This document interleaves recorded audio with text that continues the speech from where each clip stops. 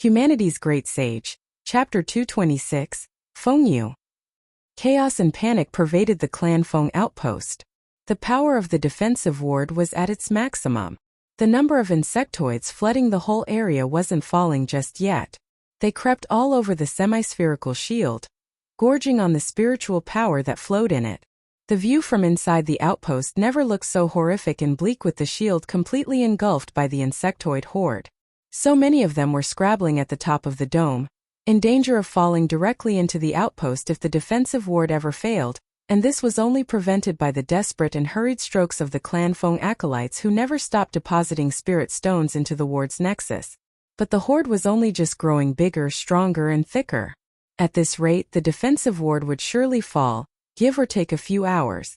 Fengyu never looked so pale, for she had realized that with the Athenaeum acolytes sealing off the exit at the wormhole, those trapped down below the nest could not come back to lift the siege of the insectoid horde outside the outpost. Was this a coincidence?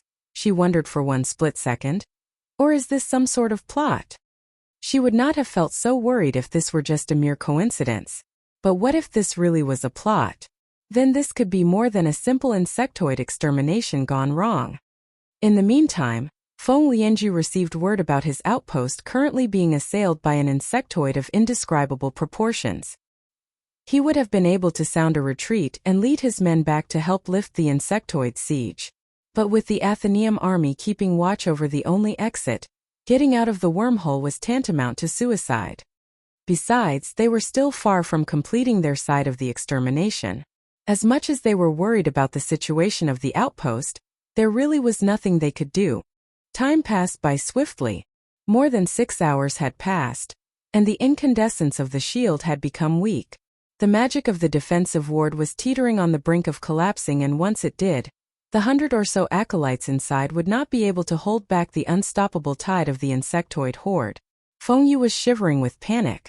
Of all the ways that anyone would use to attack the outpost, she had not thought about this. Then again, she was consoled by the fact that this appeared to just be an insectoid stampede instead of a real invasion launched by any enemy factions. She shuddered to contemplate the loss that she would incur if this really were the latter. But fate just loved an ironic twist. Just when she thought that this was really just an insectoid infestation, deafening rumbles reverberated from the rear of the outpost, followed swiftly by the ripples of spiritual power discharge. None of the Clan Feng acolytes could fight. Shaken to their very core, the only hope for survival would be Fengyu's call for a retreat where everyone would immediately withdraw back to the real world of Jiuzhou. The layer after layer of surprises had delivered an unbelievable blow to what was left of their morale. No one could tell what was going on amid the pandemonium until another Clan Feng acolyte came rushing in, howling, "Attack! We're under attack! There are hundreds of cultivators outside." The news hit Fengyu so hard that she nearly blacked out. An attack? Now of all times. Who the hell could that be? We're done for. Just when she thought that the situation could not get any worse, the twist fell out of nowhere to punish her naivety. A thunderclap came on cue as the glowing wall of light shattered. The defensive ward had finally crumbled under the sheer pressure of the insectoid horde. Thousands of insectoid monsters rained down on the outpost like a heavy deluge, inundating the entire outpost with not only an insectoid army of unquenchable hunger, but also their constant and vexatious buzzing. Back to Jiuzhou. Fengyu growled through gritted teeth before she ran as fast as she could for the Sanctum of Providence. And she was hardly the only one. Scores of acolytes thronged for the Sanctum, hoping that they could be the first to make it to the safety of the main stronghold through the Divine Opportunity column in the Sanctum. But these were only those who were quick on the uptake. Heavens help those who were still unaware of what just happened. But by the time they arrived at the square just outside the Sanctum, they were greeted by the sight of a rowdy group of strangers led by a cultivator riding on a ferocious-looking white tiger. The leader swung his saber and off came the head of the first Clan Feng acolyte, foolhardy enough to test his wrath. A tiny red sparkle was flying around him. Fengyu could clearly see that that was a weapon manipulated using telekinesis. She had not seen this stranger before. The glow he emanated showed that he must be at least a 7th order, but the purity of the glow was something that not even the superior Cloud River realm cultivators in Clan Feng could boast. Feng Yu watched as the stranger dispensed death and destruction with unnerving coldness and efficacy. Of every sixth order who dared to fight him, none of them survived beyond the first exchange of blows. Suddenly, the young stranger noticed her. Their gazes locked for one split second. Next, his eyes twinkled like a wolf who had discovered its prey. He leaped off the back of his tiger and glided over, bringing his saber down at her without any ounce of mercy or compassion. That the blow failed to kill Feng Yu was not because of her skill, and Lu Yi was not one to show clemency, especially towards an enemy. But when Lu Yi threw himself at her, Feng Yu allowed herself to collapse by bending her knees and deftly dropped to a kneel on the ground with her head prostrated before his ankles. Of all the reactions that Lu Yi anticipated from her, none of them included this. A few strands of her hair gently fell to the ground, the handiwork of Inviolable when it was just so close to nicking her. Lu Yi had lost count of the number of kills that he now had under his belt since entering the Spirit Creek battlefield. Many died before they could even mount anything resembling some sort of opposition, while some died fighting him. A rare few had tried begging for their lives to no avail. Most fights and skirmishes between cultivators from both the Thousand Demon Ridge and the Grand Sky Coalition were often bloody and deadly, since it was generally accepted that no quarter would be shown to the defeated. To lose a battle meant forfeiting one's life, and no amount of pleading and groveling would usually change that. Therefore, one could almost imagine Lu Ye's surprise when he saw the woman falling to her knees without even the slightest hesitation. This really was a first. What was more ludicrous was the fact that this woman was also a seventh-order cultivator, which was what caught Lu Ye's eye the moment he laid eyes on her. Lu Yi knew that she must either be the legate or prolgate of this outpost, which would also mean that she must be carrying enough valuables to make killing her worthwhile. Until she bent her knees so willingly and so eagerly that Lu Yi became so confused and surprised that he failed to make any adjustments to his attack. That was what saved her life. Lu Yi bent down to peer at the woman now humbly submitting herself to him. She had her forehead right on the ground, a gesture of utmost reverence and deference. Her complexion was a pallid cream white, and it was this, plus her posture, that when added to her form-fitting dress only presented to everyone her voluptuous curves. Lu Yi might have fumbled the first time, but he wasn't going to let that stop him. He had survived long enough to know better than to underestimate an enemy seventh order. The only safe enemy is a dead one. That the woman now presented herself before him appeared like the best chance for him to behead her. "I'm a medical cultivator. Please, sir, have mercy." Lu Ye's blade immediately slowed to a sudden halt. He frowned. This woman had the sense to invoke one of the most important unspoken rules in the battlefield, that medical cultivators should be spared whenever possible. This was something that Lu Yi wasn't aware of in the past. But since his appointment as legate of the Crimson Blood Sect outpost, Shui Yuan had had enough time and opportunity to instruct him more about the many practices and customs to observe in the battlefield. As a matter of fact, Shui Yuan had taken special care to tell him about sparing the lives of medical cultivators. She must have realized what a bloodthirsty beast Lu Yi could be sometimes. The reason behind this rule was simple enough. Medical cultivators usually come in short supply, even in the battlefield, and most, if not all of them, who learned the crafts of other fields of study such as spells or weapon mastery only did so as a means of protecting themselves. The purpose of medical cultivators did not usually stray from their main objective, which was to save lives. That made them absent from the front lines even in skirmishes and wars. The last reason is a practical one. Enemy medical cultivators could also be used to heal one's own wounded. Come to think of it, Pang Dehai did mention this briefly when he told Lu Yi and Yu Xiaodai about how medical cultivators were usually spared even if they got abducted or captured by enemy factions.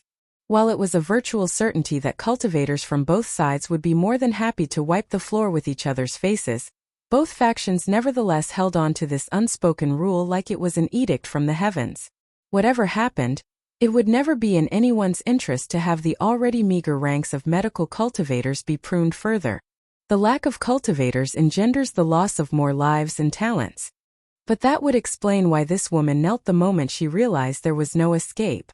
She knew that her role as a medical cultivator would save her. Lu Yi swished his saber coldly.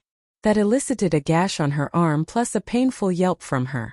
Blood poured out of the wound and turned the fabric of her dress red. "Prove it." Feng Yu clambered to her knee. Ignoring the stabbing pain, she raised her other hand and held it over the wound. A soft and soothing sensation from her spiritual power immediately diminished the pain. Lu Yi spat. So she really was a medical cultivator. Chen Yu, who was leading a bunch of Crimson Blood sect to intercept any incoming insectoids, heard the call and answered yes. Watch this woman and don't hesitate to kill her if she tries something funny. Chen Yu peered at Feng Yu and responded, yes sir. Lu Yi paced away only to pause, then he turned back around, right, and strip her of her storage bag. Interrogate and see if there's anything worth taking here. Understood. When Lu Yi had left, Chen Yu looked at Feng Yu. You heard the man, now hand over your storage bag. Feng Yu quietly surrendered her storage bag. But she did not get up. With a weak and helpless look at Chen Yu, she begged, I feel unwell. Could you give me a hand? As she spoke, she reached out for him. She was only too thankful to have survived. All the tricks that she had used to great frequency and effect on men had failed to work on the young stranger. He did not even see her as a woman, just an enemy. But Chen Yu was different. He could feel something stirring inside him the moment he saw the milk-white skin of the woman. He looked and saw Lu Yi butchering some insectoids and shook his head firmly. No, you're getting up yourself. Glumly, Feng Yu got up herself slowly. I'm warning you. Nothing funny. Now take me to your vault. He gave Feng Yu a shove, who let loose a womanly moan that could make any man. And in this instance Chen Yu swooned. With her outpost taken and herself captured as a prisoner of war, now the enemies were demanding her to lead them to their vault. Feng Yu was none too happy about being treated as such, but she was at least relieved to know that she would survive. Inside the sanctum of Providence, Wuxia retracted her arm. She said to Chao Huahong, who had been waiting beside, and said, Your turn, brother Chao. Chao Huahong burst into hearty laughter. Well, my thanks to you. He placed a hand on the Divine Opportunity column to remove the remaining enhancements inside. With Ding Yushu occupied with keeping the bulk of the Clan Feng force underground in the insectoid nest, Chao Huahong had arrived at his behest, leading the rest of the Athenaeum's acolytes here to assist with Lu Ye's invasion as the prolongate of the Athenaeum, and with their victory, half of the enhancements upon the Clan Feng Divine Opportunity column would now go to the Athenaeum. It was an alliance, and naturally the Crimson Blood sect was obligated to honor it. The Crimson Blood sect were joined by the Athenaeum of Finality acolytes when they were still waiting for the shield of the defensive ward to fall. But it was nevertheless simple enough for Chao Huahong, especially since all he had just done was come all the way here and strut into the captured outpost like a conqueror. There has been no job so easy and yet so rewarding before. But coming here and witnessing Lu Yi and Wuxia at work, he began to understand the respect and admiration Ding Yushu had for the legate and prolongate of the Crimson Blood sect outpost. He had heard enough about what happened during the battle royal of the legates and how these two young prodigies had managed to turn the tide of the battle in their favor, all thanks to the tactical advantage that both had amassed right from the beginning. It would seem that some form of well-maintained friendship with the Crimson Blood sect would not go amiss. Humanity's Great Sage, Chapter 227, Only Fair. As soon as Wuxia and Chao Huahong had finished dividing the spoils, most important of which were the enhancements of the Clan Feng Divine Opportunity column, the Crimson Blood sect force withdrew in an orderly manner just like before. Lu Yi alone diverted the insectoid's attention away from them with his fire dragon spells all blazing in full force, using the discharge of his spiritual power to attract as many insectoids as he could. The insectoids wasted no time in surrounding him, which would have been a death sentence if he did not have glyph wings. It was being able to fly that made attempts like this way less risky than they should have been. Without the ability of flight or other means of escape, a cultivator could be as powerful as he wanted, but he would still be overrun by the insectoids. With his wings he could fly and flee if anything were to go sideways. In moments like this, Lu Yi gave thanks to both his mentor Tang Yifeng and Lady Yun for being able to fly. Lu Yi made sure that every single member of the Crimson Blood sect had fully retreated to a safe distance before he took to the air, turning into a speck of red that shot out of sight. The insectoids tried in vain to give chase, but it did not take long before they had completely lost him. They stopped and began dispersing to consume whatever was within sight as their instincts dictated. To the north of the Crimson Blood Sect outpost, the Redoubt of Wrath had been fully wiped out with the bulk of its force crippled. To the east, the Clan Feng outpost has also been taken. They might not have suffered as many casualties as the Redoubt of Wrath, but their losses were still quite substantial. And the 2,000 Demon Ridge orders would not have suffered this fate today if not for the Crimson Blood Sect. At the moment, Lu Yi did not have any plans for any more conquest. His men had taken down 2 enemy outposts consecutively, and they could definitely use some rest. Besides, most of the orders and sects would have completed their extermination by now. He could lead and drive the insectoid horde to another 1,000 Demon Ridge outpost, but the effects would not be as potent as before. What demanded his attention at the moment was what to do with the remnants of the Clan Feng acolytes. Clan Feng might have lost its outpost, but few of its members were slain in the process.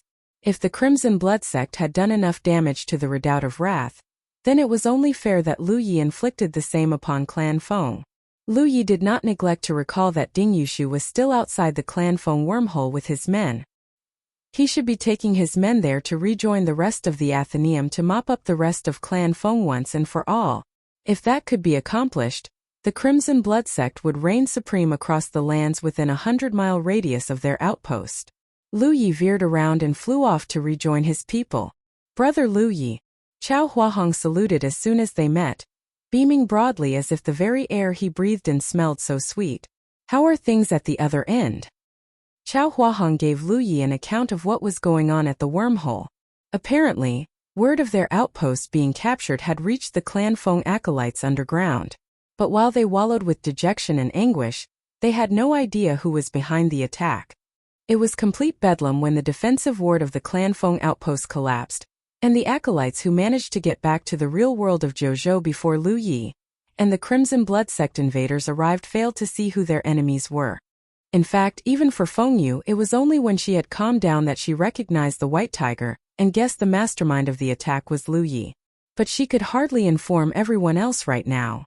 Not in her current situation where Chan Yu and Kong Nyo were keeping a watchful eye on her. One wrong move and she would either be beheaded by a saber or skewered through the heart by a sword, whichever got to her first. She might be a 7th order, but that did not prevent her from feeling like a lamb that had strayed into the midst of a wolf pack. According to Chao Huahong, Feng Lianju had been rallying the Clan Feng acolytes underground in a number of vain attempts to get out of the wormhole, but the Athenaeum of Finality acolytes had managed to repel them every single time, causing huge losses on the side of the Clan Feng acolytes. That culminated in a stalemate where one party was none too eager to head into the wormhole, while the other just couldn't get out at all. Lu Yi frowned. The stalemate was proving a conundrum that he could not yet find a solution to. He caught the scent of a unique fragrance. There was no need to turn his head. It must be Wuxia coming over on her wolf golem. So how was the loot? Not bad. Wuxia nodded before she added, I see you've collected some form of loot yourself.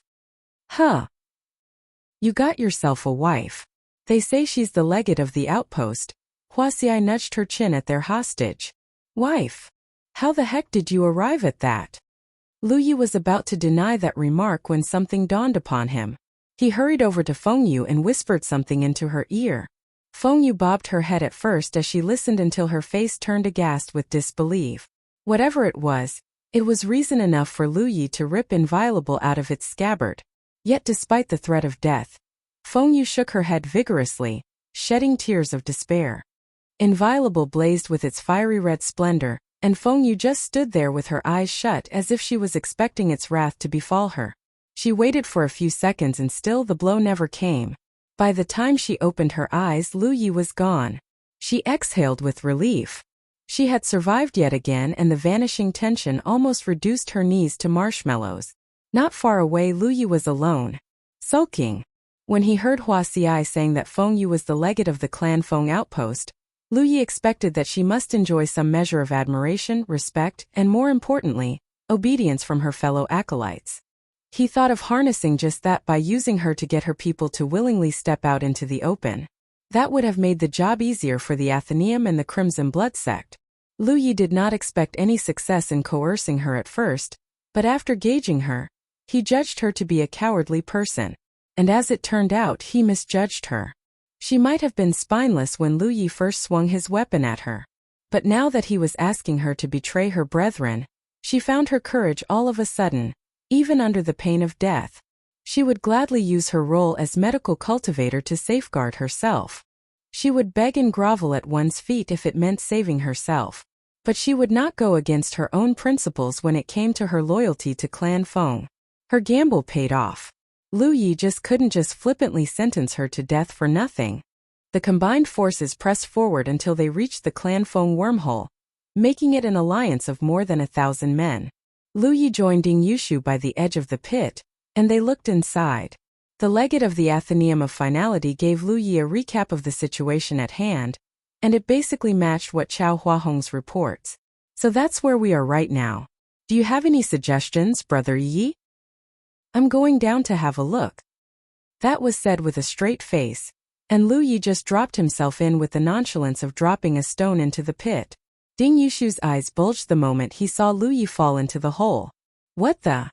Is he mad? He peered down into the black, bottomless abyss and saw lights. Flickering luminescence from spiritual power being discharged. Energy bolts.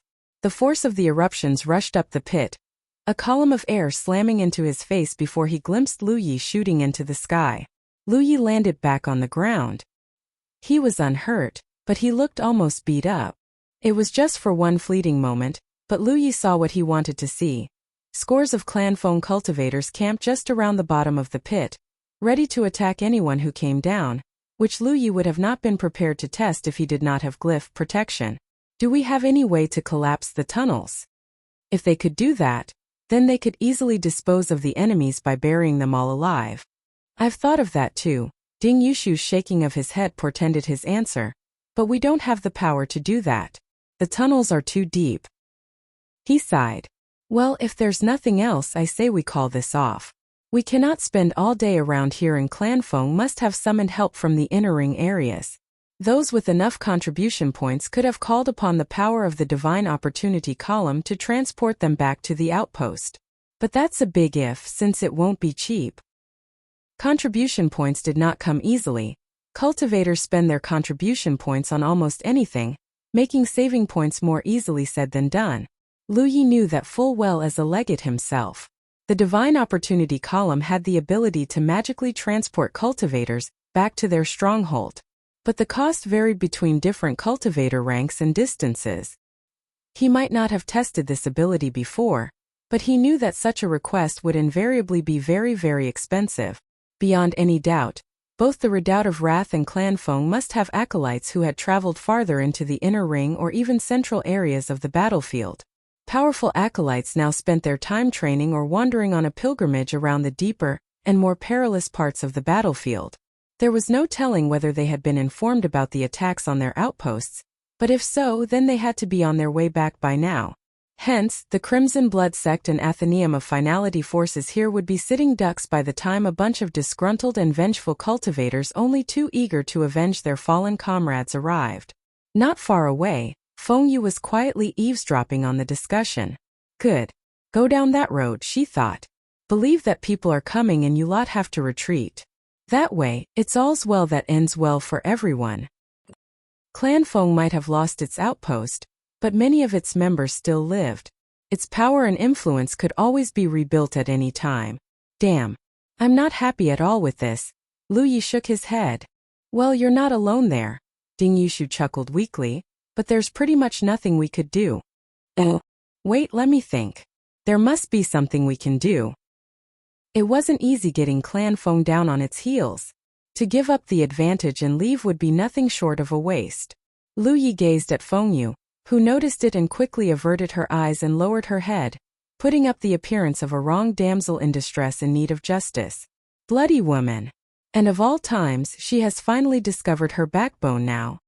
Something made Ding Yushu and Chao Huahong both look at their battlefield imprint in unison. They both exchanged grave looks. Brother Ding. Chao Huahong muttered. I know, Ding responded. He looked at Lu Yi. I'm afraid I have to go now, Brother Yi. Our outpost is under attack. By who? Asked an incredulous Lu Yi. Mount Kalachakra.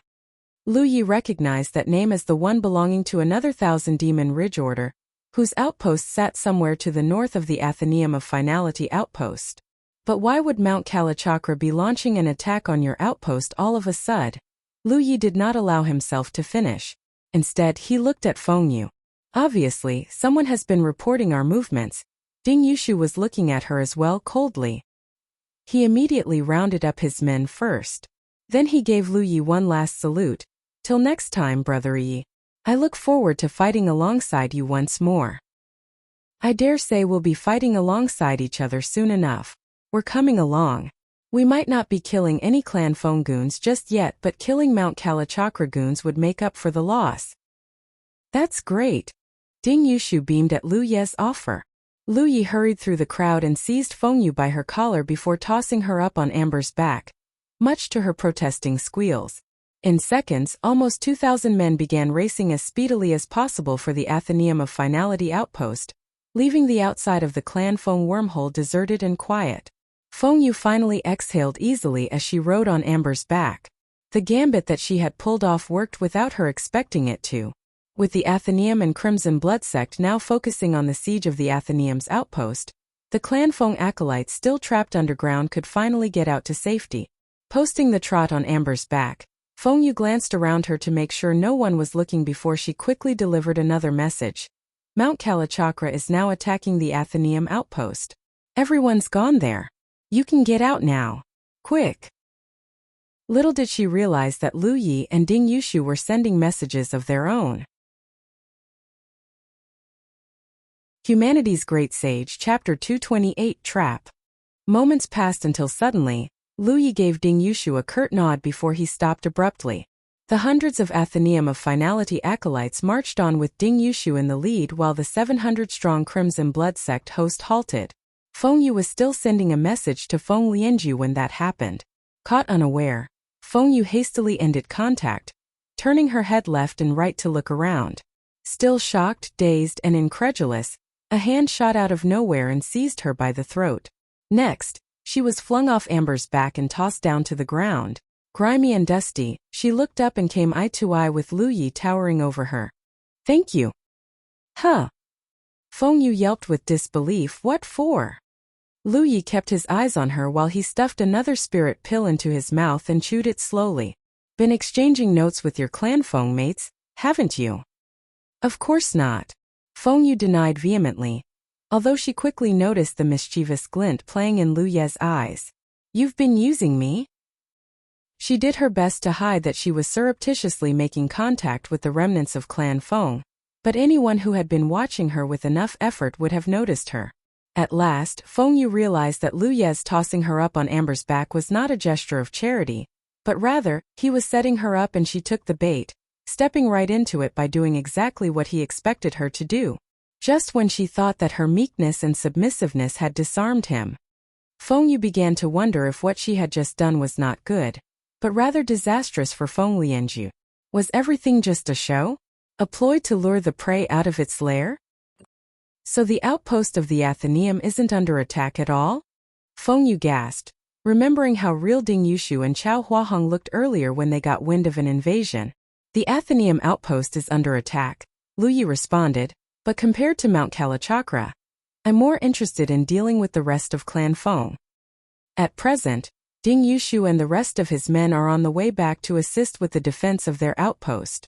For an order or a sect to capture an enemy outpost, especially one of equal or similar strength, was never easy, and Mount Kalachakra could very well pull back its force the moment it spied Ding Yushu and his men appearing in the horizon. Even if the Crimson Blood sect host marched with its Athenaeum of Finality counterpart to help lift the siege, it would at most become a one-sided slaughter of a few Mount Kalachakra acolytes, an inconsequential loss to Mount Kalachakra. There was little to be gained or achieved without capturing the enemy's outpost. But wheeling back around to fully mop up the rest of Clan Feng was entirely different. With their outpost now as bare as an abandoned temple, attacking the remaining Clan Feng members now emerging from the wormhole would be a massive blow and one with lasting damage. Truth be told, assisting the Athenaeum in the defense of their outpost really was the first thing that came to Lu Ye's mind the moment he heard about Mount Kalachakra invading them. But it did not take long for him to realize that this was a good chance to set a trap, prompting him to toss Feng Yu onto Amber's back. If she had been a good girl who had not been passing notes behind his back, then the Crimson Blood sect would have had no other choice but go with Ding Yushu to help him lift the siege of the Athenaeum of Finality's outpost. But she stepped right into Lu Ye's trap by alerting the remnants of Clan Feng. Whatever happened, the Crimson Blood sect could derive an advantage from both scenarios. The moment Feng Yu made contact with her fellow comrade Zi, whom Lu Yi had charged to stay near the wormhole and not travel with the entire group, had verified that the remaining Clan Feng acolytes in the insectoid pit had begun climbing out of the wormhole. Little did they realize that a pair of eyes were watching and reporting their every move to Lu Yi. Chink! Inviolable ripped out of its sheath and Lu Yi drove it through Feng Yu's open hand, nailing it to the ground amid a torrent of blood and screams. Feng Yu looked at Lu Yi with unshed tears in her eyes. She was just going to send another message when the weapon pierced her hand. Consider this your last chance. One more time and you're dead. Lu Yi yanked his saber free, much to Feng Yu's painful grunt. Watch her, Chun Yu. One wrong move dispose of her. Of course, sir. The rest of you on me. Lu Yi wheeled around, and the entire Crimson Blood sect force looped back after him to head back. At the wormhole, Clan Feng members were clambering out of the pit into the open. Warily, they peeked at first to make sure that their Grand Sky Coalition enemies were gone. They reconnoitered the surroundings and ensured that the coast was clear before they exhaled with relief. One of the scouts headed back to the pit and yelled loudly down the hole, "It's clear! Come up now!" For almost a day the Clan Feng acolytes had been trapped below, and one after another, they climbed out of the wormhole. By the time everyone was out, the remaining acolytes numbered to almost 100. As soon as he got out, Feng Lianju immediately tried contacting Feng Yu, but to no avail. Whatever messages he had sent had no reply. That left him utterly on tenterhooks as to what fate might have befallen her. But there was much to do. The remaining Clan Feng acolytes needed to get back to their outpost to reclaim it. Without the outpost, they were as helpless as hounds in the wild. Feng Lianju jerked his head at once. He felt something, the sensation of spiritual power nearby. Then his sights homed in on the first thing that caught his eye. A fiery red comet streaking straight at him. By the time he saw that it was a person, it was too late. The stranger was already upon him. Another red spark caught his eye. A telekinesis weapon. It shot straight at his chest, and it would have punched a hole through him if he had not been quick enough to parry it away with his spear. But the collision was so great that his hands were numb and sore by the force that also pummeled him backward, staggering before he could remain steady. But his assailant was not going to give him any moment of respite. Lu Yi swung inviolable at him, only too eager to hack his opponent into pieces. Once again, Feng Lianju deflected the blow with his spear. But Lu Yi held on, refusing to give up. Both men struggled with their weapons gnashing against each other. Their furious stares locked until Feng Lianju was distracted by the presence of another force barreling straight at him. "Who the hell are you?" he growled. He could not believe that he was losing out in brute strength despite them both being equals in rank. But the only reply he got was a strange glow that bristled over Inviolable's blade. Feng Lianju writhed with shock the moment he felt a sudden weight on his shoulders and his back. The weight of a mountain unseen crashing down on him. He was already at a disadvantage in this contest of strength, and now the invisible force succeeding in forcing him to bend and get down on his knees. That was glyph, gravity well. A glyph that could produce a force field within a certain area where the gravity within that area would be intensified by many-fold. Feng Lianju sensed danger closing in. The tiny red spark that was the hiltless knife that had not only been a pest, but a real threat to him was coming from the back of his head, and there was nothing he could do. The telekinesis weapon burst through his protective aura, pierced through his skull, and came out of his mouth. At the same time, Lu Yi leaped into the air, evading cleanly a few spells and weapons that hit the spot where he had just been standing a half-second earlier. In just one exchange, Feng Lianju, prolgate of the Clan Feng outpost and equal in rank to this mysterious and unknown assailant, was killed. That was enough to render any other Clan Feng acolytes petrified and terrified. Still hanging in midair, Lu Yi lifted a hand. He aimed it at the rest of the enemy acolytes before unleashing his hiltless knife and a couple of fire dragons at them. At the same time, the rest of the Crimson Blood Sect force appeared from the direction he came. Driven by panic and fear, the 100 or so Clan Feng acolytes immediately hurled themselves back inside the pit. But with fire dragons wreaking havoc inside the wormhole, their fates were as bad as could be expected. Those still inside the pit were utterly discombobulated. Just when they thought their chance to escape the godforsaken nest of the insectoids had finally arrived, those who were outside the pit began to tumble back in, causing a riotous chaos of men falling onto each other like dominoes inside the wormhole. All of a sudden, screams and shrieks rang out and several Clan Feng acolytes dropped dead. It was doing her bit to slay whatever enemies she could find.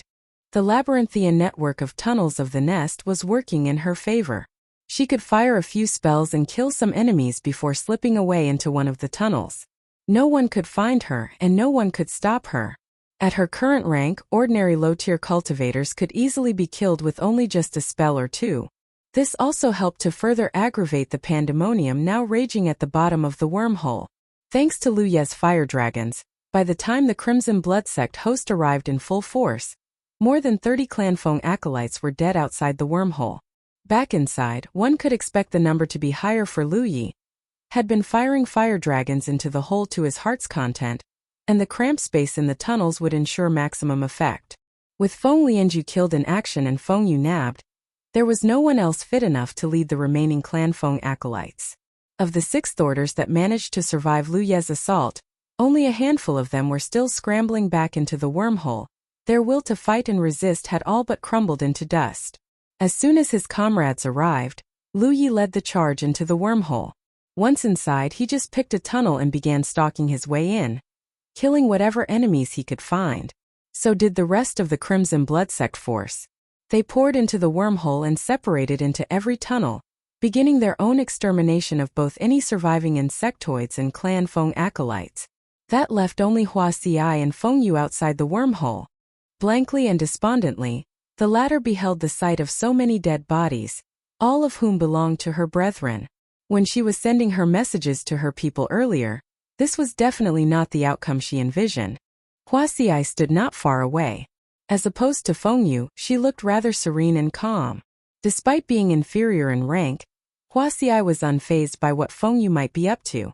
As a medical cultivator, Wuxia saw no need to be unkind to a fellow medical cultivator. But even if Feng Yu was going to attempt anything untoward, Wuxia was more than prepared to show her what her mushrooms could do. That was precisely why Lu Ye was satisfied with leaving Feng Yu with Wuxia alone. But Feng Yu's current bewilderment came as a surprise to Wuxia, who had been expecting some form of resistance. The former just sat there, dazed as a scarecrow with no signs of running or attacking her. There they waited until the first group came out of the nest, with more coming back in gradual intervals. There were people hurt and even dead. But losses were unavoidable since they were fighting under such narrow and dark conditions. Nevertheless, compared to the enemies, the outcome was very much a favorable one. Every Clan Feng acolyte who fled into the tunnels was hunted down and killed. With the work here done, Lu Ye contacted Ding Yushu again to find out if the Athenaeum needed any help, and the response came back soon enough. Mount Kalachakra had withdrawn the second they found out that Ding Yushu was marching back with his men, which was an expected outcome. Mount Kalachakra would never want to risk an all-out war against the Athenaeum of Finality, not unless they had an unsolvable blood feud. No good would come out of such a war, even for both sides, and any legate or prolgate worth his or her salt would know that. So, Brother Lu Ye, Gu Yangxing started. Gu was one of the few 6th orders in the Crimson Blood Sect outpost. Where to after this? That was evidently a sentiment shared by a good many of the Crimson Blood Sect, for eyes panned over and gazed at Lu Ye with anticipation. The day had been weary and tiring, no less dangerous and deadly, but the rewards had been rich. There had not been any faction in the Spirit Creek battlefield that could capture the outposts of 2 other opposing factions in one single day. That this occurred in the outer ring areas of the battlefield made this all the more amazing and unbelievable, since invasions in the peripherals of the battlefield were known to be rare. And those Crimson Blood Sect cultivators who had survived the day had been reaping huge returns from their looting and extermination of insectoids. We're going home. What else was there to do? The invasion of the Redoubt of Wrath outpost was only possible with the help of the insectoid horde, which in turn also helped in the seizure of the Clan Feng outpost, with the assistance of the Athenaeum of Finality. Most if not all insectoid infestations around the battlefield should have been fully exterminated by now, without enemy acolytes crowding their nearby underground tunnels instead of manning the parapets of their outposts. A reckless and forced invasion on an enemy outpost now would spell more harm than good. To say nothing of the fact that high-tier acolytes of both the Redoubt of Wrath and Clan Feng must be rushing back by now. The Crimson Blood sect host needed to withdraw at once to prevent an assault on their own outpost by the time these powerful acolytes arrived. Therefore, for the good of everyone individually and for the sect, they needed to get back home. Fast. Humanity's Great Sage. Chapter 229 Defensive Ward. It was all smiles and giggles as the Crimson Blood sect host marched on their way back to the outpost with Lu Yi. Everyone was definitely ecstatic. The day of fighting had been surreal, to say the least. It was as if everyone had stepped into a swashbuckling fairy tale, and those who survived would live to enjoy the spoils and have a great tale to tell. It all started with the extermination of their own insectoid infestation, followed by a northbound expedition to assail the Redoubt of Wrath outpost where they had annihilated a several hundred-strong force and invaded the outpost. Next, they veered south, heading to the Clan Feng outpost, and took it before putting to the sword another several hundred enemy acolytes. All these were done just within 60 miles of the Crimson Blood sect's own outpost. In barely an hour, the entire host arrived back at the outpost. Even from afar, they could spy the swarm of insectoids crawling all around the square just outside the outpost's Sanctum of Providence. The insectoid infestation from the Redoubt of Wrath area had reached these parts. Standing out of the vast and endless sprawl of insectoids was the monstrous Beaky flapping its wings and swooping down again and again to give any insectoid it found a fatal peck. Every now and then, it would seize a handful of these monsters and crush them with its talons. Then everyone noticed. All over the square it was not just living insectoids, but even carcasses as well. Beaky had not been idle in their absence. And Lu Yi was pleased that everything had worked out well. That he could entrust the outpost to Beaky was the main reason. He could empty literally every man and woman from the outpost. Any intruders who dared to foolishly infiltrate the outpost would find themselves facing the wrath of the monstrous eagle. In the meantime, Lu Yi had expected the outpost to be overrun with insectoids. The entire Crimson Blood sect had been outside for far too long, and with the Redoubt of Wrath wormhole just barely tens of miles from here, this hardly came as a surprise. For this reason, Lu Yi had already been making arrangements during the Crimson Blood sect host's march back to the outpost. The insectoid horde was mainly comprised of 3rd and 4th orders, with the rest of the bulk being made up of 5th and 6th orders. His predictions turned out to be spot on. There were no 7th orders, this being an outer ring area infestation. Despite the presence of 7th orders at the beginning, the commotion created by Lu Yi would have enticed them to the Clan Feng area, or they could still be concealed within the underground nest chamber. To that end, the entire host had not been moving like an unruly mob. In neatly arranged ranks and files, the host pressed forward in an orderly fashion, steadily mowing down any insectoids in its path, and the ruckus was attracting more insectoids their way. Lu Yi kept a hand on the hilt of his saber as he stood outside the Sanctum of Providence. A tiny red spark wheezed around him, striking down any insectoids approaching the sanctum. Wuxia rushed inside. She placed a hand on the Divine Opportunity column, and applied the enhancements that she looted from the Redoubt of Wrath and Clan Feng columns. Lu Yi might not have an exact figure of how much was gained this time, but the enhancements plus contribution points looted from the 2 enemy orders must be more sizable than what his exploits during the Battle Royal of the Legates yielded. Both the Redoubt of Wrath and Clan Feng were orders having decades of presence in the battlefield, and the enhancements on their Divine Opportunity columns must be substantial. That made the gains, despite having to share the Clan Feng loot with the Athenaeum of Finality, easily outweighed whatever losses incurred in this whole episode. Wuxia emerged from the sanctum. I got it. Is it expensive? Very. Wuxia grimaced as the cost involved a real pain. Not that we have a choice. Everyone else has one, so we gotta have one too. We can't leave all the workload to Beaky after all, and some form of preparation never hurts. Do you know how to set it up? "I don't," said Huaxiai. "But she knows," she added, tugging at Fengyu, who was just beside her.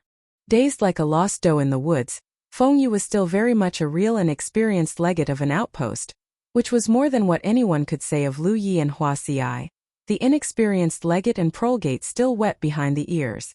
The corner of Fengyu's lips twitched the moment her eyes locked with Lu Ye's in what was a vain attempt to force a smile. But the notion of Lu Yi running his saber through her hand replayed vividly in her mind, and the best she was able to do was a stiff and awkward smirk. "Let's go then," Lu Yi called, leading Huaxiai and Fengyu elsewhere. There was no need to worry about the others. The rest of the Crimson Blood Sect force had all become experienced bug exterminators after their recent adventures. They were more than enough to deal with the insectoids even without Lu Ye's help now. Meanwhile, Lu Yi, Huaxiai, and Fengyu reached one of the corners of the outpost's compound. Huaxiai extracted a tiny box from inside her storage bag. Almost the size of a man's face, the rectangular object barely looked like it was furnished from wood or gold. Tiny and intricate runes and patterns festooned every inch of its surface. A closer inspection would have shown that these were actually some sort of glyph. These were ward keystones that would mark the corners and outer perimeters of a defensive ward. Every sect and order had its own defensive ward to guard the safety of its outpost, like the ones used by the Redoubt of Wrath and Clan Feng outposts. But ward keystones were usually destroyed the moment a defensive ward was brought down, hence Lu Yi could not recover their keystones for his own use here. As suggested by its name, the Spirit Creek battlefield was a dimension that only cultivators of the Spirit Creek realm could freely enter. Yet the skill and power to forge a ward keystone or erect a defensive ward that could encompass an entire outpost were simply too demanding for any cultivator of the Spirit Creek realm. That raises one pertinent question. If so, from whence would ward keystones come? Naturally, there would only be one place where the keystones could be procured: the Vault of Providence, although the cost of a ward keystone was not one that any individual cultivator could easily bear. "How much does it cost for one of these?" Lu Yi asked offhandedly. 888. Lu Yi nearly felt his heart skip a beat. "And how many of these do we need?"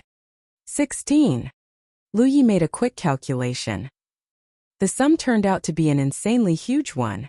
Fortunately enough, they had reaped equally huge rewards this time, enough to cover the cost. Knowing that the defensive ward would be strong enough to keep the outpost safe made it all worth it. So we just leave this one here? There's no time. We'll come back later to bury it or to hide it." "Surely not. I'll have someone come here and guard it." The ward keystones were not cheap, and if left here unguarded, someone might come and steal it away. Lu Yi sent word, and within moments, a group of cultivators came over from the direction of the Sanctum of Providence, all of them drenched in slick green hemolymph. "Two of you watch this thing and make sure no one comes near it, all right?" "Yes, sir." "The rest of you come with me." At Fengyu's instruction, Huaxiai placed the ward keystones at corners around the outpost's compound. At every spot, Lu Yi assigned 2 cultivators to keep watch.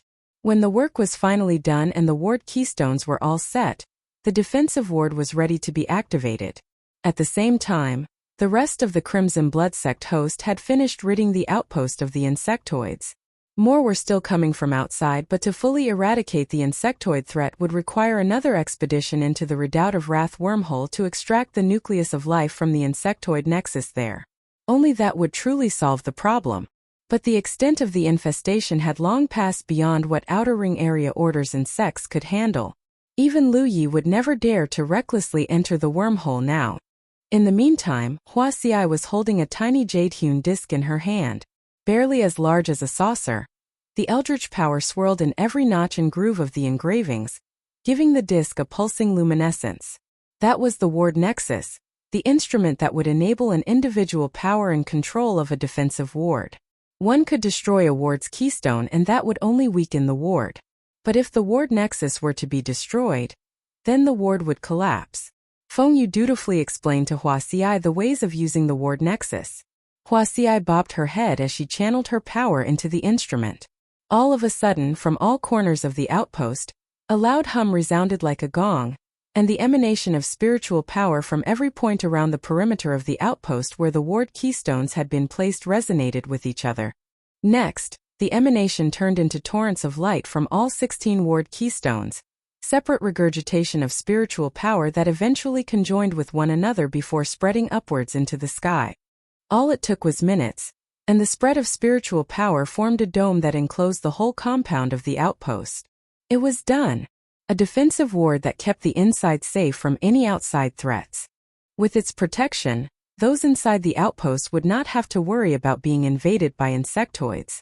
The infestation might be attracted to the spiritual power that sustained the defensive ward, but so long as their numbers were kept below a certain threshold, the dome-like shield of the ward would still be able to repair itself in perpetuity. But Wuxia intentionally left a few openings in the shield to allow insectoids through.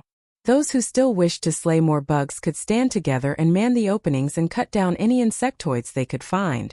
This also helped to relieve the pressure on the defensive ward. On the other hand, the rest of the other Crimson Blood sect cultivators busied themselves with clearing up the place and getting ready to take turns manning the openings. Everything was done in a very orderly manner. Many of them had been hurt and Wuxia led her people in helping to heal them. With just one medical cultivator, there really was only so much she could do. But not that they had Fengyu. Fengyu was not liking it one bit. She was confused with thoughts of how she had a hand in the massacre of her own brethren, and how here she was, fraternizing with the enemy faction and helping to heal their wounded. But Lu Yi had been very good at persuading her. More so since it was not so much cajolery as coercion with his hand on the hilt of his weapon. It was this menacing exudation of his charms that finally swayed her to join the sacred vocation of saving lives. The lives of Crimson Blood sect cultivators. The wounded were quickly tended to and given medical attention. All that they needed then was to visit the training chambers and the mess hall for something to eat, and everyone was back in action. With Chun Yu being made the captain of the defense, the Sixth Orders all led several squads in dealing with the insectoids, and the extermination went on rewardingly. But that came no closer to solving the problem. Fresh insectoids were always ready to refill the ranks that kept on filing towards the openings in the ward's shield.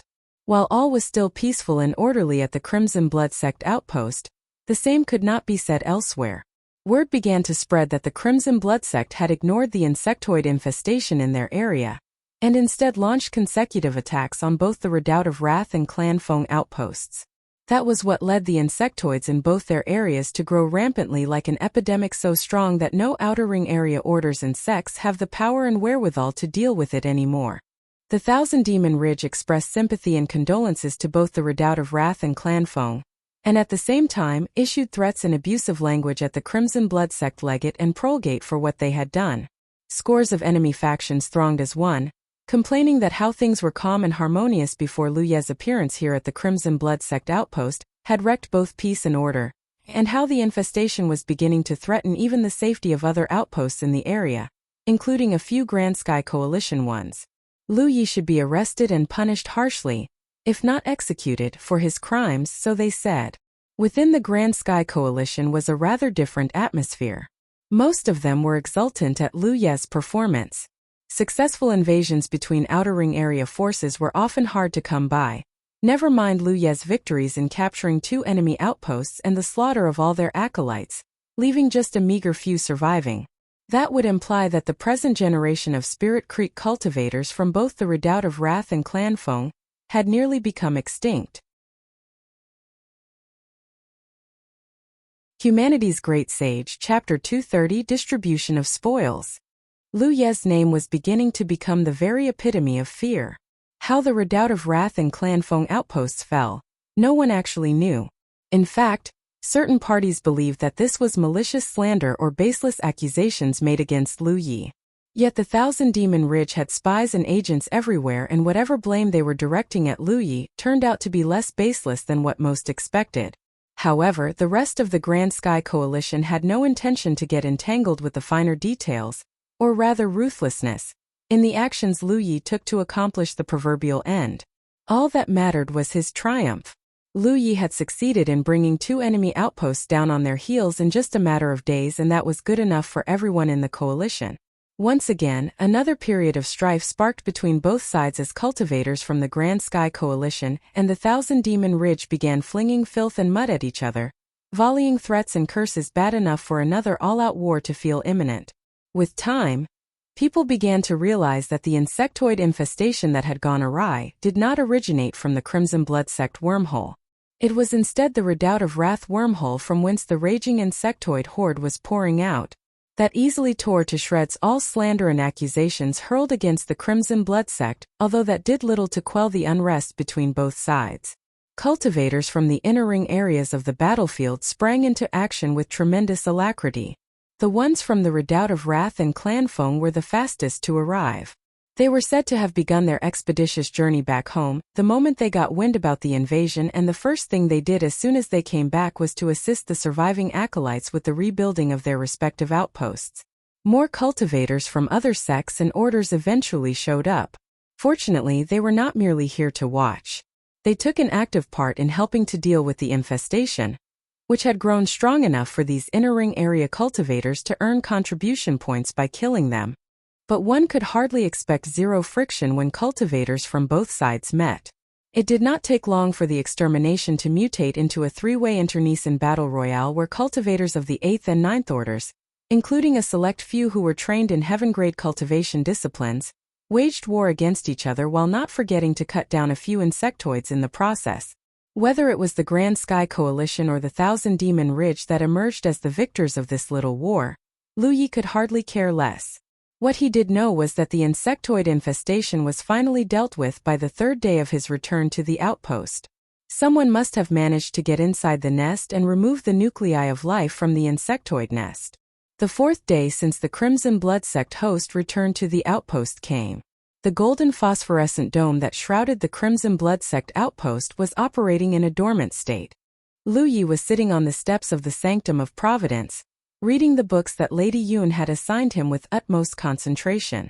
Before him in the square were mounds of spoils that everyone had looted during the invasions they conducted. Being busy with the insectoid infestation for the past few days, only today did he finally find the time to go through everything. Everyone had contributed in one way or another.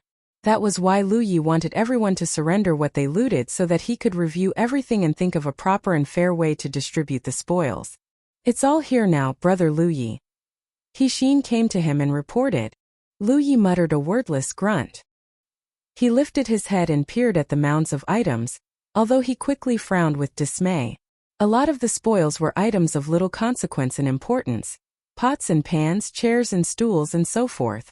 The corners of his eyes twitched with annoyance as he fought to keep his vexation in check. What the hell are these?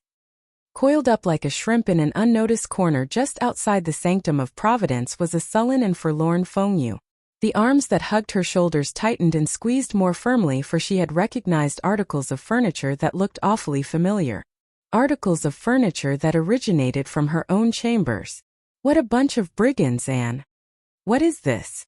Since when are you lot a bunch of common thieves and robbers? Lu Yi bellowed, feeling the kick of a headache coming. What in heaven's name are we supposed to do with these unimportant knickknacks? Seriously, pots and pans. He began to have the strangest feeling that the finite size of the storage bags inside was what stopped his men from bringing back even the beds from the outposts they invaded. Chen Yu immediately explained, "Well, it's because we're terribly lacking in a lot of these items, sir." The men had noticed how these articles of furniture were made of such good materials and workmanship. The chairs and stools could be kept inside the Sanctum of Providence, so that they could be used when we need to sit down and discuss things. That seemed to make sense. Very well then. Separate the more trivial items first. Whoever wants first dibs on them, be my guest. Scores of cultivators swarmed forward and surrounded the mounds of goods with the eagerness reminiscent of insectoids on the scent of spiritual power. Despite the seemingly disorganized clutter, everyone just took whatever they wanted. Chen Yu had some of the stools carried and placed inside the Sanctum of Providence. In just a matter of minutes, the relatively mundane items in the mounds were gone. He Xin came to Lu Yi and handed him something that looked awfully like a ceramic pillow. Only this one was made of jade. "I've saved something for you, Brother Lu Yi." "All right." Lu Yi gave a curt reply. He spent most of his time in the training chambers, but Chen Yu had a tiny little cottage built for him in one of the nicest spots in the compound, and it was just beside Hua Xi's. Lu Yi had never been there before. Hence, he has not begun furnishing it yet. Unbeknownst to everyone dividing the spoils, Feng Yu was staring at the jade-hewn pillow. Deep inside she was screaming, "That's mine! That jade pillow! It's mine, you filthy scoundrels!" Now that the mundane and trivial scraps had been separated and distributed, it was time to look on to the main event. Spirit artifacts, spirit pills, spirit stones, and various other kinds of supplies useful for any cultivators. It was a shame that the several hundred Redoubt of Wrath acolytes had perished inside the wormhole. The Crimson Blood sect host was unable to recover any loot from them, so the entire trove of treasures there must have fallen into the hands of one of the cultivators who came from the Outer Ring areas. As for the loot here, most of it originated from Clan Feng. Almost every enemy acolyte slain accounted for at least one spirit artifact, allowing an abundance of spirit artifacts that numbered up to the hundreds. The rest were mostly storage bags which were still magically sealed. These two, in almost equal portions, easily made up the lion's share of the loot. Only a scarce few of the storage bags were in an open state when they were recovered, and the contents inside had already been emptied. That posed a big conundrum. In their sealed state, there was no telling what could be inside the storage bags. Even if Lu Yi were to distribute the storage bags to everyone, the contents inside, once opened, might not be able to fully satisfy everyone, and this could sow jealousy and discord among the rank and file. To that end, Lu Yi had everyone divided into 10 large groups. With 70 people in each group, they would be allowed to step forward one after another and make their selection of spoils they wished. Cultivators could either pick a storage bag or a spirit artifact, 2 talismans, or up to 20 spirit stones, with the same amount of spirit pills being an option as well. With everyone making their own decisions, it was up to their own luck and observation whether their picks would turn out to be rewarding or not. The groups took turns coming forward. A few of the cultivators chose to try their luck with the storage bags, while some preferred the safer method of just going for spirit artifacts. Those who were short on spirit pills naturally went for their much-needed commodity, while others opted for more spirit stones. With the rules in place, the distribution of spoils would be as fair, and just as one could get, with everyone being able to procure whatever supplies that needed replenishing. The supplies dwindled quickly for 2 rounds until they noticed that there would not be enough for a third. The leftovers Lu Yi had temporarily taken away for safekeeping. They could be distributed again in the future if and when enough spoils have been amassed for another go. Before the start of our skirmishes, I pledged to reward the 10 best performers with spirit stones. The top 3 would get a non-opal enhanced spirit artifact. Chunyu. Yes, sir. How goes the calculation of contribution points? It's done, sir. We have the names of the best 10 performers here. Let's hear it. In the first place, Chunyu announced very loudly, Chanwayu. Chunyu rubbed his nose sheepishly as he called his own name, although he quickly moved on to the rest of the 9. The results were hardly anything of marvel to Lu Yi, although he had to admit being surprised to find Yi's name not only in the list but in second place just after Chanyu. Those whose names have been announced as the 10 best performers in this time's skirmishes can speak to Wuxia about your rewards. What about squad performance? It's here as well, sir. And the winner is Squad Hixin. Hixin was standing amongst the crowd with a silly grin on her face. Lu Yi gave her an approving nod, with a few more encouraging words, "Good work. But don't let that be enough. In the meantime, members of Squad Hixin can come to see me for that special reward. Anything that is within my power to give, I will give it. Now or any time in the future. All right?" In addition to that, due to the rich returns from our skirmishes, this time, Wuxia and I have agreed to distribute an additional 20 contribution points as a bonus. Consider this a gift from our sect. Everyone cracked into smiles and cheers. This insectoid attack had turned out to be an extremely rewarding experience, and the notion of an added bonus was a much welcome gesture. 20 contribution points apiece for more than 700 cultivators. That would make the whole figure almost 20,000 contribution points.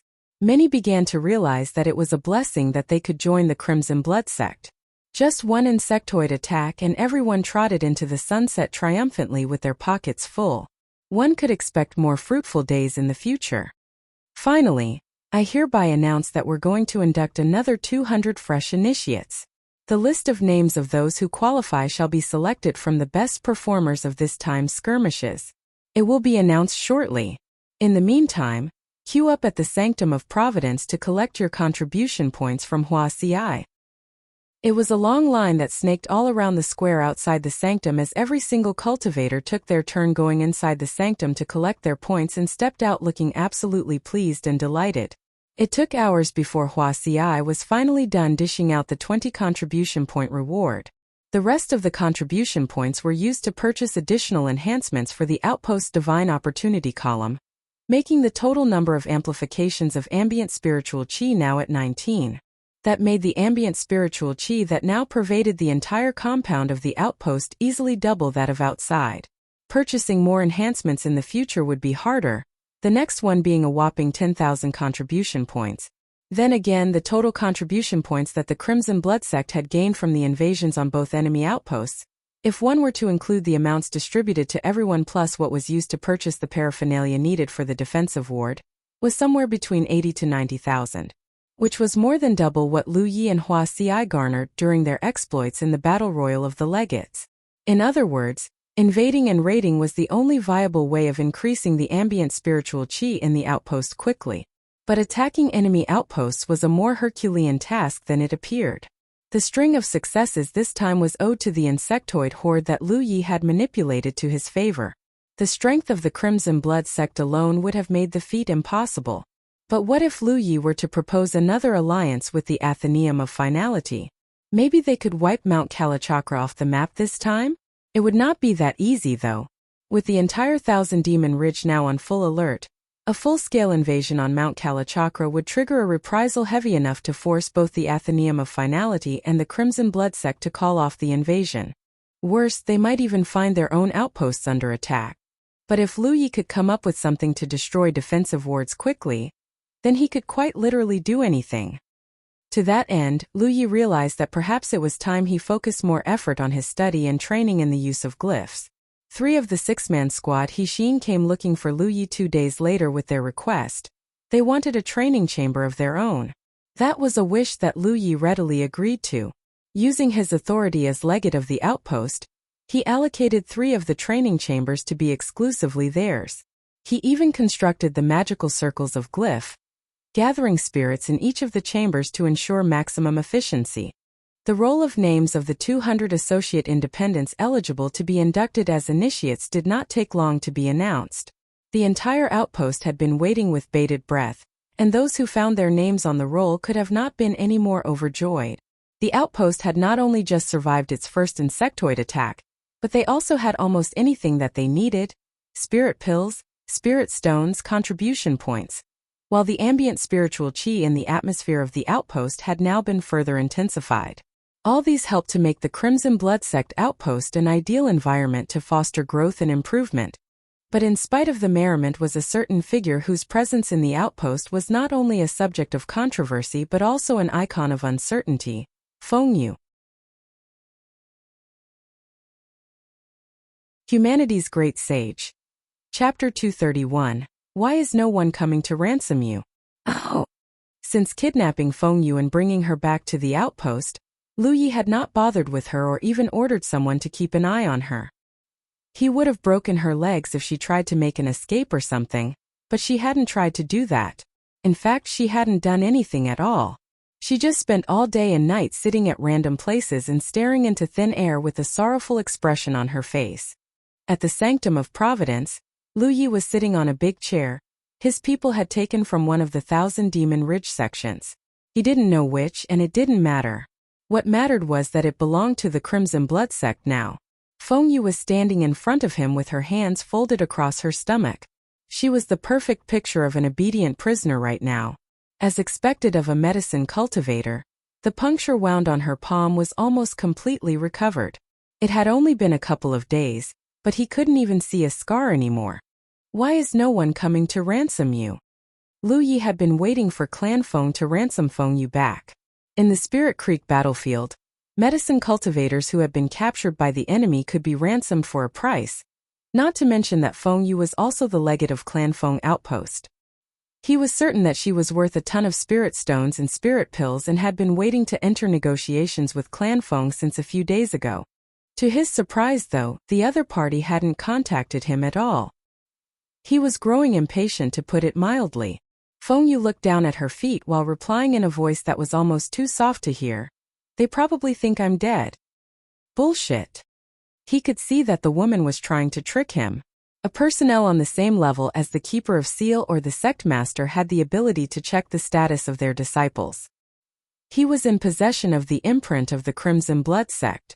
So long as he was still alive, the imprint would never disappear. It was how his sect master and senior sister knew. He was still alive despite not knowing where he was on the Spirit Creek battlefield. Not only that, Feng Yu must have exchanged imprints with her fellow cultivators for communication purposes before. In this case, they did not even need to send her a message to know that she was still alive. If she had died, the imprint would have disappeared on its own. Lu Yi wasn't the ignorant mining slave he was before. There was no chance he was going to fall for such a cheap trick. Who's the person in charge of your outpost? Although most of their Spirit Creek realm cultivators were dead, Clan Feng must have dispatched some of their inner circle or core circle cultivators to the outpost afterward. He would need to speak with the person currently in control of the outpost if he wanted to get the ransom. Feng Yu pursed her lips and did not answer.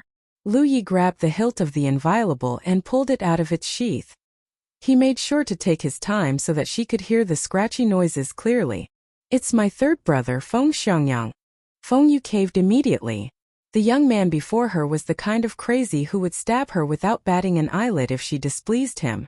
Her palm might have healed, but the painful memory had remained as clear as yesterday. Contact him and tell him that it costs 100,000 spirit stones to ransom you. Their number of Spirit Creek realm cultivators had been growing, so the total salary they had to pay per month had increased to several thousand spirit stones. He couldn't rely on Shui Yuan to pay it forever, especially since she was hardly wealthy. The Crimson Blood Sect had declined to the point where it nearly ceased to be after all. Before this, the Crimson Blood Sect had no resource production to speak of. Now, the situation was much better because both of their neighbors, the Redoubt of Wrath and Feng Clan, had been crippled. From now on, everything within 50 kilometers of the sect, including the ley lines and other resources, belonged to the Crimson Blood Sect. Not only that, the disciples had built many farms within the outpost recently. Wuxia also planted a ton of herbs and spirit plants to improve their income. It would take a long time before their income grew to the point where it was self-sustainable, though. In the meantime, the ransom from Clan Feng would greatly alleviate their financial pressure. What? There's no way Clan Feng is going to pay that much. Feng Yu exclaimed in shock as she stared at Lu Yi. It took a real heartless person to demand 100,000 spirit stones for a single medicine cultivator. But then again, a good person couldn't have come up with the devious ploy to conquer 2 outposts in a row with an insectoid invasion. Contact your brother now or else. And so Feng Yu succumbed to Lu Ye's gentle persuasion and contacted Feng Xiangyang. In fact, Feng Xiangyang had contacted Feng Yu a few days ago and found out about her current situation. He even told her to pass on the message that he was willing to pay a certain amount of spirit stones for her ransom. She just hadn't told Lu Yi about this for reasons. As for why Feng Xiangyang hadn't come to the outpost to give his message in person, it was because he didn't dare to. Every 1,000 demon-rich cultivator within 500 kilometers knew that the area within 5 kilometers of the outpost was a death zone. Literally. Once, a heaven-grade 8th Order cultivator had flown through the area using a flying weapon. Then a shadow descended from the sky, and the guy was gone just like that. Therefore, Lu Yi had really misunderstood Clan Feng. It wasn't that they didn't want to ransom Feng Yu. It was just that the girl had chosen not to pass on the message for unknown reasons. What if they didn't respond? Feng Yu sneaked a look at Lu Yi. The young man unsheathed the inviolable and placed it next to his feet. He hadn't spoken, but his answer was as clear as day. Feng Yu hurriedly sent the message. A while later, she said in a quiet voice, "They've responded." What's their answer? Lu Yi asked a little distractedly. It was because he was creating yin and yang elements and joining them into a glyph right now. They say that their highest offer is 3,000 spirit stones. The glyph suddenly crumbled at the last step. Lu Yi lifted his head and just stared at Feng Yu. I'm sorry, but did you say 3,000? MHM. You're useless then. Lu Yi was ready to haggle with Clan Feng, but to offer 3,000 in response to his demand of 100,000 spirit stones? An idiot could have figured out that they weren't going to play ball. It would be a complete waste of breath to try any longer. Kongnyo. Lu Yi called out to the young man standing in front of the Divine Opportunity column. He looked back at him and responded, "Take this woman away and execute her." Oh. The brawny man stopped whatever he was doing and strode straight toward Fengyu. The girl could only watch in horror as a massive hand the size of a paper fan grabbed her by the hair, turned around and started dragging her toward the exit. Kongnyo was a taciturn man.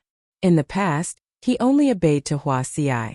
Now, he listened to Lu Ye's orders as well. To say that Fengyu was flabbergasted would be an understatement. It wasn't until she was dragged about 1/3 of the way to the exit before she finally snapped out of it and screamed, "The reason Clan Feng is ransoming me is to pin the blame of losing the outpost on me. That's why they'll never pay you the amount of spirit stones you asked." Miraculously, the medicine cultivator somehow broke free from Kongnyo's grip and ran back to Lu Yi. Then she dropped to her knees and explained in a tearful voice, "There are multiple dissenting factions within Clan Feng, and the one I belong to was the strongest of them all. That was until I lost the outpost and greatly undermined their authority. I may be a medicine cultivator, but the crime of losing an outpost is so great that the only punishment is death. Since they're going to kill me anyway, why would they spend 100,000 spirit stones to ransom me? They just want a scapegoat to bear all the responsibility." Not far away, Kongnyo stared at the bundle of hair in his hand before turning around. Then he started walking toward Fengyu once more. Lu Yi raised his hand, and Kongnyo stopped just a step or two behind Fengyu. His shadow covered her entire body. Lu Yi looked down at the sorry-looking woman in front of him. "So you're saying that Clan Feng won't pay the sum I want? Not even if I lower it a little?" "It is impossible." This reminded Lu Yi of Dong Shai. The guy had run away from his sect because he had lost an outpost, a crime that was only punishable by death for a 7th-order cultivator. It was the same for Fengyu even though she was a medicine cultivator, and the faction she belonged to was in power. To be fair, she had lost her outpost, and countless Feng clan disciples were killed or injured as a result. If they did not punish such an offense, then how could they appease the friends and families of the deceased? How could they placate the masses? Then what's the point of keeping you alive? Lu Yi was feeling annoyed, to put it mildly. At the beginning he kidnapped Fengyu because she was a legate, and he believed that all legates were important people in a sect or a clan. While he wasn't wrong, he hadn't given it enough thought. Legates existed not just to manage the outpost, but also to function as a scapegoat if it fell for whatever reason. Clan Feng would like to ransom her, but only so they could execute her and appease the masses. Naturally, they wouldn't pay a high sum to ransom someone they were going to kill. Their spirit stones did not grow on trees after all. "I'm a medicine cultivator. I can join the Crimson Blood sect," Fengyu said in a hurry. Judging from her appearance, this was what she wanted this whole time. Lu Yi only scoffed when he heard this though. "You must be dreaming." Fengyu dared to join the Crimson Blood sect because it was her only chance to live, but Lu Yi didn't dare to accept her. The reason? He had conquered her outpost and murdered hundreds of her fellow cultivators just days ago. What if she plotted behind his back after she managed to survive? Was he supposed to watch his back forever? Plus, changing affiliation costs a lot of contribution points. To be exact, it cost a lot of contribution points to remove one's existing imprint. Wait a second. Fengyu is the legate of Clan Feng, so she has the authority to remove any disciple's imprint, including her own. The question regarding her loyalty wasn't difficult to solve either. All he needed to do was to make her swear a heavenly oath. By now, Lu Yi had interacted with Fengyu enough to figure out her true nature. In times of crisis where her life was on the line, her backbone was as soft as a twig. This was evident from her dropping to her knees and surrendering right before he was about to behead her. Sure, she was a woman, but she was also a 7th-order cultivator. It took a kind of courage to make that kind of decision in the time frame she had. On the other hand, there were times she was incredibly stubborn. When Lu Yi had tried to push her into sending false intel and tricking them into coming out of the insectoid cave, She was immovable even when he threatened to kill her. In summary, she was a selfish person, but not so selfish that she was loyal only to herself. Lu Yi slowly bent down and grabbed Feng Yu's chin. How many contribution points do you have? 4,000 plus. The girl knew that this was the point where she lived or died. Naturally, she didn't want to damage her chances any further by concealing information. Lu Yi released her and walked up to the divine opportunity column. Moments later, he returned with a sacred pact and tossed it into her hands. Sign it. Still kneeling on the floor, Feng Yu took one glance at the document and was shocked to find that it was covered in an insane amount of clauses. First, she was forbidden from hurting any Crimson Blood sect cultivators in any way. Second, she was forbidden from communicating any information related to the Crimson Blood sect with anyone. Third, she wasn't allowed to hold resentment toward Lu Yi, or the people close to him. In total, at least 20 clauses had been written in the sacred pact. The more Feng Yu read, the colder she felt. She had no idea how Lu Yi was able to come up with all these clauses in barely a few minutes. The long story short was that her potential for harm against the Crimson Blood sect if she were to sign this pact was exactly zero. This is an indenture contract, isn't it? Feng Yu stared at Lu Yi with watery eyes. This wasn't quite what she expected when Lu Yi had tossed her the sacred pact. Are you signing or what?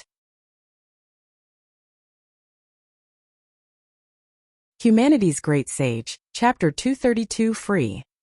A while later, Lu Yi put away the sacred pact, and an invisible yet almighty power descended on Feng Yu.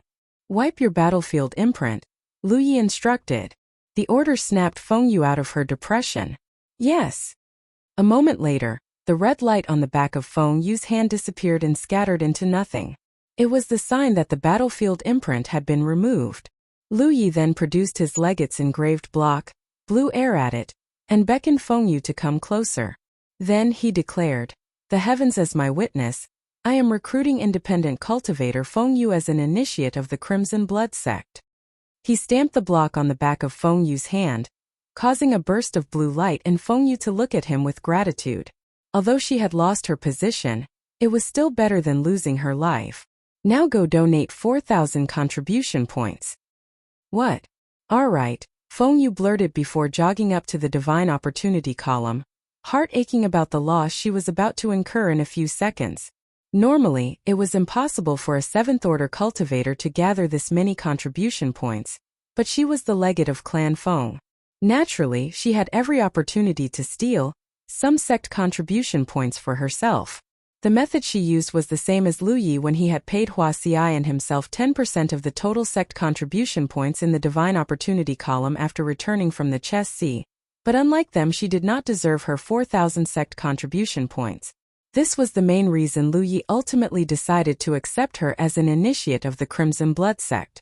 It was the price of Feng Yu's life.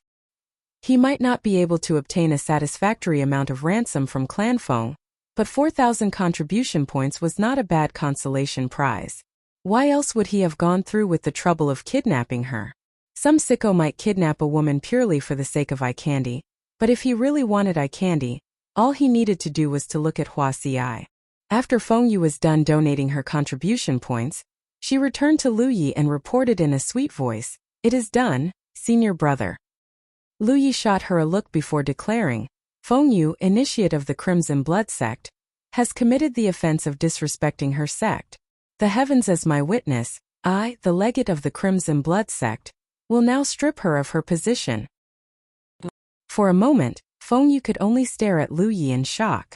Then, she felt the battlefield imprint that appeared on the back of her hand, less than a minute ago, vanishing into a smattering of light. She could hardly believe it, but Lu Yi had screwed her over right in front of her. What offense did she even commit? Did he have something against being called a senior brother? Did she not inject enough warmth to her voice or something? It was only then she realized that the reason he made her an initiate was because it was the easiest way for him to take her contribution points. Once he had squeezed her for all she was worth, he had removed her without any hesitation whatsoever. And now, feeling a little faint, she stumbled backward and said in a sobbing voice, "Are you going to kill me now?" Lu Yi replied without any shame whatsoever, "Of course not." Regardless of past offenses, You did donate 4,000 contribution points to the sect. Not to mention that I generally avoid killing women unless it's necessary. Yeah, my earlier threats were just an act. Anyway, you're free to stay or leave as you wish. It's none of my business any longer. Goodbye. Having said that, he walked to the Divine Opportunity column and teleported back to the headquarters without even looking back. A few seconds later, the shell-shocked woman burst into tears. I've lost everything. From the beginning, Lu Yi had no plans to accept Feng Yu into the sect, not even as an associate. It was because she was the former legate of Clan Feng. He could kidnap her or kill her, but he could never accept her as a member of the sect. Also, it was one of the unwritten rules Grand Sky Coalition and Thousand Demon Ridge had obeyed since time immemorial. To break the rule was to encourage all captured medicine cultivators to join the enemy to preserve their lives, and neither faction was willing to start such a precedent. Since the Sacred Pact ensured that Feng Yu could not threaten the Crimson Blood sect in any way, there was no need to keep an eye on her. If she left, then that was it. If she stayed and Thousand Demon Ridge were to discover her whereabouts, they could explain it off as the Crimson Blood sect and Clan Feng were still negotiating the sum of her ransom. It wouldn't even be a lie. The Crimson Blood sect was more than willing to see Feng Yu off. Clan Feng was the insincere party who wasn't willing to cough up a reasonable sum for her. Lu Yi was fairly certain that Feng Yu would stay. After all, Clan Feng was looking for her. To leave the outpost was the same as committing suicide. And if she did stay, it meant that the Crimson Blood sect had picked up a bondless medicine cultivator free of charge. Now wasn't that something? The insectoid invasion had just passed, so the Spirit Creek battlefield should be peaceful for the foreseeable future. There was also the fact that their Thousand Demon Ridge neighbors, the Redoubt of Wrath and Clan Feng, had lost the ability to do anything against the Crimson Blood sect. Now was the time to take over the ley lines nearby. He didn't need to worry about this though. Wuxia would take care of it. In the meantime, Lu Yi planned to visit Lady Yun and study the way of glyphs some more. If he could learn how to break wards, then all the better. Having tasted the sweetness of conquering an outpost, Lu Yi wanted nothing more than to repeat the feat again and again. While killing an enemy cultivator would earn him contribution points all the same, it wasn't even close to what conquering an outpost would pay. That was why he needed to learn how to break wards. If he could breach a grand defensive ward, then there was no outpost in the world that was safe from him.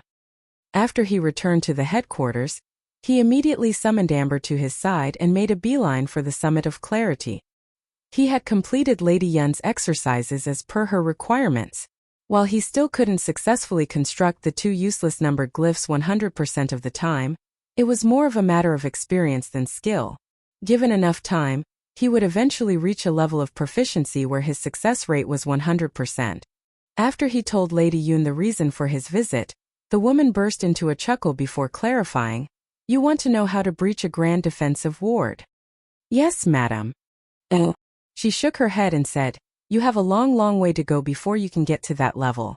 For starters, you need to know how to create a ward first before you can think about breaching it. Do you?" "No, but I'm willing to learn."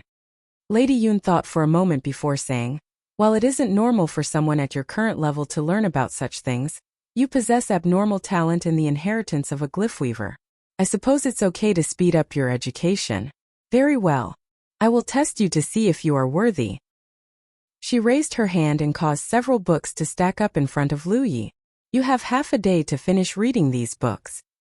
Lady Yun left the room, and Lu Yi began his reading immediately. He had received many books from Lady Yun before this, and they were all about the fundamentals of glyphs. These ones were clearly different, however. Not only were they advanced books that talked about the practical applications of glyphs to be exact, they were all about how to disassemble a glyph. A glyph weaver could combine primary elements to construct a glyph. Naturally, it was possible to do the opposite. One of the ways to breach a ward was to destroy the glyphs they were made of. After all wards were created from a combination of glyphs. If the core glyphs controlling the ward were destroyed, then the ward would disappear as a matter of course. The foundations he learned came in handy immediately. He would never have been able to make heads or tails of the books without them. He was wholly absorbed in the books in no time. Once in a while, he would run into a particularly insightful passage and experience a eureka moment. He found answers to many of the questions that puzzled him as well. To say that it was an enlightening experience would be an understatement. He just barely finished the books when his half a day was up. Lady Yun returned to the library and produced a 10-inch long crystal tablet with spirit stones embedded around it.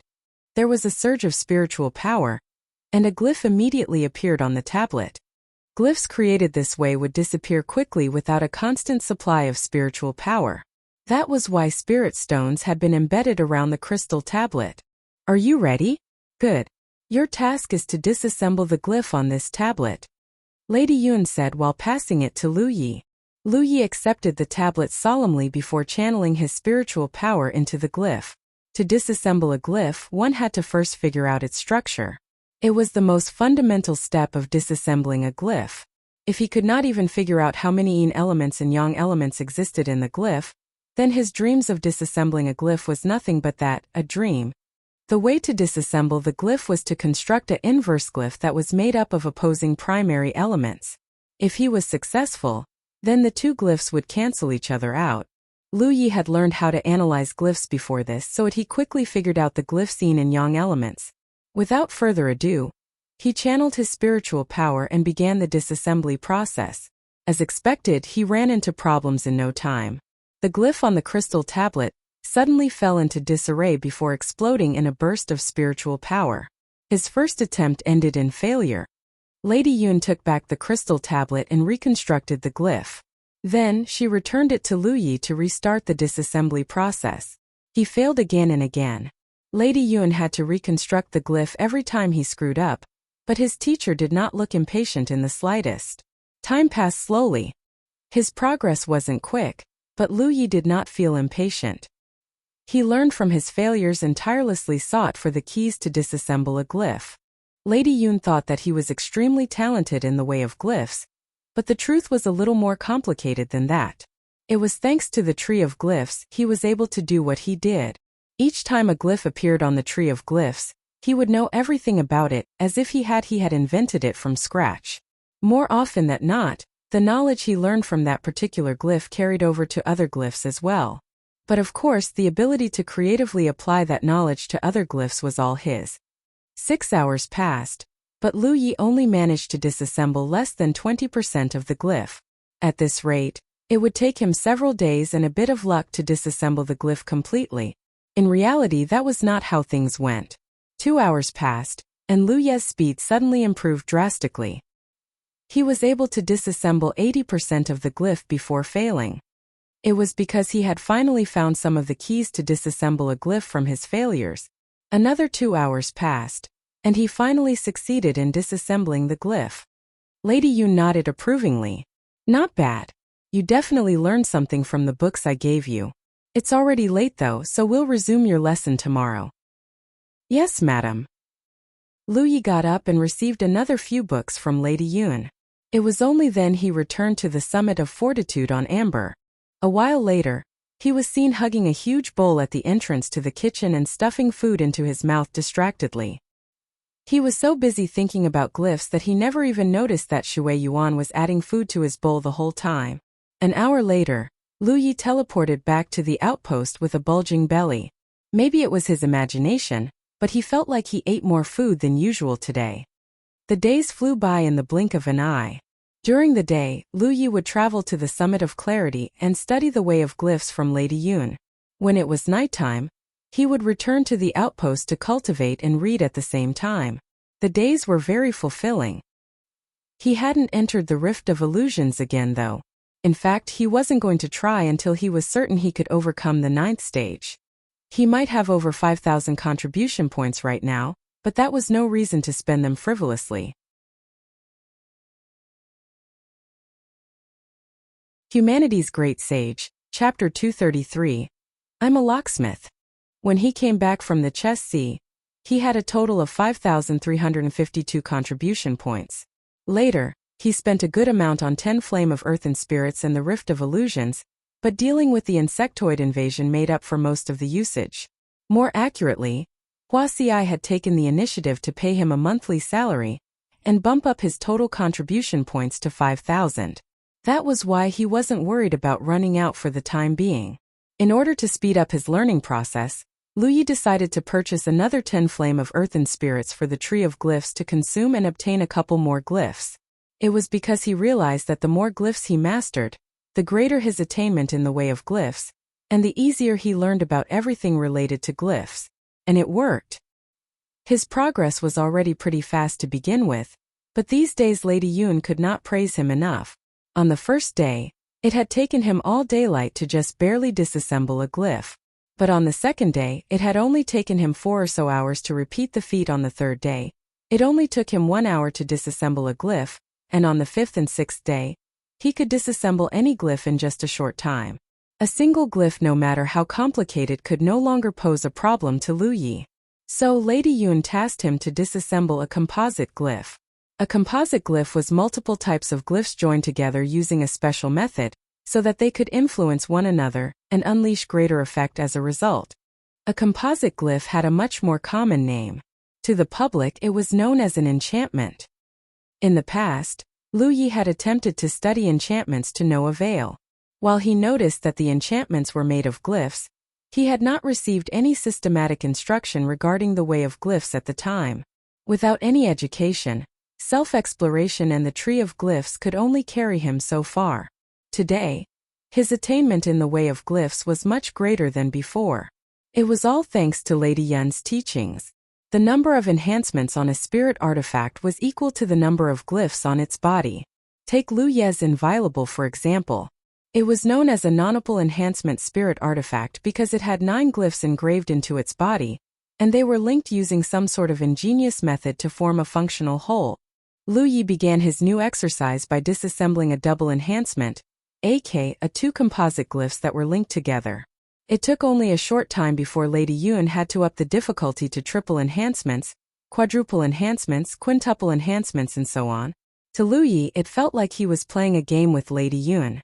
Lady Yun would make a puzzle, and he would solve it. A layman might find the task incredibly boring, but he thought it was most interesting. It was because no 2 disassembling processes were ever the same. Moreover, the longer he learned under Lady Yun, the more useful knowledge and techniques he was able to draw from the experience. Meanwhile, Wuxia was heading toward the training chambers after receiving a lesson from Shui Yuan. Just like Lu Yi, she didn't care about leading a sophisticated life, and often spent her nights in her training chamber.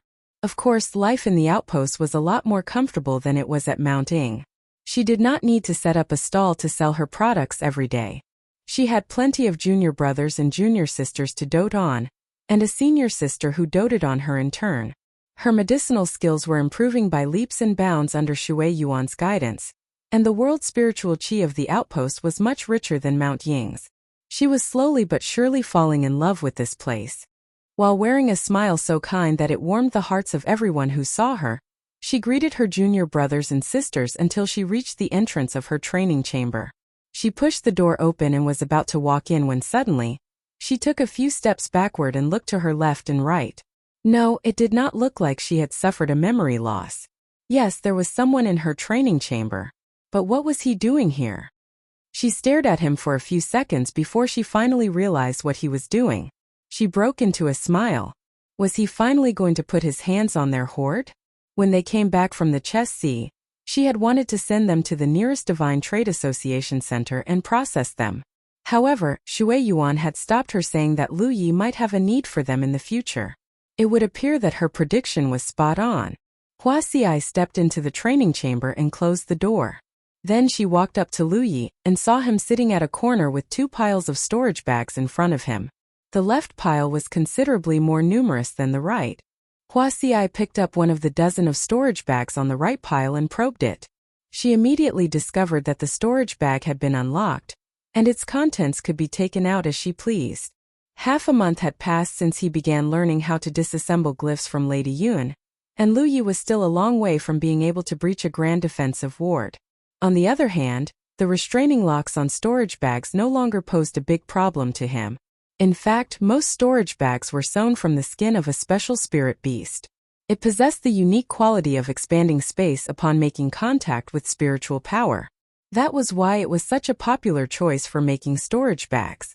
Add to the fact that raising the spirit beast was fairly easy, There were countless sects across Zhou who sold its skin as a source of revenue. There were even sects that specialized in this trade. This was the reason storage bags weren't particularly pricey. The cost was pretty low. Each storage bag had a certain amount of glyphs carved into it, and depending on the glyph weaver's preferences, the glyphs could differ wildly from one another. However, there was one thing they all had in common, and it was the enhancement known as the restraining lock. Created using a special method, the restraining lock was an enhancement that caused a storage bag to burst into flame and be destroyed if it were to make contact with unfamiliar spiritual power. All storage bags contained a restraining lock, and the key to unlocking it was a cultivator's spiritual power. It should be obvious, but the enhancement was the mother of the job known as locksmith. In the past, Lu Yi had requested the locksmiths of the Divine Trade Association to unlock storage bags for him. Sometimes he got what he asked for and sometimes he didn't. Unlocking storage bags was risky business for the customers, so it should be treated with the same seriousness as an investment. Lu Yi had reached the point where he was, frankly, a bit overqualified to be a locksmith. According to Lady Yun, those who were truly talented in the way of glyphs would never debase themselves by becoming a locksmith. That was why locksmiths were really just half-baked glyph weavers who weren't good enough to become true masters. That said, locksmithing was the perfect exercise for Lu Yi to hone his skills and accumulate experience right now. While he was improving insanely fast under the tutelage of a master like Lady Yun, there was no harm in experiencing another glyph weaver's skill and technique. That was why Lady Yun had told him to practice his locksmithing. In her words, there were 3 things all glyph weavers must possess if they wished to go far in the way of glyphs. The first was talent, the second was skill, and the third was practice and experience. All of them were indispensable.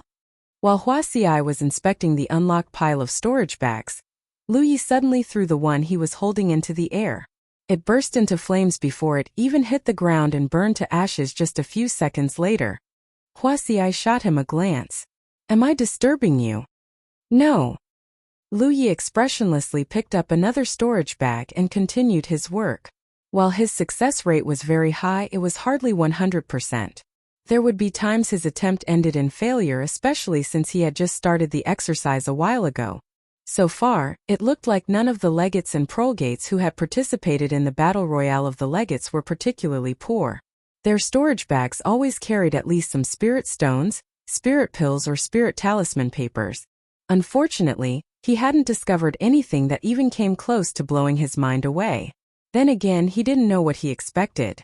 Everyone knew that the battle royale of the legates was a high-risk, high-reward competition.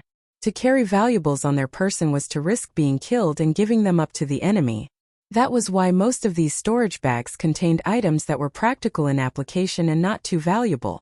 The good news was that this was exactly what Wuxia needed right now, not to mention that quantity was a quality of its own.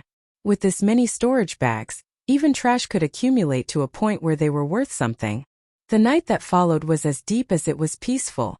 Lu Yi kept chipping away at the storage bags while Wuxia sat at the center of a circle of boon and cultivated. It wasn't until morning that Lu Yi finally unlocked all of the storage bags. A dozen or so were lost in the process, but all things considered, it wasn't a high failure rate. If anything, it was impressive how well he did, taking into account that this was his first go at locksmithing. "I still got room to improve though." Lu Yi rose to his feet and stretched a little. While walking past Wuxia, he gave her a head rub and said, "I'm going to the Summit of Clarity. Message me if anything happens." As he opened the door, he was greeted by a crisp voice, "Senior sister." There was a girl at the exit, and from the looks of it she had been waiting for a while. Their eyes met, and Sheen exclaimed in astonishment, Brother Lu?" Her gaze drifted behind Lu Yi and landed on Wuxia. The gentlewoman was currently tidying her hair. Her smile slowly turned stiff. "You're blocking the way." Lu Yi grabbed her head with one hand and moved her to the side like she was a doll. Then, he walked straight to the Sanctum of Providence. On that day, countless people saw Sheen roaming the outpost like a zombie while muttering strange words such as, "I've lost my chance," "He got ahead of me," and so on. Lu Yi's schedule hadn't changed too much. During the day, he still went to Lady Yun's place to study the way of glyphs. When he returned to the outpost at night though, he went to the bazaar instead of his training chamber. The bazaar was the meeting place of the independent cultivators with Chun Yu as their manager. This hadn't changed even after they became the initiates or associates of the Crimson Blood sect. If anything, it was a lot livelier than it used to thanks to an influx of new independent cultivators, and even associates from nearby Grand Sky Coalition factions. The bazaar's popularity represented endless opportunities. So many disciples and independent cultivators frequented it to make a living, so to speak. Of course, Lu Yi saw no reason to stop this. For starters, their sect only had one firm rule, and that was not to do anything detrimental against the Crimson Blood sect. Add the fact that the two nearby Thousand Demon-rich factions had been crippled, and their range of activity was greater than before. Naturally, that also meant greater income. After arriving at the bazaar, Lu Yi sought out a quiet corner and produced a signboard he had prepared a while ago. Then, he placed it on the ground, sat down on a chair, and started reading a book in a laid-back manner. Brother Lu, a disciple who happened to be passing through the area, caught sight of him and greeted in a hurry. He quickly noticed the signboard next to Lu Yi and read out loud, "Free locksmithing."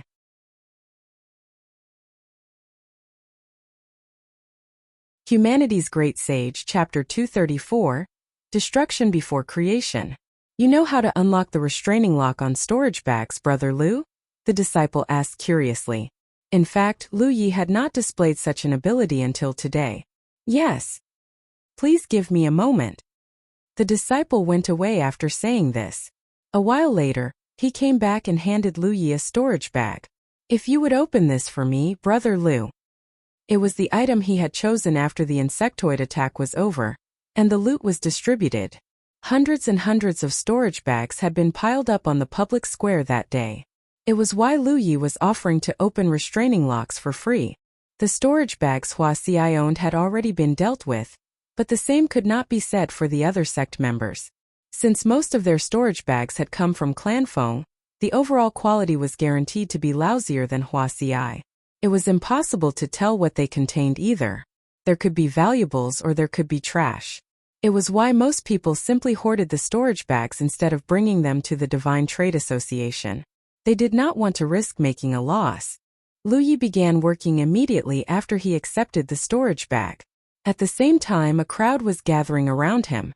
They were here to watch Lu Yi perform, since it wasn't every day you encountered someone who would offer to unlock storage bags for free. Suddenly, there was a surge of spiritual power, and Lu Yi frowned. The next instant, he tossed the storage bag into the air. Everyone looked up just in time to see the storage bag transforming into a ball of flame in the blink of an eye. Lu Yi was watching the burning storage bag with a deep frown as well. What terrible luck! Of all the times he could have failed, it just had to be the very first storage bag he received. He was hoping to establish a good reputation among his fellow sect members, so they would return to him with more storage bags. But alas, all he managed was to show off some fireworks. The lively atmosphere was killed instantly. To say that there was awkwardness in the air would be an understatement. Brother Lu, the disciple who gave Lu Yi his storage bag, stared at him with pitiful eyes. Sorry, Lu Yi apologized calmly. Unlocking storage bags is risky business. Right. The disciple drooped his head. Since Brother Lu was the one who wrecked his storage bag, he couldn't even ask for compensation. He could only tell himself that he was unlucky, that the storage bag must be filled with trash, and that he wasn't hurt by the loss one bit. Lu Yi swept his gaze across the crowd. Not only was everyone avoiding his gaze, those carrying storage bags were doing their best to conceal it from view. You there. Lu Yi pointed at a disciple. Give me the storage bag you're hiding behind your back. The disciple blanched like Lu Yi had just dealt him the death sentence, but what could he do except comply?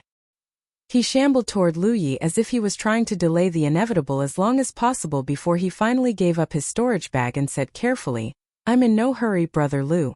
Just take your time, okay? Lu Yi did not answer him. He simply channeled his spiritual power and began the unlocking process once more. Luck did not abandon him this time. He tossed the storage bag back into the disciple's hands after he was done. It's unlocked. The disciple was caught off guard at first, but he quickly checked the storage bag and discovered that it was unlocked.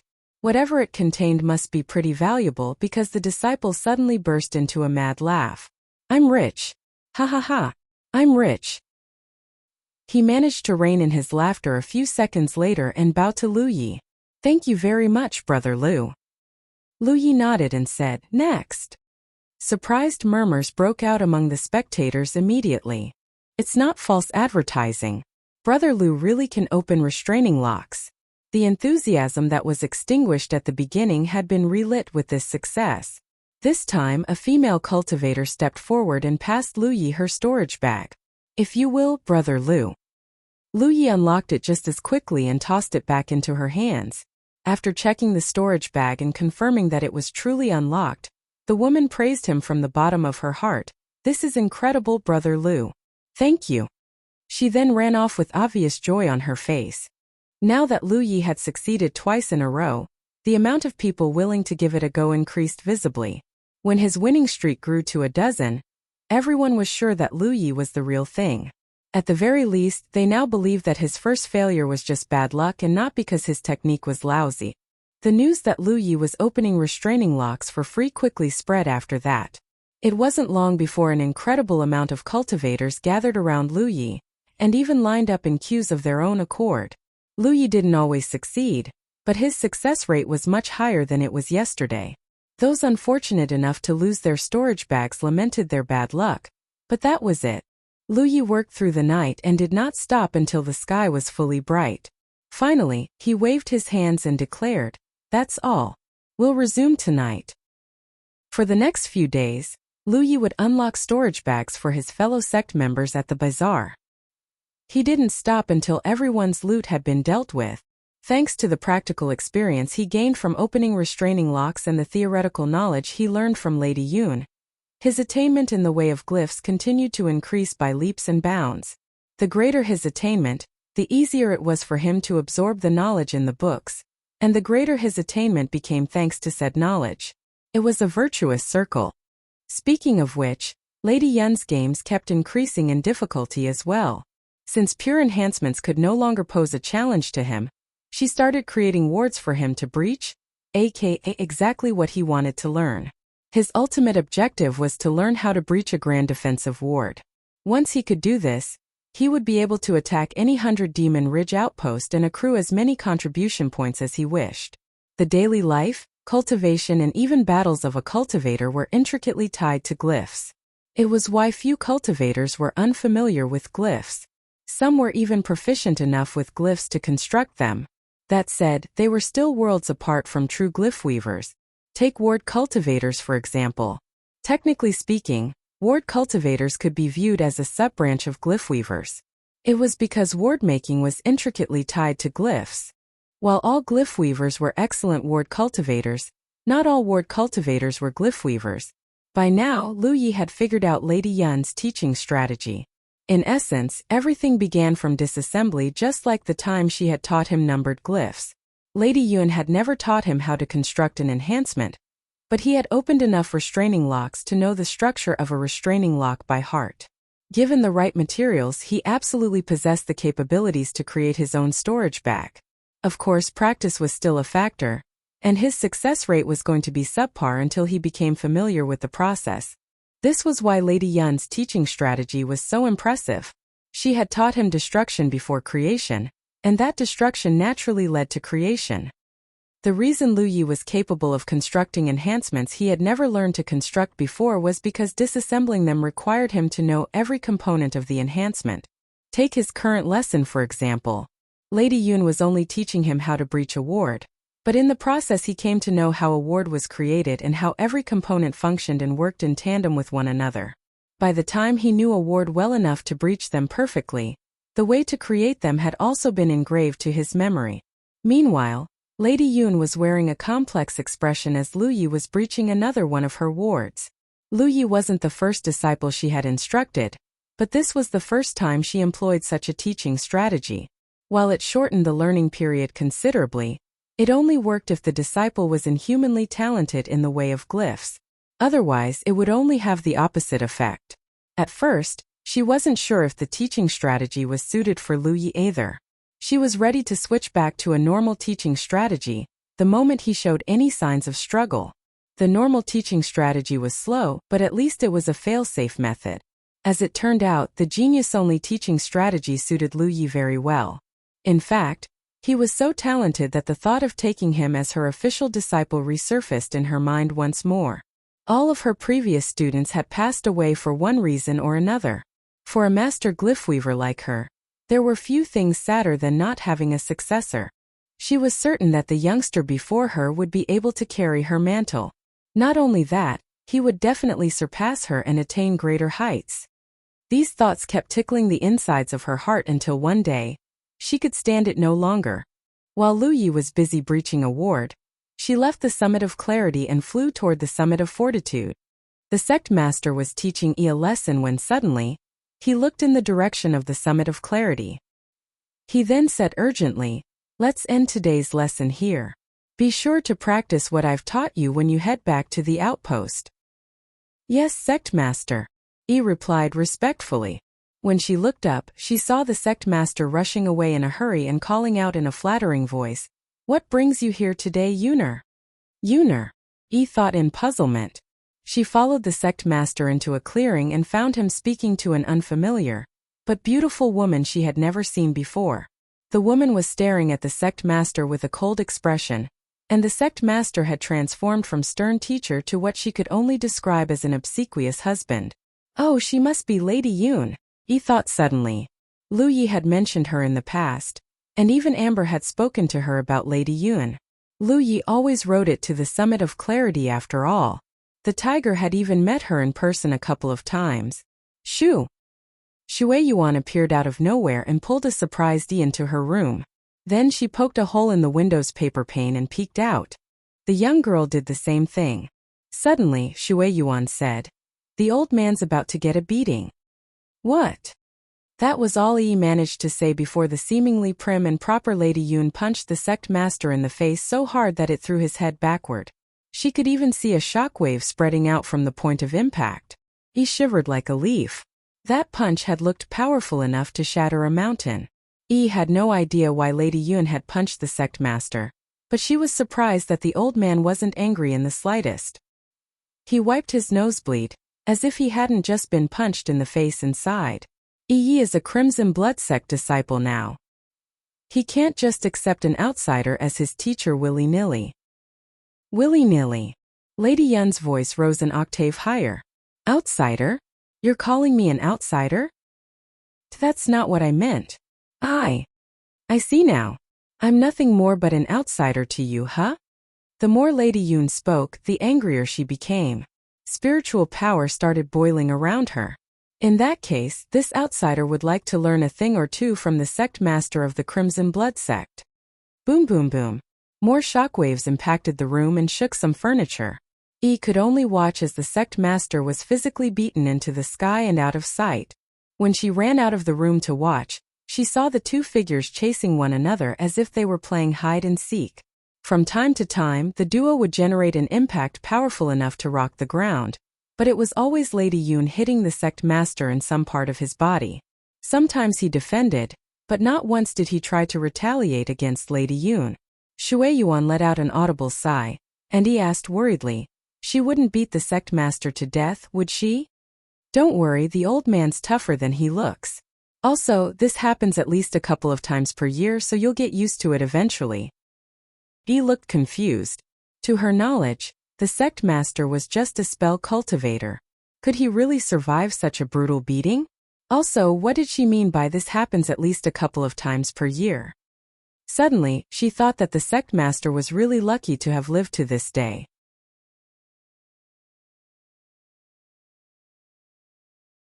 Humanity's Great Sage. Chapter 235 Thoughts. In the Rift of Illusions, two flying weapons surrounded Lu Yi as he cut down a seventh-order insectoid with the inviolable. During his days studying the way of glyphs under Lady Yun, he had obtained another spirit artifact that was suitable for telekinesis from Wuxia. This meant he now had two telekinetically controlled spirit artifacts. Both items shared similar power and appearance as well. While his talent in controlling weapons wasn't as monstrous as Li Baxian's was, it definitely wasn't weak by any means. It was because he was a glyph weaver. His control over his own spiritual power far exceeded other cultivators of the same cultivation level. Moreover, the tree of glyphs guaranteed that his spiritual power was as pure as it could be. If he wanted to, he could control 3 or even 4 flying weapons at once. However, controlling weapons remotely used up a lot of mental power. It was why most Spirit Creek Realm cultivators could only control 1 flying weapon at a time. It wasn't because they didn't have the mental strength to control 2 at a time, but because doing so would greatly diminish the power and flexibility of both flying weapons, so much so that they were better off just using a single flying weapon. As for Lu Yi, he was comfortable with 2 flying weapons right now. Any more than that, and he would be taxing himself somewhat. The 2 spirit artifacts did wonders at keeping the 7th Order insectoids at bay. Even when they managed to break through their circle of protection and get close to Lu Yi, all they achieved was to kill themselves on the inviolable. A moment later, the flying weapons returned to Lu Ye's side, and he was surrounded by 9 dead insectoids. This meant that he had conquered the 9th stage. The carcasses disappeared without warning, and the fog in front of him churned as if something was about to burst forth. Here it comes. Lu Yi stared at the anomaly expectantly. When he was still a 6th Order cultivator, he had once overcome the 9th stage and fought a cultivator on the 10th. Not long after he became a 7th Order cultivator and re-entered the Rift of Illusions, he discovered that he had to start all over again from the insectoids. While killing insectoids gained him combat experience all the same, it was nothing compared to battling against an actual cultivator. It was why Lu Yi had been so adamant at overcoming the first 9 stages at the beginning. He wanted to know if the 10th stage would feature more insectoids or something else. After he discovered the truth, he did not return to the Rift of Illusions because he believed that he hadn't improved enough to make a difference. But now, he could control 2 flying weapons in combat. As expected, he had a much easier time clearing the first 9 stages. A second later, a person wielding a spear that was shrouded in spiritual light charged out of the fog. He thrust the weapon straight at Lu Ye's face. Lu Yi was overjoyed to see this. Just as he suspected, his opponents from the 10th stage onward were humans. He wasn't fighting actual humans, of course. It was a miraculous construct of the Rift of Illusions. His opponent was shrouded from head to toe in fog, making it impossible to tell their appearance or even their gender. An incense stick later, Lu Yi abruptly opened his eyes to his private training chamber. His complexion was a little pale, and his head hurt like a bitch as usual. This was the one and only flaw of the Rift of Illusions. Every time he died and awakened in the real world, he felt like someone had stabbed his brain with a needle. He was able to kill several cultivators in the Rift of Illusions before dying, and he realized that the way they appeared was a little different from the insectoids. The insectoids had gradually increased in numbers until they reached the threshold, and their cultivation level was exactly the same as his. On the other hand, he never fought more than 1 cultivator at a time, but their cultivation level increased by a level each time he cleared a stage. Moreover, these cultivators fought like real cultivators even though they were covered from head to toe in fog. They also knew how to control flying weapons and execute various skills and techniques. At the beginning, his opponent was a 7th Order cultivator. Then it became an 8th Order cultivator. When a 9th Order cultivator showed up, well, to reiterate, there were no breaks between the stages. Every time an enemy died, the next one would immediately rush out of the fog. He didn't even have the time to catch his breath, much less recuperate his strength. Naturally, he was unable to hold out even after he went all out. The 9th Order cultivator in particular had sliced him to pieces with their sword. Lu Yi wasn't depressed in the slightest. In fact, he thought the experience was worth every contribution point he spent. Death inside the Rift of Illusions was as real as it could be. Not only that, it allowed him to experience the fighting styles of various factions without the associated risks. In the future, he would be so much more prepared against the same type of opponents. He took a moment to inspect his battlefield imprint. Name Lu Yi. Identity: Crimson Bloodsect Disciple. Cultivation: 135 spiritual points. Location: Spirit Creek Battlefield. Contribution points: 2,950. A cultivator was 7th Order when they had unlocked 108 spiritual points, and 8th Order when they had unlocked 144 spiritual points. Almost a month had passed since the insectoid attack. Lu Yi only cultivated during nighttime since his daytime was reserved for his studies with Lady Yun, but the outpost's world spiritual qi was so rich that his cultivation level was still increasing gradually, not to mention that he had an abundance of spirit stones and spirit pills. Even if he, for whatever reason, didn't have any, he could simply grab more from Wuxia. Right now, the two things the medicine cultivator did not lack were spirit stones and spirit pills. It was all thanks to the cultivators on the chess sea. While they didn't carry much valuables in their storage bags, they sure carried a lot of spirit stones and spirit pills in preparation for the battle royale of the legates. Combined with gathering spirits and gluttonous feast, Lu Ye's spiritual points increased to 135 despite him delaying his cultivation speed on purpose. He was slowly but surely getting close to the 8th order of Spirit Creek realm. It also meant that the time to leave the outpost was near. The Spirit Creek battlefield had few written rules but many unwritten ones. Although Grand Sky Coalition and Thousand Demon Ridge only wished that the other side would be wiped from the surface of the earth, they always strived to operate within the rules. For example, it was ill-advised to capture and kill a medicine cultivator of the opposing faction. Instead, they should wait for the other party to ransom the medicine cultivator. For example, it was ill-advised for an 8th order cultivator or above to remain in the outer circle barring exceptional circumstances. This was why the legates in the outer circle were all 7th order or lower. The sects had stronger cultivators as a matter of course, but they were all operating within the inner circle or the core circle. In fact, most cultivators chose to move to the inner circle after they reached the 7th order.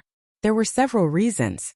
1. The heavens forbade high-level cultivators from slaughtering low-level cultivators who were much weaker than them. If they ignored this rule, they would actually lose contribution points for every kill they scored. The second reason was that the world's spiritual qi grew richer the deeper they ventured into the Spirit Creek battlefield. Naturally, one would want to travel to the inner circle or core circle to quicken their cultivation speed. A 7th order cultivator could spend a year cultivating in the outer circle, and still be behind a peer, who cultivated in the inner circle for only half a year.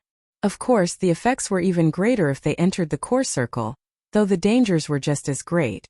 From the moment one stepped on the path of cultivation, they were destined to compete against fellow cultivators and the heavens. Who didn't dream of attaining greater heights? Every cultivator strived to improve their cultivation in various ways. Trapped between the eternal war between Grand Sky Coalition and Thousand Demon Ridge, the only way to master one's fate was to grow stronger. In fact, Lu Yi had wanted to enter the inner circle a long time ago. However, the Crimson Blood sect had just rebuilt itself, and as the legate he could not escape his responsibilities. He might do a lot less work than the average legate, but his presence alone made everyone in the outpost feel safe and happy. Now that the outpost was in a stable state, he could finally entrust his responsibilities to Wuxia. While she was a 7th order cultivator just like him, meaning that she too was going to leave the outer circle sometime in the near future, she was the best choice they had right now. She only needed to hold out until one of their sect members grew enough to succeed her. Gu Yang and He Xin were two such examples. Speaking of which, he should probably convert them into official disciples soon. Technically speaking, Kong Yo had the cultivation level to become a legate or prolgate, but he was too introverted for the responsibility. He could kill the sect's enemies and burn an outpost just fine, but manage an outpost? It would be a recipe for disaster. Finally, there was one more reason Lu Yi wanted to enter the inner circle. It concerned the future of the Crimson Blood sect. To think you're almost at the 8th order. At the dining table, Shui Yuan looked at Lu Yi with a complicated expression on her face. When Lu Yi first returned to the sect, he was only a 5th order cultivator. Barely a few months had passed, and now he was weeks or even days away from becoming an 8th order cultivator. Just how monstrous was his cultivation speed? You should enter the inner circle soon. When are you departing? In half a month, give or take. I still have much to learn from Lady Yun. Speaking of Lady Yun, Lu Yi asked, by the way, I heard from you that Lady Yun came to the Summit of Fortitude and gave the sect master a beating. What happened? He was busy breaching the ward Lady Yun had prepared for him at the time, so he didn't know about it until much later. Shui Yuan answered, let's just say that it's a mixture of old age and a messy, complicated relationship. Don't worry. They've been like this for years, and I expect them to keep this up for many more. There was nothing else to say regarding the topic, so Lu Yi left it at that. His senior sister changed the subject. Turbulent Watch is our only ally, and they ascended to 6th tier a while ago. Since their outpost happens to be in the inner circle, would you like to pay them a visit? I can send them a message and inform them of your arrival in advance. The disciple of major sects often visited one another. It was a bit like a student exchange program. It's fine. I'm not just going to the inner circle to hone myself. I also plan to implement an immature idea of mine. Oh, tell me. As you say, the Crimson Blood sect only has one ally right now. Not only that, their outpost is extremely far away from ours, so much so that it's just unfeasible for our future 7th Order cultivators to make the journey. That is why I plan to form an alliance with someone closer. Shui Yuan nodded. Makes sense.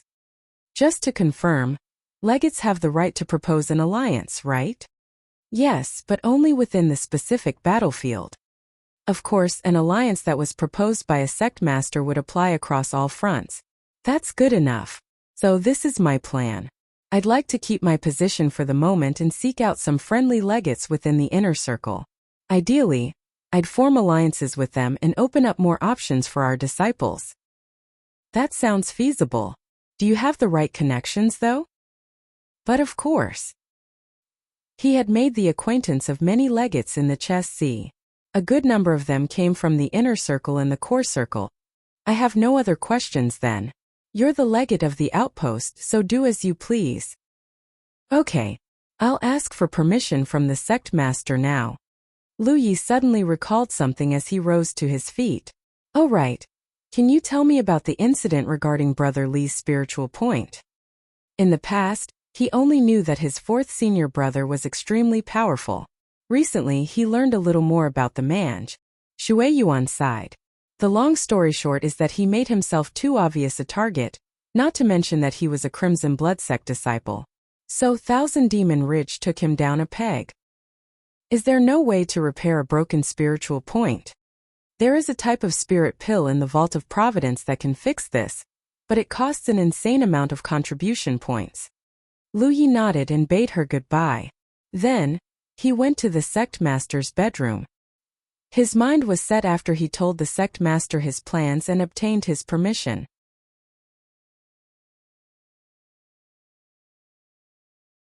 Humanity's Great Sage, Chapter 236, Departure. The days continued as per usual. During the day, he would head to Lady Yun's place to study the way of glyphs. When nighttime arrived, he would return to the outpost to cultivate and rest. Lady Yun had gotten worried since she heard that Lu Yi would be heading to the inner circle soon. However, she was aware that Lu Yi could not stay in the outer circle forever. While no harm would come to him so long as he remained a 7th Order cultivator, staying in the outer circle for too long wasn't conducive to his growth. While the building a cart behind closed-door style of cultivation was technically an option, it had been proven to be a dead-end time and again. Strength wasn't something you could obtain by cultivating alone, or no one would ever leave their training chambers. In fact, there wasn't a single pillar in either faction who hadn't overcome mountains of challenges and rivers of blood to get to where they were. Therefore, the best thing she could do to protect him was to be the best teacher she could. The more he learned, the better he would be able to protect himself. In private, she also gave him 2 valuable treasures that should prove very useful in his journey. Lu Ye's talent in the way of glyphs was satisfactory to say the least. A simple demonstration was normally all he needed to figure things out. She could teach him even more if she could recruit him as her official student, but alas, that old bastard refused to let him go no matter what she tried. Half a month passed in the blink of an eye. In front of the Sanctum of Providence, Lu Yi said while watching the crowd who had come to see him off, "I'm going ahead to open up a new path for the sect, but that is no excuse to be lax in your cultivation, okay? It is my sincere wish to meet you all in the inner circle and the core circle soon." He then looked at Wuxia and said, "I leave the outpost to you." Wuxia nodded slightly. "Be careful." Finally, Lu Yi turned to stare at Hixin for a moment. The brat was staring at the floor and clenching her fists for some reason. Her shoulders were shaking from time to time as well. "Hixin, I am here. The girl abruptly looked up from the ground. You look like you have something to say. Huh. Right, yeah. You're leaving, Brother Lu? What will the outpost do without you? I'm going to miss you so much, ha ha ha. Lu Yi watched her expressionlessly. Is that so? You can come with me then. You're almost 7th order anyway, so you're good enough to go to the inner circle. I don't mind traveling with a companion either. No thank you.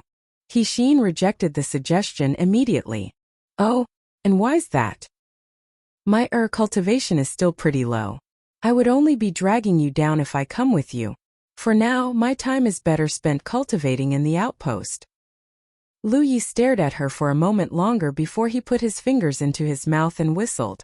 A massive shadow descended from the sky. It caught the blood sturgeon Lu Yi tossed into the air perfectly before crouching on the ground. Lu Yi jumped onto Gray's back with Yi right behind him. A small white cat about a foot long was lying on top of his shoulder.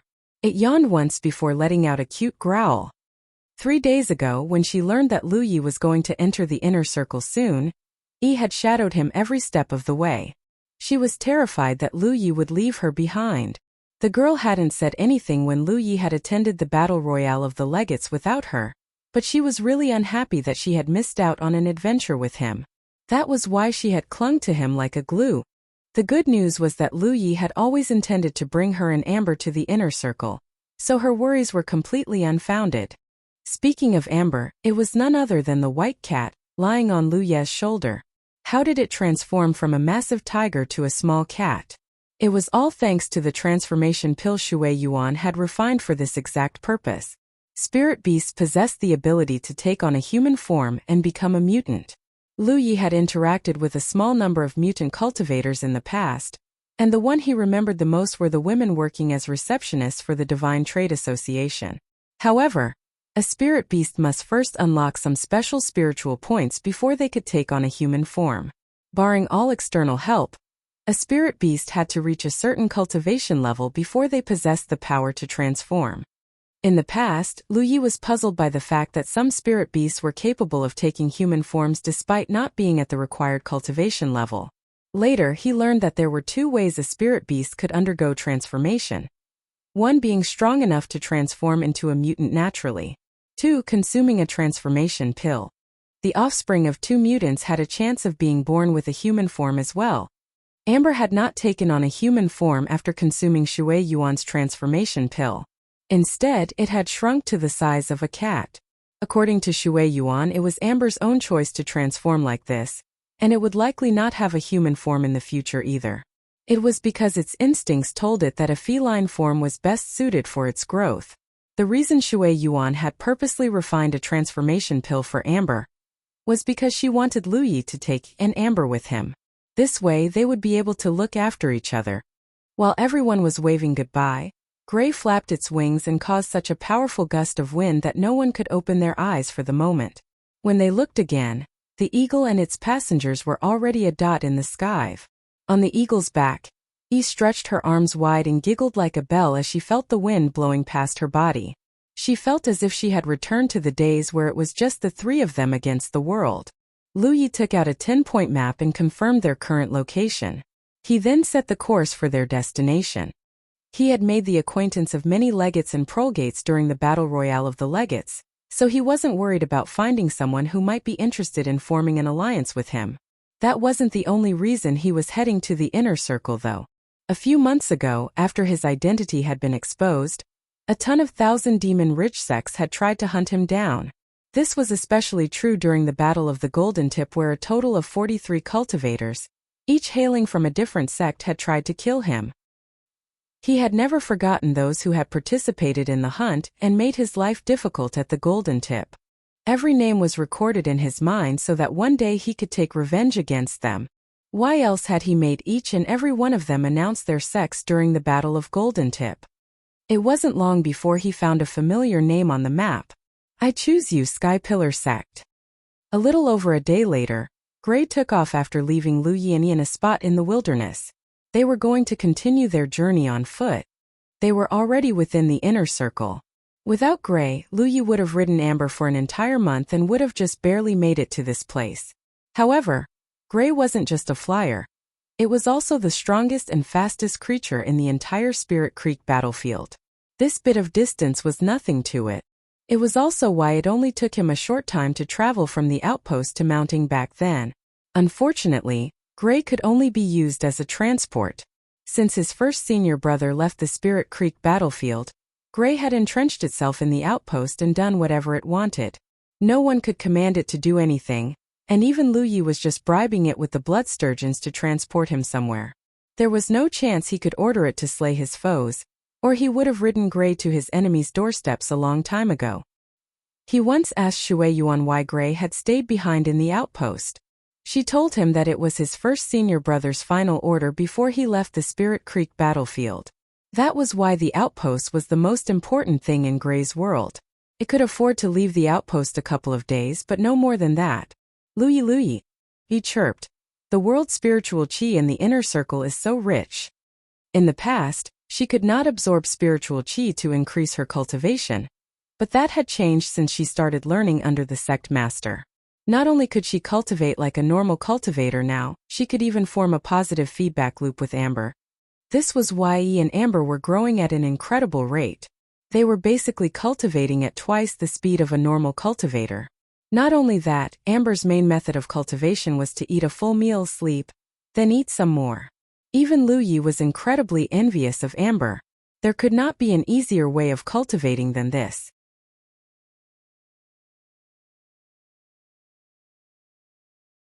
Humanity's Great Sage, Chapter 237, Where do you come from, fellow cultivator? Oh. Then again, he wasn't so different from Amber. He ate a ton of spirit pills to cultivate as well. As Yi said, the world's spiritual qi of the inner circle was pretty rich. It was especially obvious when they were flying on Gray's back. The deeper they ventured into the Spirit Creek battlefield, the richer it became. This was just the periphery of the inner circle, and the world's spiritual qi was almost twice as thick as the wilderness surrounding the outpost. No wonder the major sects tried so hard to increase their tiers. The higher the tier, the better their location in the Spirit Creek battlefield, and the greater their disciples' cultivation efficiency. Not only that, the resources of Spirit Creek battlefield more or less followed the same rule as well. The deeper one traveled, the better in the resources were both in terms of quantity and quality. Gray had dropped Lu Yi within the territory of Sky Pillar Sect's outpost. Compared to the outposts in the outer circle, the ones in the inner circle possessed much bigger territories. Take the Sky Pillar sect for example. Using the outpost as the center, their territory encompassed everything within a 150 kilometers to 200 kilometers radius. On the other hand, the Crimson Blood sect's territory only spanned around 50 kilometers of land from the outpost. Even after Lu Yi had crippled the Redoubt of Wrath and Clan Feng, they were still just the lord and master of a tiny corner of the world. This was due to the number of sects and the strength of one's cultivators. The sects in the outer circle were the lowest tier and most numerous, so the area was densely populated even though the outer circle was technically more vast than the inner circle or the core circle. The cultivators were also 7th order or lower, so their range of activity was quite limited. Things were different in the inner circle. It was populated with 8th order and 9th order cultivators who were capable of flight via flying artifacts to be exact.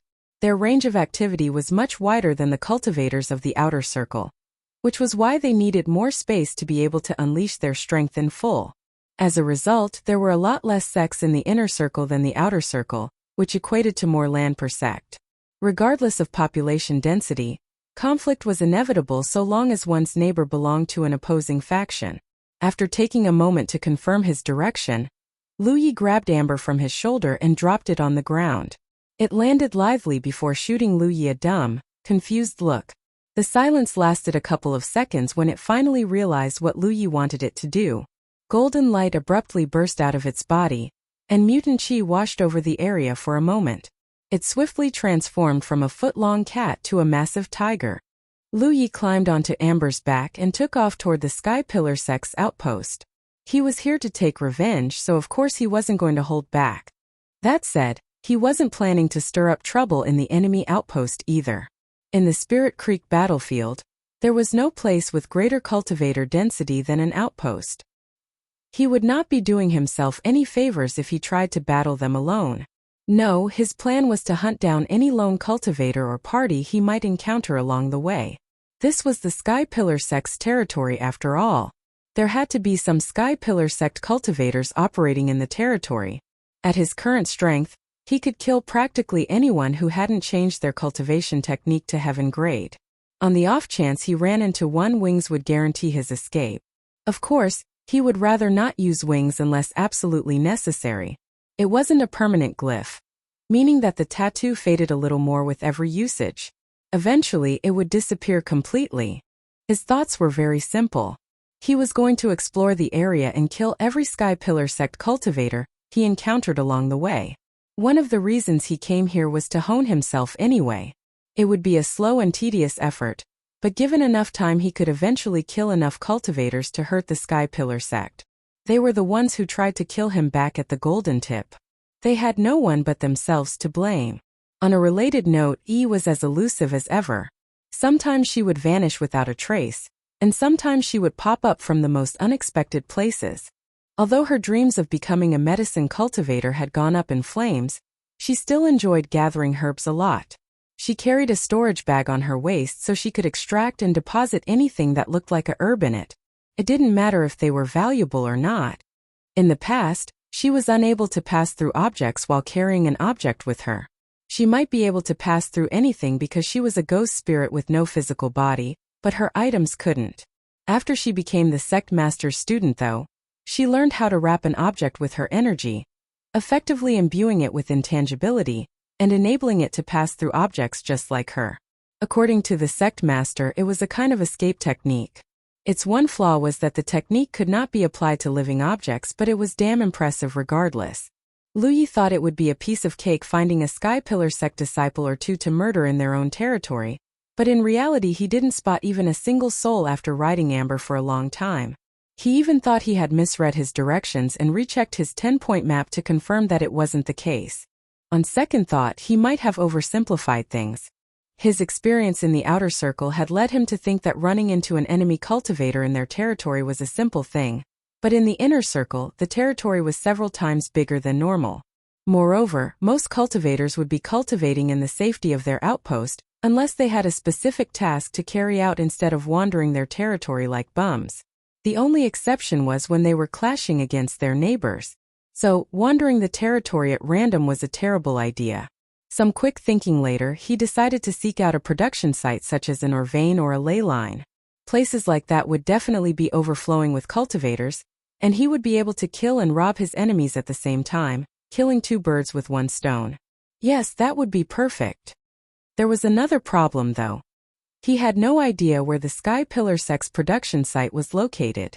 Obviously, it wasn't recorded in the 10-point map.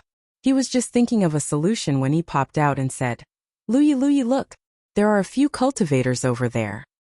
Oh. This was one of the advantages of having a scout who could go anywhere without being detected. Be it good news or bad news, the news E brought were always good surprises. Lead the way. And so E leaped onto Amber's back and guided it toward their destination. The group of cultivators she discovered was pretty small. It was a group of 4 made up of an 8th order, 2 7th order and a 6th order cultivator. There was no rule saying that a 6th order cultivator could not travel to the inner circle. There could even be a 5th order cultivator out there. However, their numbers were few and far between because everyone else was stronger than they were. A 5th order cultivator especially could never leave their outpost unless they had a death wish. On average, the cultivators roaming the inner circle were between 7th order to 9th order. A small number might even have upgraded their cultivation technique to heaven grade. He was deep within the territory of the Sky Pillar sect's outpost right now, so the group of 4 were most likely Sky Pillar sect cultivators. According to E, the group seemed to be guarding an unbloomed spirit flower. E might not have the talent to become a medicine cultivator, but that didn't mean she learned nothing at all from Wuxia and Shui Yuan. In her opinion, the spirit flower wasn't just valuable, it must also be harvested at a specific time such as when the flower was in full bloom. Otherwise, there was a high chance the efficacy of the herb would be largely diminished. This was why the 4 cultivators were guarding the spirit flower. Perhaps they had learned of its existence a long time ago, or perhaps they just happened to run into it while strolling in their territory. In any case, they weren't leaving until the flower was harvested. When Lu Yi deemed that the time was right, he told Amber to transform back into a cat and draped it across his shoulder. He also instructed Yi to slip underground and stand by for orders. A while later, Lu Yi felt a faint fragrance tickling at his nostrils. He followed the scent for about a couple hundred meters before noticing that 3 of the 4 cultivators were watching him with wariness. Behind them was the source of the fragrance, a spirit flower that was close to reaching full bloom. Its purple-colored pod was as big as a fist, and it was enveloped in a misty light. Judging from their spiritual light, they were a trio of 1 6th-order cultivator and 2 7th-order cultivators, just as Yi said. However, the 8th-order cultivator was nowhere to be seen. He remained invisible to Lu Ye's senses even after he had swept the area with his perception. All 3 cultivators were male. The one who seemed like a body-tempered cultivator because he possessed incredible vitality stepped out and asked, "Where do you come from, fellow cultivator?" What he really meant was, "Which faction do you belong to?" Lu Yi immediately raised his hand. Blue light shone from the back of his hand. The body-tempering cultivator looked surprised. The duo behind him were frowning as well. This was the first time they encountered a cultivator who revealed their faction before they even said a word, not to mention that he seemed to be alone. In Spirit Creek Battlefield, it was ill-advised to reveal your faction if you ran into a stranger. It was because you were basically forcing the other person to reveal their faction as well. If they turned out to be allies, then all was well. If not, then a battle to the death was inevitable. There were only 2 types of people who would reveal their battlefield imprint to a stranger. Either they were arrogant and stupid or they were confident and strong. Lu Yi was just a 7th-order cultivator. It did not look like he fell under the second category. The body-tempering cultivator smiled. "Ah, a friend from Grand Sky Coalition." He then raised his hand as if he was going to show off his battlefield imprint. Chang! Lu Yi abruptly unsheathed his saber and slashed behind him. There was a shower of sparks where the 2 blades met, and a 4th cultivator who somehow snuck behind Lu Yi without him noticing staggered backward with a shocked expression on his face. He was wielding a dagger. It was none other than the 8th-order cultivator he had spoken of. He was a ghost cultivator. When a ghost cultivator had reached the 7th or 8th order, they could commune with the nether, borrow its power and further their art of concealment and assassination. Back at the chess sea, Lu Yi had witnessed some techniques that gave him chills to this day. From the moment he saw that the 8th order cultivator was missing, he already suspected that he might be a ghost cultivator. Otherwise, he should have been able to pick him up with his senses. He must have hidden himself the moment the group sensed his arrival. It was clear now that the 7th order body-tempering cultivator was just trying to distract him when he raised his hand as if he was about to proclaim his faction. If Lu Yi had been unprepared, he might have missed the killing intent behind him and died. But since Lu Yi thought that the 8th order cultivator might be a ghost cultivator, of course he was going to be wary of his surroundings. The 8th order cultivator was surprised that Lu Yi was able to block his killing blow. He was even more surprised when he raised his saber and brought it down on his face. The attack was so overwhelming that he actually felt as if he couldn't breathe. Not only that, there was so much strength behind it that his hand was numb after blocking just 3 attacks. How the hell is he so strong? Stunned he might be, but he wasn't panicked in the slightest. It was because he saw out of the corner of his eye that his 2 7th order cultivators were making their move. They were just channeling their spirit artifacts when... boom! A surge of spiritual power ripped across the air. There was the flash of a spell, and one of the 7th order cultivators let out a blood-curdling scream. He had been struck by a spell powerful enough to turn his back into a scorched mess and drop him to the ground.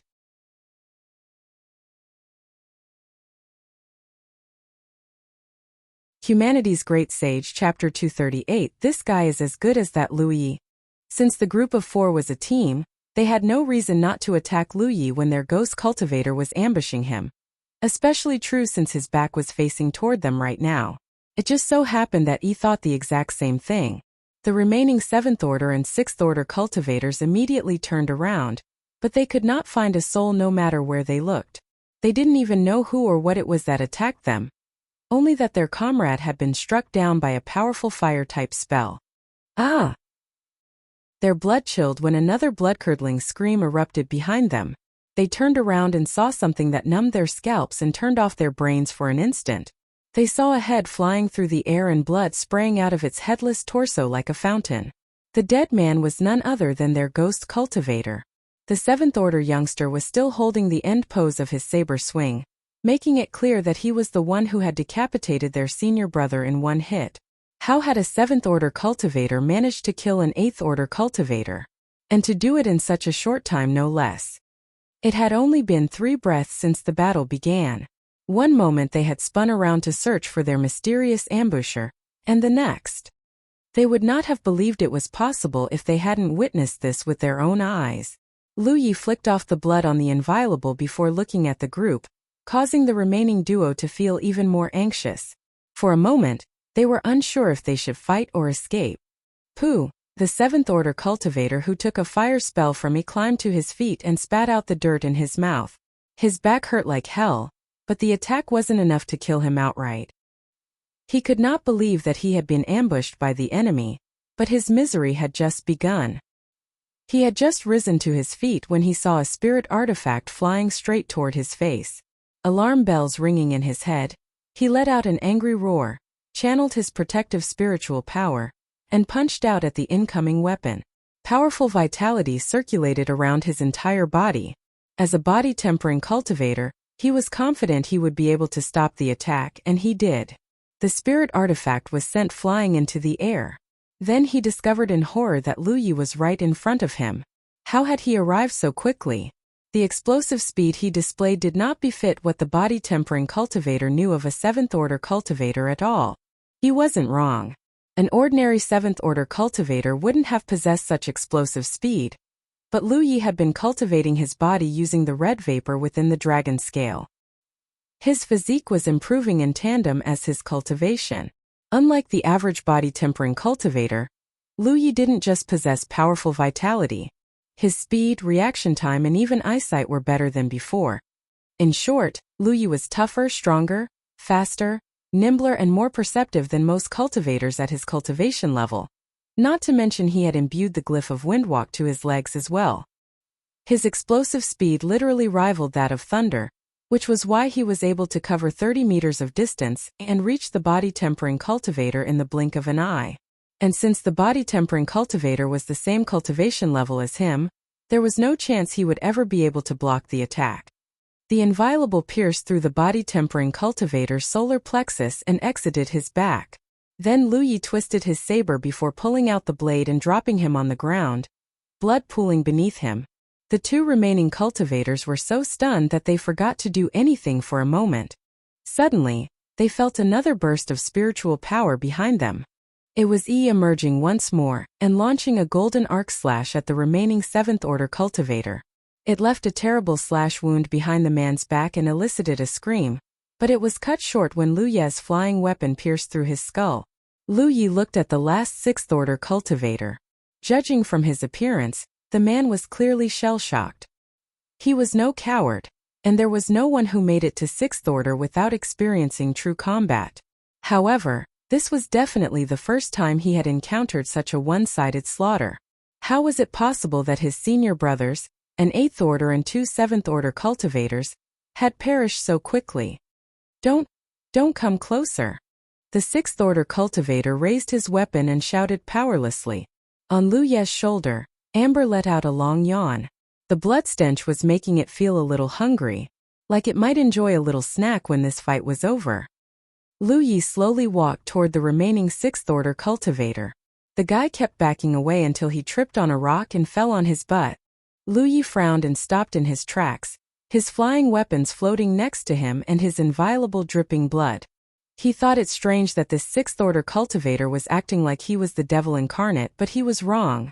The 6th order cultivator thought him a million times worse than that. It must be said that the 6th order cultivator wasn't a coward. In the past, he had taken grievous injuries without batting an eyelid. This battle was unlike anything he had ever encountered though. Ambushes that he still couldn't identify the source of, and a 7th order cultivator who slayed his senior brothers like nothing. He was afraid because his enemy was a complete enigma to him. It was the main reason he was so off his game. Where is your or vein located? Lu Ye's sudden question confused him greatly, but the sixth-order cultivator knew it could not be anything good. Despite his fear and panic, despite knowing that there was no way he was surviving this, and despite the fact that his weapon was literally shaking in his grip, he gritted his teeth and yelled, "I don't know." Swoosh! A fiery red blade stopped in front of his forehead just close enough to hurt his skin. The soundless threat was as obvious as it was deadly. "I'll kill you," he roared as his loyalty toward his own sect overcame his fear. He knocked away the spirit artifact hovering in front of his head and tried to stand up, but he was immediately greeted by a flash of white. Thump!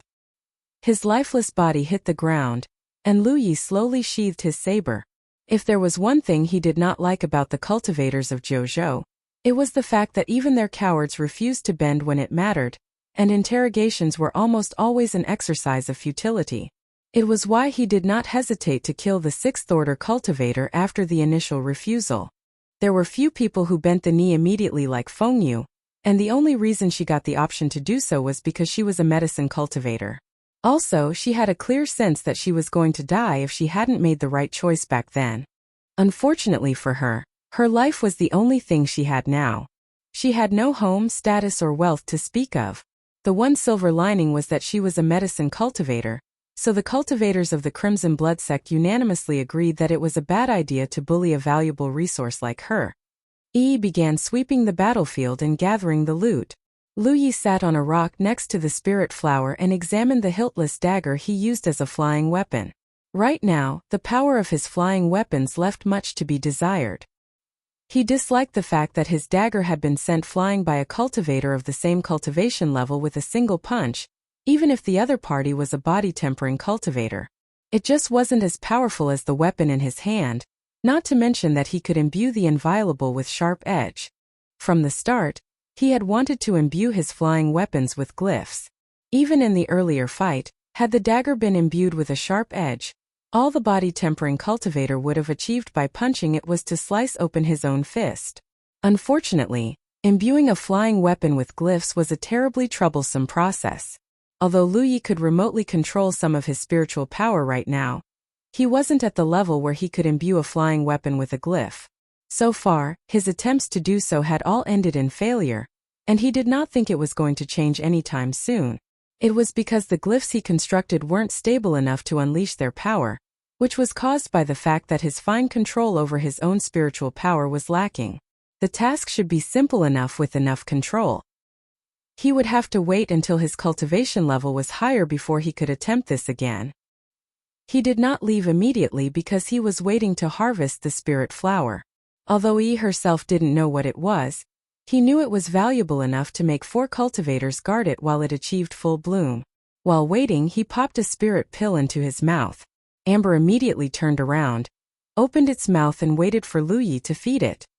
Lu Yi tossed a spirit pill into its mouth before smacking it once on the forehead. "You're getting lazier and lazier, you glutton." In the earlier battle, from start to the end, Amber had laid across Lu Ye's shoulder without twitching a muscle. It clearly wasn't planning to interfere with the battle at all. Lu Yi missed the days where it would rush to protect him when he was still weak. The 4 cultivators carried 4 storage bags in total. Since there was nothing to do, Lu Yi grabbed one of them and began working away at its restraining lock.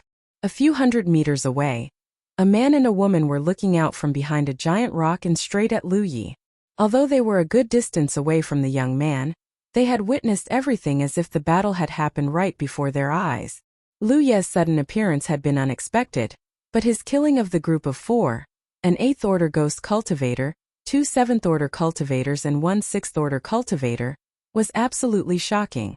The second the battle was over, the duo withdrew their heads and exchanged a look. They could see the shock in the other person's eyes. Holy Mother of Heavens, who the hell is that guy? The guy cursed. Brother, were my eyes playing tricks on me? Or was he really a 7th-order cultivator?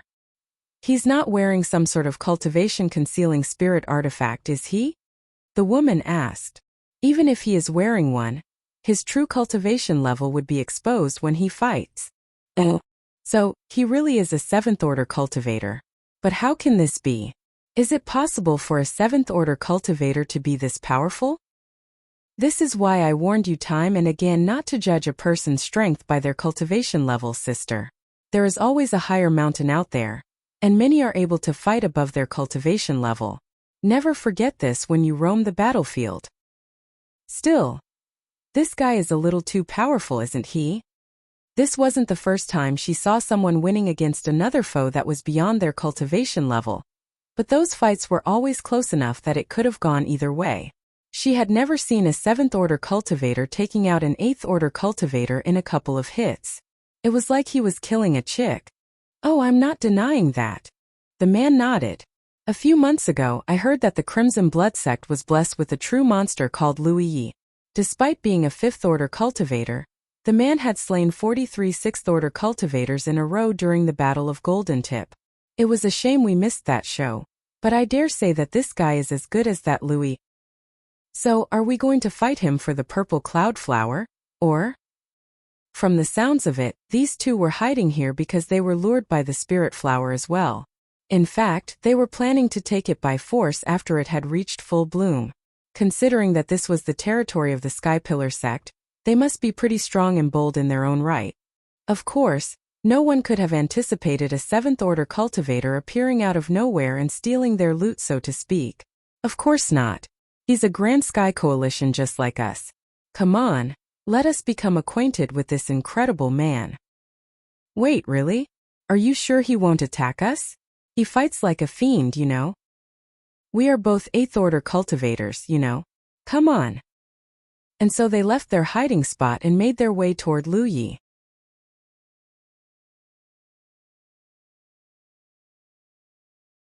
Humanity's Great Sage. Chapter 239, Brother and Sister X2.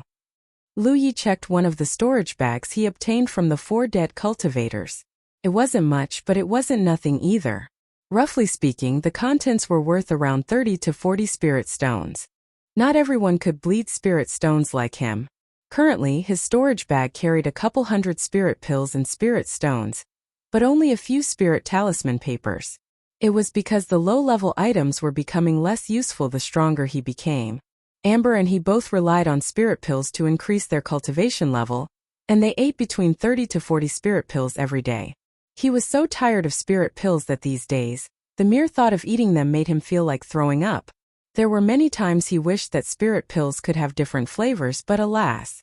What this meant was that Wuxia's stash of spirit pills wasn't going to last long. It was also one of the reasons he came to the inner circle before ascending to the 8th order. He was using up more resources than he was earning, so it was only a matter of time before he ran out completely. Wuxia did have a lot of spirit pills, but he couldn't leech off of her forever. Of course, the large majority of cultivators were poor compared to him. The only stable income they had was the monthly salary they received from their sect, not to mention that most of what they received would be used to increase their own cultivation. Rarely would they have any savings at all. Now, he could confirm that hunting cultivators in the inner circle was far more profitable than the outer circle. It did not hurt that their cultivation level was higher as well, meaning that he could earn even more contribution points. Wuxia! He called out suddenly. Wuxia looked up and saw a man and a woman walking toward them from a distance. Judging from their spiritual light, they were a pair of 8th order cultivators. Hail, fellow cultivator. The man greeted and revealed his battlefield imprint when they were 30 or so meters away from them. Hao-Ren of Silverlight Island greets you. Hao-Ren. Wuxia raised an eyebrow. Once he had come within 10 meters of Wuxia, the good man stopped in his tracks and pointed at the girl next to him. She is my younger sister, Hao-Qing. Wuxia returned a polite nod. Silverlight Island was a Grand Sky Coalition sect bordering the Sky Pillar sect. Both sects were Tier 6 and the closest inner circle sects to the Crimson Blood sect's outpost. There were 2 reasons Wuxia had chosen the Sky Pillar sect as his first stop in the inner circle. One, it was because the Sky Pillar sect had tried to kill him in the Battle of Golden Tip. 2, he was hoping to make the acquaintance of the Silverlight Island and, with luck, form an alliance with their legate. Assuming that everything went well, all future Crimson Blood sect disciples would have a much easier time entering the inner circle. Unfortunately, there was a problem. He had never made contact with a Silverlight Island cultivator. He hadn't encountered their legate and prolgate on the chess sea either. They had probably been killed before they could meet. He had been wondering what was the best approach to make contact with the Silverlight Island, but it would seem that Lady Luck was smiling upon him today. Although Hao Ren and Hao Qing were both 8th Order cultivators, their behavior was very respectful. They had just witnessed Lu Yi slaughtering a quartet of Sky Pillar sect cultivators after all. Even if their cultivation level was a minor realm higher than the young man's, they weren't stupid enough to use it as an excuse to lord over him. Ultimately, strength was the basis of communication between cultivators, and Lu Yi clearly had plenty of strength. Lu Yi. Both brother and sister blinked. Is it just me? Or does that name sound real familiar? Unable to control themselves, they began looking Lu Yi up and down as if they were trying to ascertain if he was who they thought he was. It was said that Lu Yi was accompanied by a massive white tiger, but all they saw was a foot-long cat. Wait a second, that's not a cat. Could this Lu Yi really be him? But how can this be? Lu Yi was just a 5th Order cultivator when the Battle of Golden Tip happened, and it had only been a few months since that day. He couldn't have reached the 7th Order already, could he? Hao Ren thought it was a bit unlikely, but he still asked, "Do you hail from the Crimson Blood sect, friend?" "In fact, I do." Hao Ren's pupils contracted. "Then are you Lu Yi?" "Not again," Lu Yi thought sadly to himself. Behind him, Yi covered her mouth and snickered. "Yes, I am Lu Yi." Heavens! Hao Ren slapped his thigh, and his expression grew warmer instantly. "It really is you?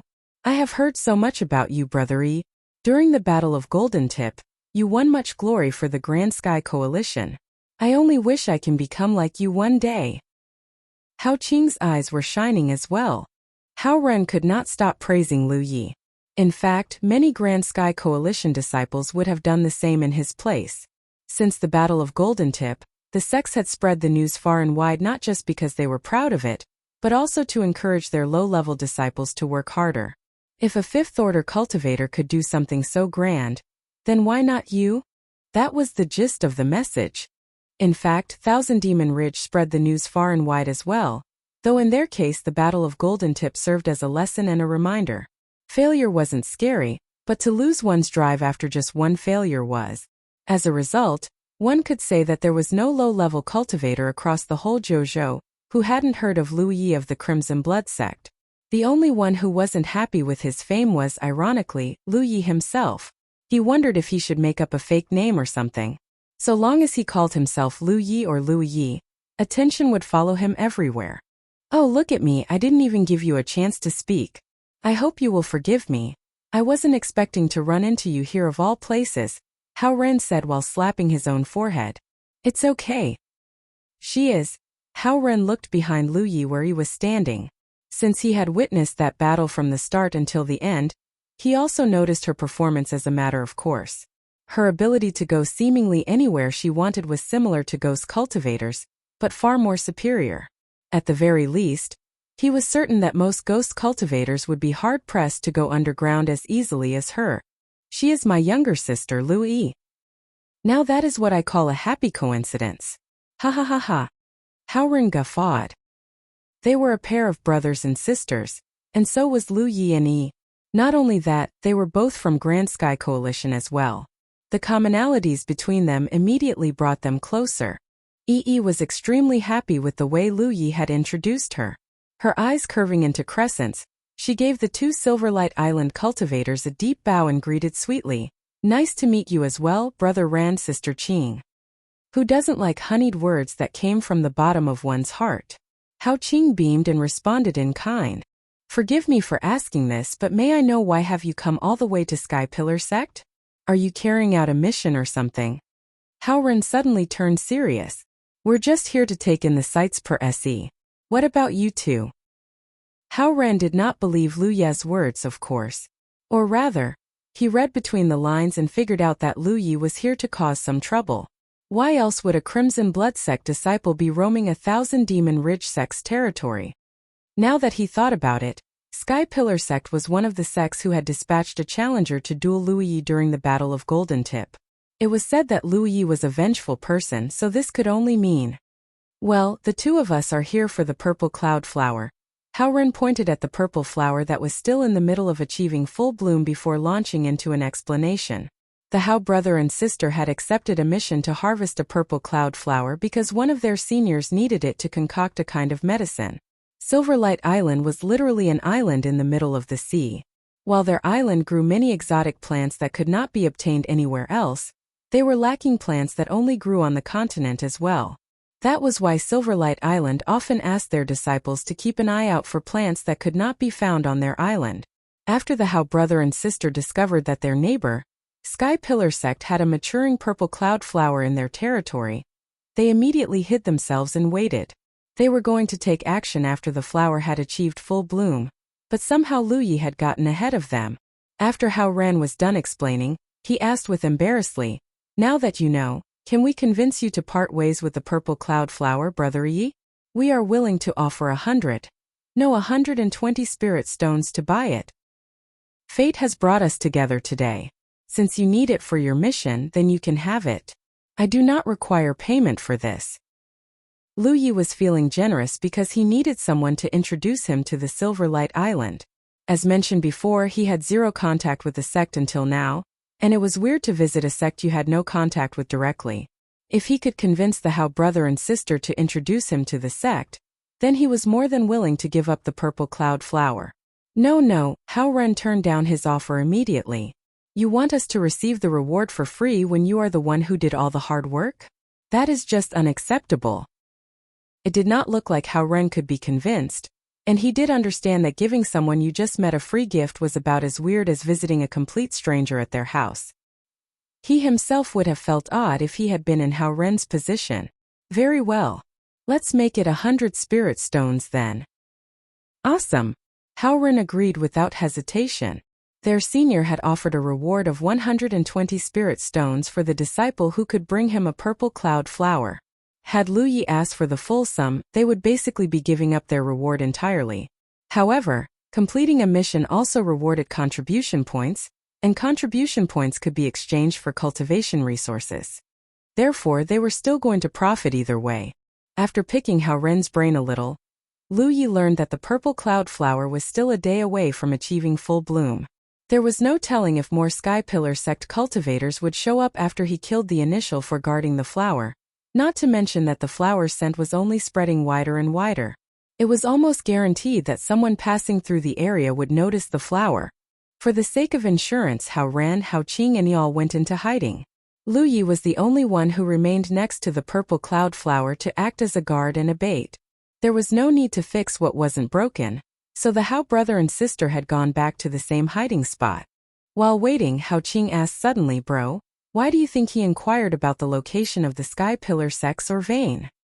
Lu Yi had asked them the question because he thought that they, the neighbor of Sky Pillar sect, would know. And they did. Hao Ren had marked it on Lu Ye's 10-point map for him. Why else? He's planning to cause some trouble, of course. I thought so, but there's only 2 of them. Can they really? Hao Qing said uncertainly. There were at least dozens of Sky Pillar sect cultivators guarding the Orvane, and at least some had to be 9th order. To head there with only 2 people even with their skill was, in the Hao brother and sister's opinion, more foolish than courageous. I know. I'll speak with them later. Hao Ren sighed. It was true that Lu Yi had slaughtered that 8th order cultivator like a chicken, but quantity was a quality of its own, not to mention that the cultivators guarding the Orvane weren't necessarily weaker than Lu Yi. It wasn't every day the Crimson Blood sect produced such talent, and it would be a shame to lose him over something as trivial as overconfidence. Someone's coming. Hao Qing suddenly cried out in warning. Their hearts leaped to their throats as they both stared at a point in the sky. It was a beam of light. A cultivator was flying in their direction, though it looked like they were just passing through the area. This was another thing where the inner circle was different from the outer circle. In the outer circle, cultivators were rarely seen flying in the sky because their cultivation level simply wasn't at that level. On the other hand, the 8th or 9th order cultivators of the inner circle were pretty capable of flying around on their flying artifacts. That was why it was a far more common sight in the inner circle. Of course, most of them didn't dare to fly too close to the ground because that was just asking to be ambushed by enemies on the ground. The person in the sky clearly knew this and was flying about 100 to 200 meters above ground. It was safe enough that few could ambush him from the ground, but not so far that he couldn't respond to an attack immediately.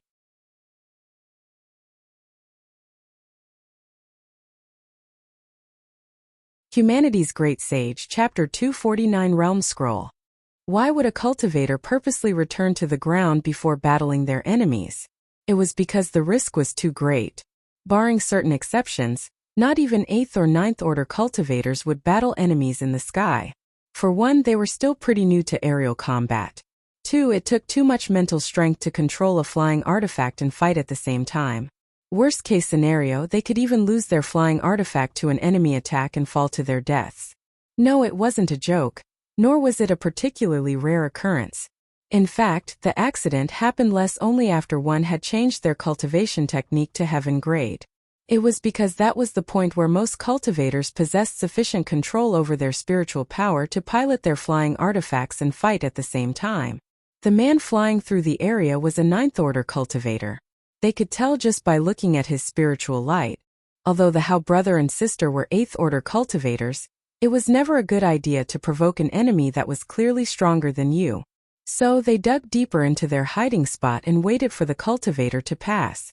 The good news was that he looked like he was just passing through the area, and not because he was responding to the deaths of his fellow sect members.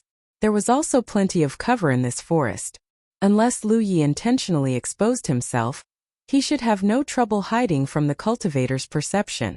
As for why they were so sure that the guy passing through the area was an enemy, it was because this was the territory of Sky Pillar Sect's outpost. Only a member of the sect would dare to fly through the area so brazenly. And even if he wasn't, he was most likely a 1000 Demon Ridge cultivator.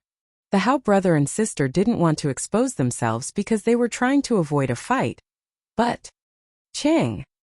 The noise wasn't particularly loud, but it was high-pitched enough that it could be heard miles away. It was the sound of a blade being unsheathed. Hao Ren and Hao Qing exchanged a glance. A bad feeling rose within their chest. They glanced up at the enemy cultivator. As expected, the man had heard the noise and changed his course. He eventually came close enough for Hao Ren to identify him. The Silverlight Island cultivator's expression turned serious. The man was a Sky Pillar Sect cultivator known as Yuan Guang. The reason he recognized Yuan Guang was because he was the former prolgate of the outpost. It was said that many thousand Demon Ridge legates and prolgates had been stripped of their positions because they had suffered a massive loss during the recent battle royale of the legates. Yuan Guang was one of those unfortunate enough to shoulder the blame. Most legates of Tier 5 or 6 factions were 9th order cultivators. That was all the strength that was needed to secure the outpost. Only Tier 4 factions, outposts who were pretty close to the core circle, would have legates with heaven-grade cultivation techniques. Yuan Guang was by no means an easy foe. Hao Ren was certain he already had a heaven-grade cultivation technique, and the only reason he hadn't made the switch was because he didn't have enough spiritual points. Even so, he must have unlocked 200 spiritual points at least. Hao Ren was certain that Lu Yi was the one who made the noise. He had no idea where the young man found the confidence to challenge a champion like Yuan Guang. Meanwhile, Lu Yi was sitting next to the purple cloud flower and waiting quietly for Yuan Guang to make his descent. He would have attacked the guy already, but he wasn't sure if he belonged to Thousand Demon Ridge or Grand Sky Coalition. He got his answer just a few seconds later though. Yuan Guang's face turned ugly when he landed and saw the 4 dead bodies on the forest floor. He was so angry that his facial muscles were twitching a bit. He asked in a dark tone, "Are you the one who killed them all?" Boom! Lu Ye's only response was to charge toward him and bring down his saber. Yuan Guang was a 9th order cultivator though, so his reaction was much better than Lu Ye's earlier opponents. He immediately raised his sword and blocked the attack. For a second, 2 pairs of eyes glared death at one another. Yuan Guang erupted, "You are courting death." But he was secretly shocked by how fast and powerful the 7th order cultivator was. He was 2 minor realms above him, and yet the blow was so powerful that his grip had turned a little numb. Is he a combat cultivator or a body-tempering cultivator? Not even a 9th order body-tempering cultivator could possess this much strength, could they? He examined his opponent closely and tried to recall if he had seen Lu Yi before. Lu Yi shouted as light burst out of the inviolable all of a sudden. It was as if a mini-sun was born from the blade. Yuan Guang did not see this coming, of course. 1 second he was staring at the young man's face, and the next his eyes were filled with blinding white. He didn't panic, however. He immediately jumped back in an attempt to buy time and recover, but an invisible power suddenly pressed down on him without warning. It was like someone had dropped a mountain on his back. This was the first time Lu Yi had used radiance and gravity well against an enemy. It was a resounding success. Unpredictability was the middle name of a glyph weaver. Lu Yi only knew a handful of glyphs, but he could already use them to great effect. He could only imagine how hard it was to battle a veteran glyph weaver. More likely than not, their enemy would die before they knew what hit them. The surprise gave Yuan Guan quite the fright, to say the least. Without hesitation, he slapped the storage bag on his waist and caused a flying weapon to shoot out of it. At the same time, he slashed with his sword again and again in an attempt to buy as much time for himself as possible. He did not try to conserve his spiritual power because he would only die faster. He was struck by a strange sense of vertigo. When his vision recovered, he abruptly discovered that he was not at the same place he was before. Somehow, the mountain forest around him had transformed into a stone forest. What the hell is this? A ward scroll, Yuan Guang blurted. Meanwhile, the Hao brother and sister had just arrived at the scene to assist Lu Yi. However, all they saw was Yi standing in front of a spirit artifact. They too exclaimed in surprise. A ward scroll. A ward scroll was an extremely valuable spirit artifact that could only be created by a pair of masterful ward and artifact cultivators. The ward cultivator would set up the wards, and the artifact cultivator would create the artifact. Depending on the complexity of the ward scroll, they might even need to invite a powerful glyph weaver to help them. The process was as complex as it was expensive. Hao Ran was just a Spirit Creek realm cultivator.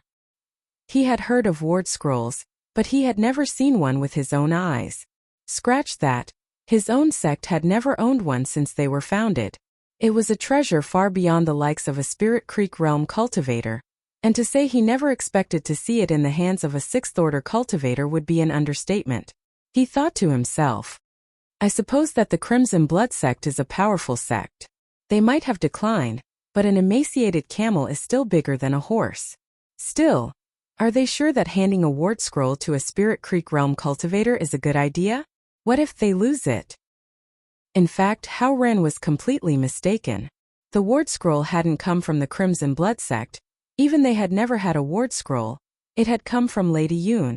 Lady Yun had been worried for Lu Ye's safety after learning of his intention to enter the inner circle. After the commotion Lu Yi had caused during the Battle of Golden Tip, it was practically guaranteed that he was going to be targeted by the Thousand Demon Ridge during his journey. Since she had basically chosen Lu Yi as a disciple, even though she couldn't make him her official disciple, she saw no reason not to afford him some protection. That was why she had given him the precious 9 Realms scroll. In fact, the 9 Realms scroll was so valuable that it was considered a class above spirit artifacts. Officially, it was classified as a spirit treasure.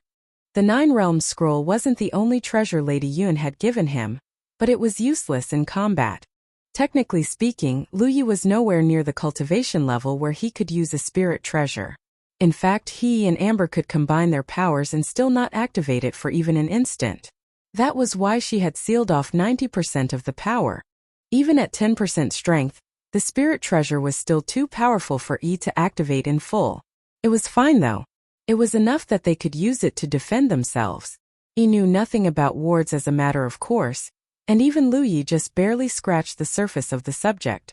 Thankfully, the 9 Realm scroll was both a ward scroll and a spirit treasure. Just like all other spirit artifacts and spirit treasures, all she needed to do was to channel her spiritual power into the item to use it. The reason the 9 Realm scroll was given its name was because it carried 9 pocket spaces within itself. Each pocket space contained a different type of landscape, and when activated the ward scroll could pull multiple people into the pocket spaces. 8 of the 9 of the pocket spaces were currently sealed, so the stone forest was the only one they could use right now. Speaking of which, all of the landscapes within the 9 Realm scroll were real. In the process of creating the ward scroll, Lady Yun had traveled across Zhou in search of landscapes that fit her criteria. She then physically extracted the space from the environment and refined them into the scroll using her glyphs. That was how the Nine Realms scroll came to be. Right now, the Nine Realms scroll was floating in front of Yi. She was clearly pouring her spiritual power into the spirit treasure. From an outsider's point of view, the ward scroll looked like an inkwash painting of a landscape. It displayed a stone forest overflowing with stone pillars of differing heights and a floor of yellow sand. It looked cold and desolate. A closer look would reveal that a pair of tiny figures were standing off against one another at a corner of the painting. One of them was clearly Lu Yi, and the other Yuan Guang. An internal ward scroll. Howren swallowed. Ward scrolls could be broken down into two types, external and internal. When activated, an external ward scroll enveloped everything in its range in a number of wards. If a target were to set foot in those wards, they would come alive and unleash their power upon them. It was the perfect item to use when laying an ambush for the enemy. An internal ward scroll functioned just like the Nine Realms scroll. It would pull a target into the scroll before destroying them with their wards. Both types of ward scrolls had their pros and cons, and it was impossible to say which was more valuable. However, there would never be enough ward scrolls in Zhou because they were far too difficult to create. The most famous ward scroll in Zhou was called the Mountain River Scroll. It was the priceless treasure of a Tier 1 sect in Tianzhou. Multiple mountains and rivers had been sealed within the ward scroll by divine ocean realm cultivators, and each one could be summoned to slay their enemies. Not only was it incredibly powerful, it had taken the sect over 1,000 years and countless generations to perfect it. The Nine Realms scroll was created by Lady Yun alone, so of course it was incomparable to the Mountain River scroll. Even so, just 10% of its power was enough for Lu Yi and Yi. Inside the scroll, Lu Yi and Yuan Guang were already clashing against one another. Weak flashes of spiritual power could occasionally be felt from the ward scroll. From the outside, the moving pictures of men clashing against one another actually looked pretty amusing, but everyone knew it was anything but that. "We can help," said Hao Ren after he had recovered from his shock.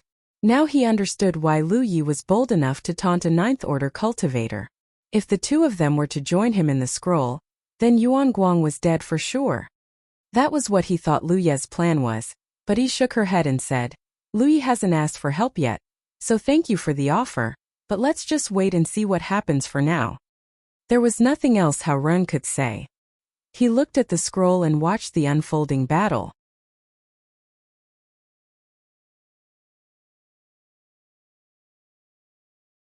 Humanity's Great Sage, Chapter 241, As Long as My Saber is Sharp Enough. Looking at the painting, it was clear that the two cultivators battling inside the ward scroll were clashing against one another using flying weapons. It was because they were standing a fair distance away from each other, and ink-black strokes appeared between them from time to time. Inside the ward scroll, Lu Yi and Yuan Guang were standing about 115 meters away from each other. Between them, a pair of shining lights were zooming back and forth and clashing against one another, causing metallic sparks from time to time. Yuan Guang was beyond shocked right now. It was because he had correctly identified the situation he was in. In an unbelievable twist of events, he had been dragged into an internal ward scroll. It had most likely happened when he was temporarily blinded by that powerful flash. Although he had responded correctly by activating his flying weapon and protecting himself with attacks, his opponent obviously knew how he was going to react, not to mention that he was just a Ninth Order Spirit Creek Realm Master with an Earth-grade cultivation technique.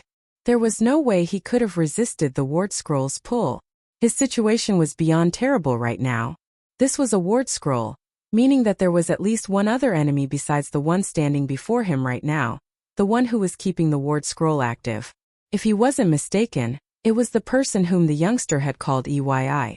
Speaking of the youngster, it was clear he was trouble even though he was just a 7th Order cultivator. Forget the explosive speed and power he had displayed at the start of the battle. His skill with the flying weapon alone was beyond the capabilities of the average 7th Order cultivator. For starters, the flying weapon was almost as fast, strong and far-reaching as his own even though he was 2 minor realms above the youngster. He was still confident he could defeat the youngster, but the big problem was the user of the ward scroll. He had no doubt that they would try and trip him up somehow and tip the balance in favor of the youngster. He was wrong though. The entire reason Lu Yi had decided to use the ward scroll was because he wanted to fight Yuan Guang alone. He had killed some fake Ninth Order cultivators when battling in the Rift of Illusions, and he wanted to know if there was a difference between the fake and the real thing. It was also the best way to confirm how strong he was right now. Also, this was a good opportunity to familiarize both him and Yi with the workings of the Nine Realms scroll. This wasn't the first time they had used the ward scroll, but they had never tried it in real combat. Finally, Yi was strong enough to maintain the ward scroll for a short time, but if she were to try and trip up Yuan Guang, it was possible, but she would run out of spiritual power much faster than otherwise. In other words, Yuan Guang was overthinking this. While the two flying weapons clashed continuously in the air, Lu Yi kept one hand on his saber and stared at the clashing blades intently. On the surface, it looked like he was fully focused in operating his weapon, but he was really observing the gap between his telekinesis and the enemy's. Despite his best efforts, it would seem that his telekinesis was ultimately weaker than a Ninth Order cultivator's. He was probably on par with an ordinary Eighth Order cultivator, but that was it. He could tell this by observing the frequency of the clashes. At the beginning, he was still able to trade attacks evenly with Yuan Guang. However, the clash gradually tipped in the favor of Yuan Guang until finally, his flying weapon could only attack once every 10 blocks or so. He was still in the middle of observing when Yuan Guang had made up his mind. He decided to put that to the back of his mind and focus on killing the youngster in front of him first. There was a sudden ringing of metal when spiritual power circulated rapidly around Yuan Guang. He then swung his sword repeatedly while yelling, 3,000 swords! Xing xing xing! Yuan Guang was about 100 meters away from Lu Yi when he fired a number of fast-moving sword lights at him. Not only that, the Ninth Order cultivator was running toward Lu Yi while still firing the sword lights. He believed that there was no way the youngster could defend against the pincer attack because he was fully focused on controlling his flying weapon. If he tried to split his attention to defend both attacks, then even better.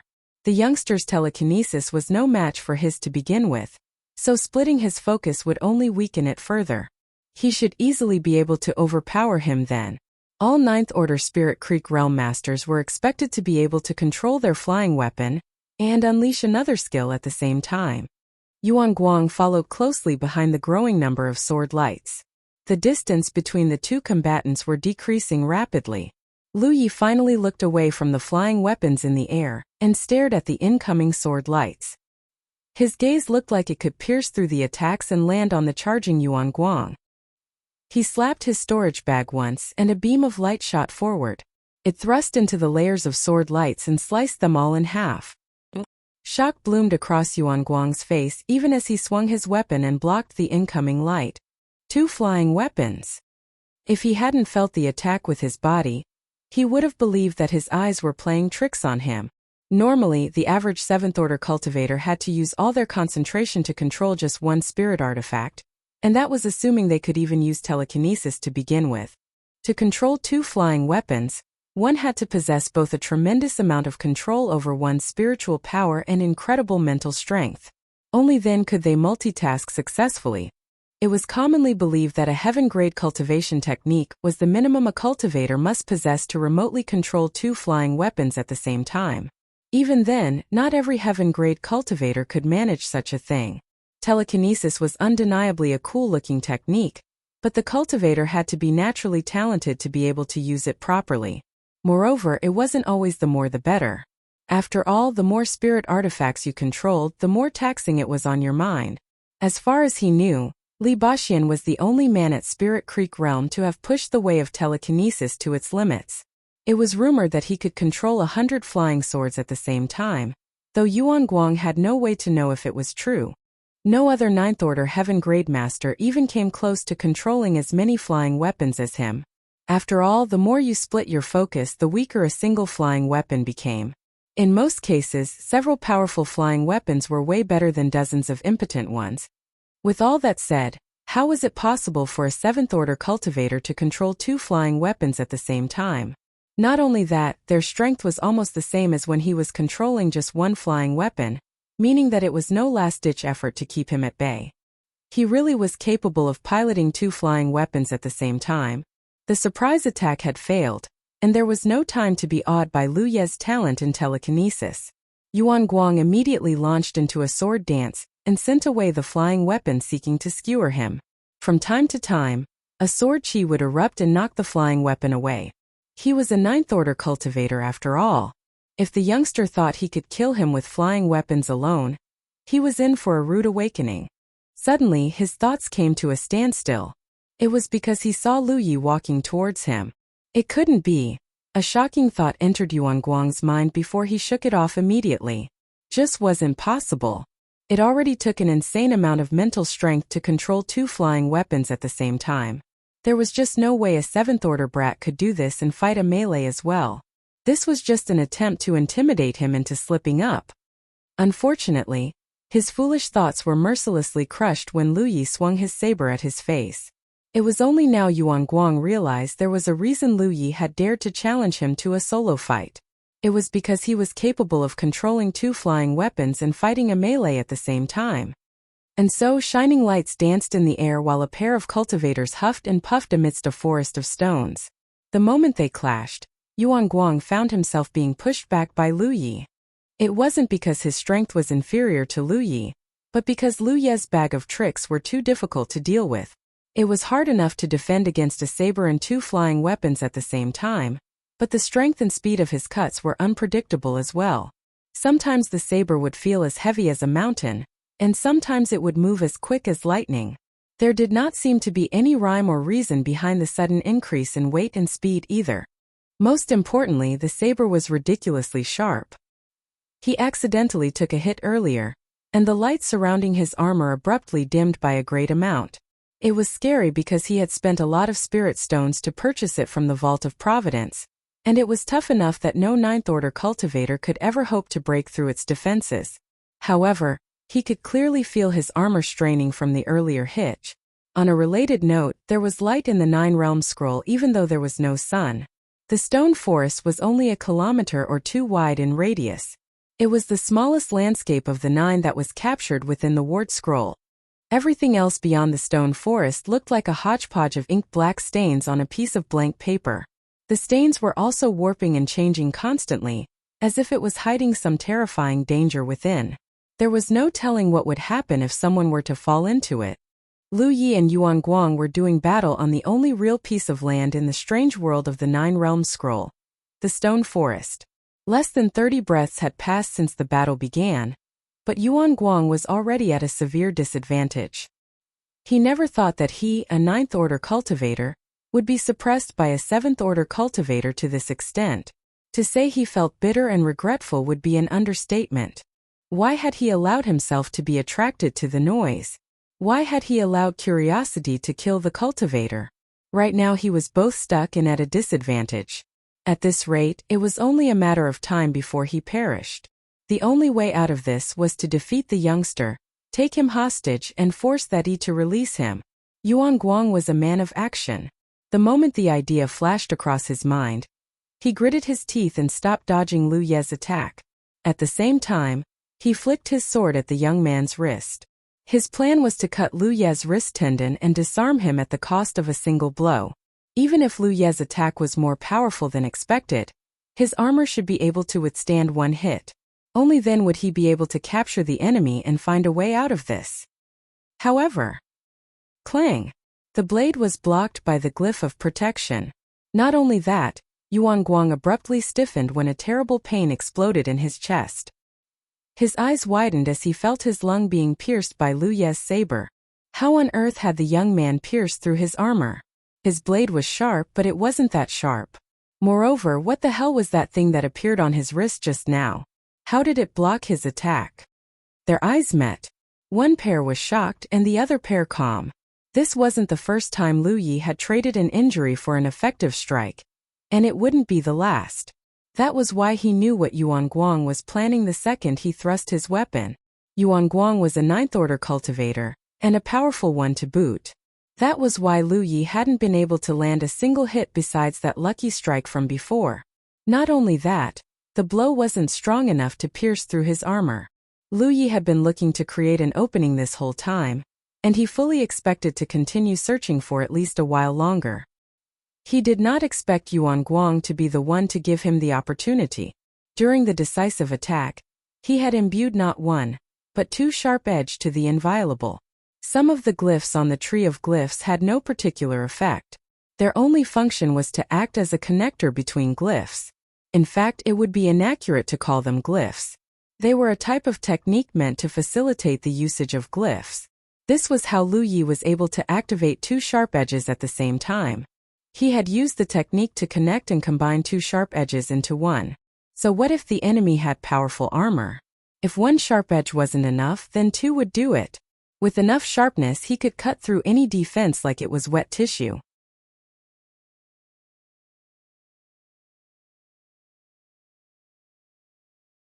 Humanity's Great Sage, Chapter 242, The Sky Pillar Sects Are Vain. There were plenty of such techniques on the Tree of Glyphs.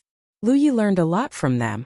In fact, the main reason he improved so quickly when studying the way of glyphs under Lady Yun was thanks to the knowledge he gleaned from these techniques.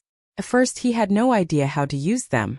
Over time, he was able to figure out the method through Lady Yun's teachings and his own explorations. For example, one of the techniques on the Tree of Glyphs could connect two sharp edges together, drastically amplifying his weapon's damage. To put it in simpler terms, just view them as two enhancements. When he activated them, it was like the inviolable had gained two additional sharpening enhancements in an instant. This was why Lu Yi was able to pierce through Yuan Guang's armor despite its excellent defensive qualities. The moment he attacked, the spiritual power surrounding his blade had sharpened instantly. The single attack wasn't enough to kill Yuan Guang, so he tried to stab Lu Yi in the face. However, it was not meant to be. He had just enough time to feel a sudden surge of spiritual power inside his body before countless energy spikes burst out of his body, killing him in an instant and turning him into a cactus. In fact, the attack, or rather the glyph, was aptly named as Glyph Burster. It was one of the new glyphs Lu Yi had obtained after feeding his tree of glyphs another 10 flame of earthen spirits. When it was activated, it would use the spiritual power that made up its structure to grow a ton of energy spikes. The spikes didn't last very long, and the glyph was useless in most situations. However, it was devastating if he could activate it inside an enemy's body. A defensive equipment could protect a cultivator from external attacks, but not internal attacks. In the past, Lu Ye's attacks generally could not kill an enemy, unless he managed to hit a vital spot. Now he could just stab someone in, say, their shoulder and activate Burster, skewering them from the inside out. Even cultivators had squishy insides after all. They would be grievously injured even if they somehow survived the attack. The energy spikes would disappear rapidly after taking form and losing its glyph, but the damage it left behind wouldn't fade. It was a vicious glyph to say the least. Yuan Guang's sword stopped when it reached within centimeters of Lu Ye's eyeball. It would never progress further. The deed done, Lu Yi withdrew his saber and sent Yuan Guang's body flying with a kick. Clang! Without Yuan Guang's control, the flying weapon was no more than a decoration in the sky. Lu Yi easily struck it out of the air before withdrawing his own flying weapons. Suddenly, he felt as if the world itself was rejecting his existence. Lu Yi knew it was bringing him out of the Nine Realms scroll. His eyes blurred, and he found himself standing before the girl once more. Yuan Guang's corpse lay on the ground not far away from him. Hao Ren was staring at him with a complicated expression. The man moved his lips as if he wanted to say something, but he was unable to find the words no matter what he tried. Hao Qing experienced no such difficulties, however. She praised your incredible brother. The shiver in her voice proved that her praise had come from the bottom of her heart. The Hao brother and sister had been fortunate enough to witness the battle from the start to finish. Although it was hardly a perfect portrayal, in fact, the moving sketches looked so amusing that they couldn't feel the tension of the battle at all. But there was no denying the fact that Lu Yi was alive and Yuan Guang was dead. It wasn't an easy death either. He looked like a blood bag that had been punctured all over the place. Everyone knows that cultivators hailing from top sects could fight above their cultivation level and win, but that was one minor realm, not two. Not only that, Lu Yi didn't have a scratch on his person, which could only mean that he hadn't gone all out. They were mistaken on this point, though. Lu Yi did go all out and used practically everything he could possibly use to win the fight. If Yuan Guang hadn't made a questionable choice at the end of the battle, He could have delayed his death for a while longer. As for why Lu Yi was completely unharmed, it was thanks to the combat experience he had accumulated in the Rift of Illusions. He almost never made a mistake anymore because he had literally died to learn how to avoid them. Yuan Guang's sword light was something Lu Yi had encountered many times in the Rift of Illusions. It had thrown him off quite a bit when he encountered it the first time, but now he knew exactly how to counter that type of attack. Also, he now knew that the Ninth Order cultivators in the Rift of Illusions were practically the same as a Ninth Order cultivator in real life. Their strength was more or less the same as well. After he had collected himself, Lu Yi looked at Yi with an inquiring look in his eyes. The girl dipped her head slightly to indicate that she was fine. It was difficult for her to use the Nine Realm Scroll at her level right now, but if all she needed to do was to keep it running, then the drain was within acceptable limits. In any case, the battle had refreshed the Hao brother and sister's understanding of Lu Ye's strength. It also took a lot of tension away from their shoulders. Before this, they were constantly worried about being discovered by a Ninth Order cultivator in the Sky Pillar sect and killed. But now? They knew that Lu Yi could easily take them out unless there was more than one of them, and maybe even then. Lu Yi and Yi needed time to recover their strength, so the Hao brother and sister offered to protect them as a matter of course. Time passed quickly, and soon it was the next morning. The fragrance of the purple cloud flower grew stronger and stronger until finally, it achieved full bloom. While Hao Ren was paying Lu Yi 100 spirit stones, Hao Qing carefully plucked the purple cloud flower and stored it within a box they had prepared from the beginning. Both sides were happy with the outcome, and in Lu Ye's case it was like getting 100 spirit stones for free. It wasn't much, but it would cover his and Amber's cultivation needs for at least a couple of days. Brother Yi, you were asking about the location of Sky Pillar Sex or Vein, weren't you? Are you planning to? Hao Ren drew a line across his neck after saying this. Yeah. Do you have any advice you would like to offer, Brother Hao? Hao Ren hurriedly waved it off. Oh no, I highly doubt I'd be able to offer a genius like you any useful advice. It's just that. Are you sure you want to do this with just sister? Isn't it a little? You know, he wanted to say reckless, but he was afraid of offending Lu Yi. Don't worry. I'll use my discretion and operate within my limits. Hao Ren then asked, if you don't mind, can we come with you? Hao Ren would never have suggested this if he hadn't witnessed Lu Yi slaughtering Yuan Guang with his own eyes. Since Lu Yi had proven to be most formidable, what had seemed like an insurmountable mission now only required, as Lu Yi said, a little discretion. Lu Yi raised his eyebrows. Of course I welcome your aid. The offer didn't surprise him. Silverlight Island and Sky Pillar sect were neighbors, and he was sure that they had a river of grudges to settle with one another. If someone wanted to give the Sky Pillar sect trouble, they were only all too happy to offer their aid. The reason Lu Yi hadn't tried to recruit them himself was because 1, they were little more than strangers, and 2, it was a pretty risky endeavor. He would be putting them on the spot if he asked them about it. It was a different story if Hao Ren made the offer though. They were both 8th Order cultivators, so he more than welcomed their strength. They spent a few minutes communicating their abilities with each other. Lu Yi learned that the siblings were ghost cultivators who were versed in the art of concealment. It made sense. They would never have dared to search for the purple cloud flower on their enemy's territory otherwise. Ghost cultivators weren't much different from combat cultivators at 7th Order or below. It was after they gained the ability to commune with the Nether that they were able to unleash the true strength of their cultivation faction. Each major cultivation faction possessed a number of advantages that were exclusive to themselves. Body-tempering cultivators had the strongest physique. Spell cultivators were unrivaled in spellcraft. Combat cultivators were fearsome in close combat. And medicine cultivators could heal the sick and ill. A ghost cultivator's exclusive advantage was their unpredictability. Not only were they fast, they excelled in the art of concealment and assassination. They also had the easiest time killing enemies that were above their cultivation level. After all, what could you do if a ghost cultivator managed to get within killing range undetected, even if your cultivation level was higher than theirs? Of course, their advantages came with certain drawbacks. For starters, they were almost as fragile as a spell cultivator. Second, they could never learn spells because one had to pay a price to commune with the Nether. In fact, their spiritual power wasn't just spiritual power after they underwent a communion. It was a special mix of power that allowed them to pull off many seemingly impossible feats. Originally, Lu Yi was just going to find a place with plenty of Sky Pillar sect cultivators that wasn't the outpost and play the bait. He was a 7th Order cultivator and a member of the Grand Sky Coalition. It should not be difficult to draw the enemy to him at all. He would then kill anyone who came his way.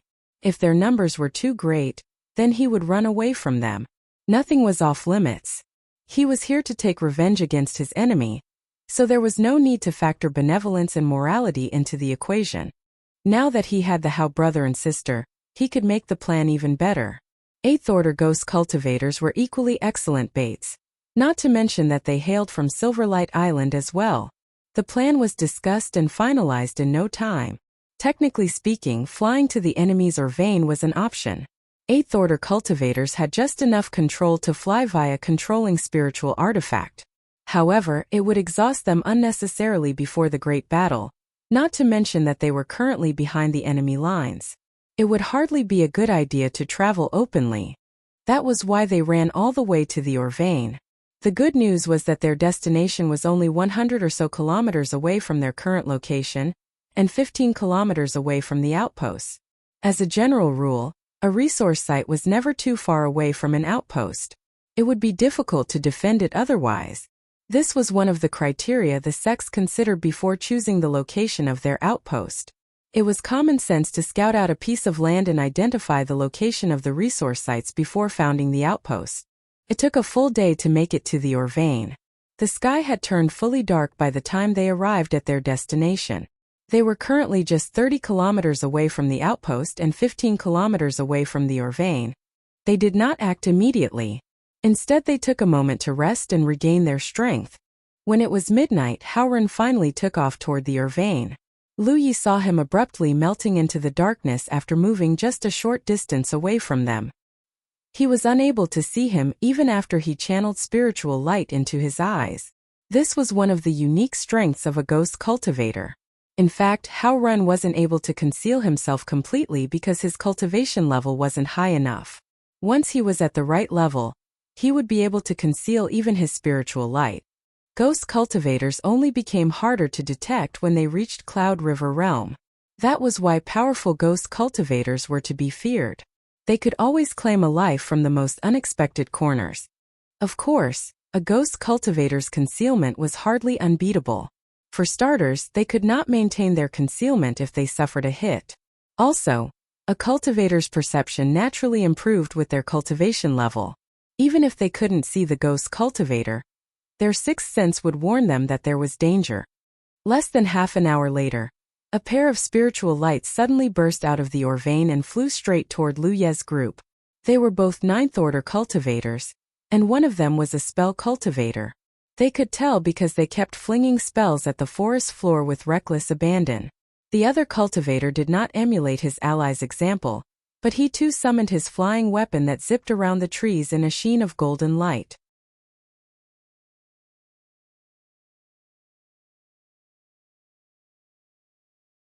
Humanity's Great Sage. Chapter 243 Baiting. According to the intel provided by the Hao brother and sister, there were definitely more than one 9th Order cultivator guarding the key location that was the vein. In total, there were 3 or 4 of them since the vein was big enough that a single 9th Order cultivator could not secure the entire area. They also expected to be chased immediately after they exposed themselves. So far it looked like things were progressing as planned. Haoren had managed to lure 2 9th Order cultivators toward them, and their job was to take out both enemies. The pursuers looked incredibly conspicuous under the night sky. They were more or less moving toward Lu Ye's location in a straight line. Haoren burst out of a bush when the enemies were still 1.5 kilometers away from the ambush site. Lu Yi could not help but be impressed by the ghost cultivator's speed. It was one thing to outrun a normal cultivator, and another to outrun 2 cultivators who were 1 minor realm above your level, not to mention that they were also flying on spirit artifacts. That said, he noticed that there were bizarre patterns growing over Haoren's neck. It was the same pattern he saw on Lan Yuti.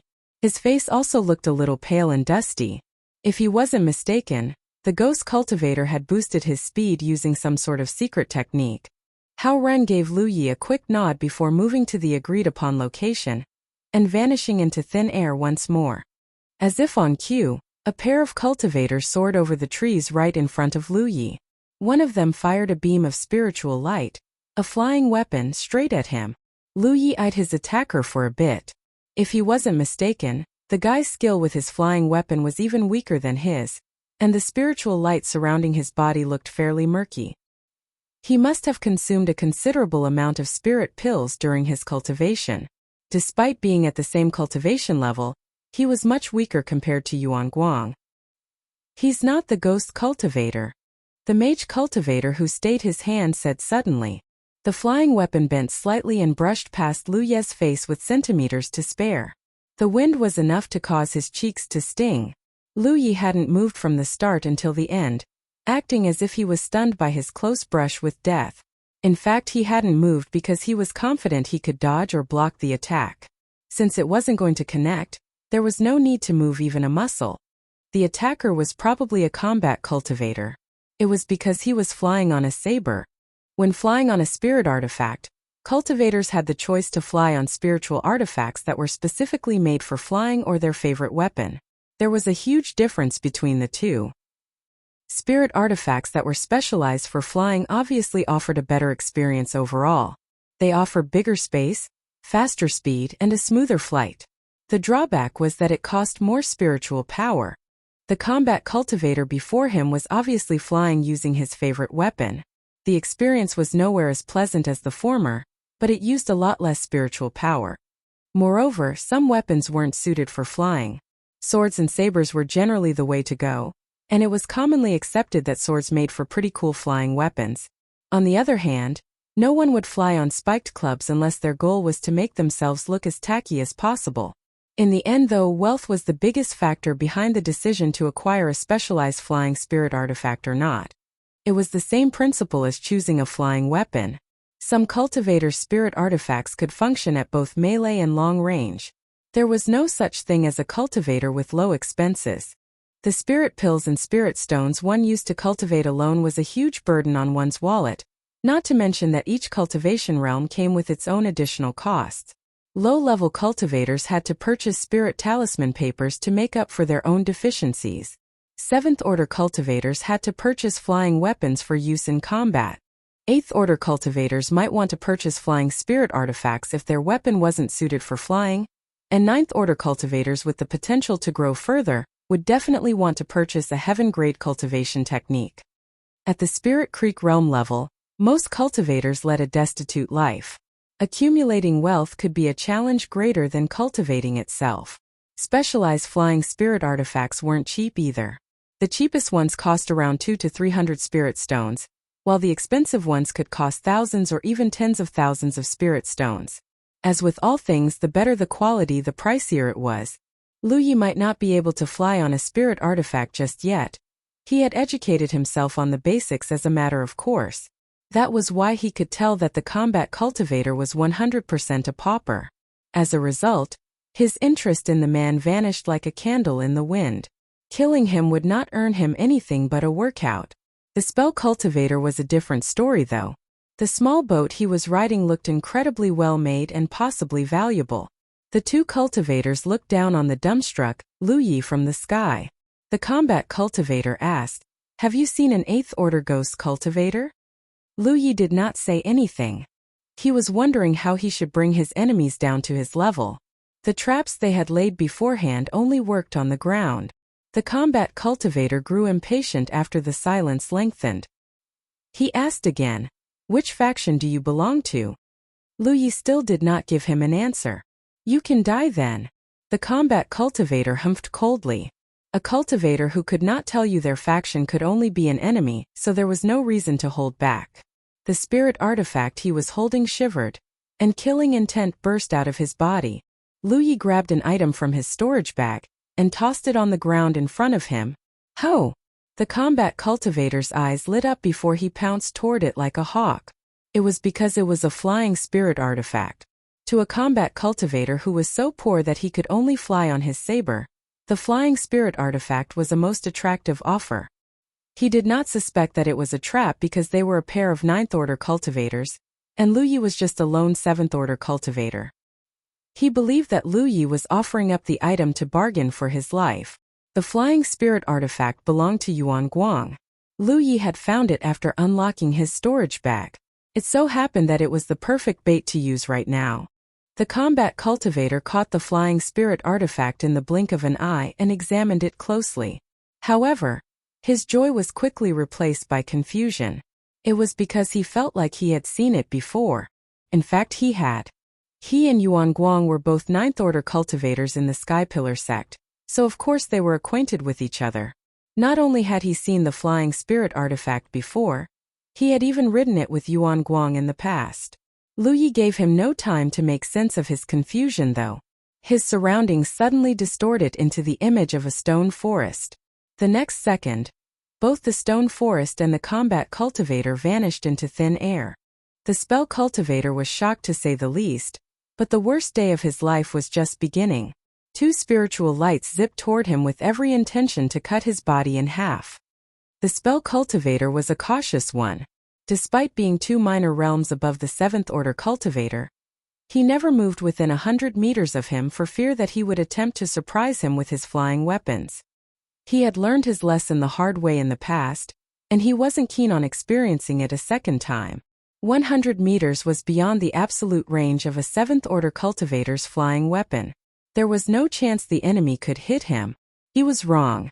The flying spirit artifact beneath his feet suddenly shuddered violently, as if it had been struck by something. He was going to retaliate against Lu Yi, but the unexpected disturbance had interrupted his spell and forced him to focus on stabilizing his flying spirit artifact. He had to. If he fell, he would be half dead even if he survived the fall. He was no body-tempering cultivator after all. His mind was in total havoc right now. Who said that the absolute range of a 7th order cultivator's flying weapon was 100 meters again? Forget 100 meters, this was easily 115 meters. The attack wasn't over yet though. He had just stabilized his flying spirit artifact when something struck it and violently shook it once more. In fact, it was even worse than the first time. It was Lu Ye's fire dragon technique. A massive fire dragon slammed into the flying spirit artifact and knocked it over completely. The spell cultivator let out a cry of surprise as he fell from the sky.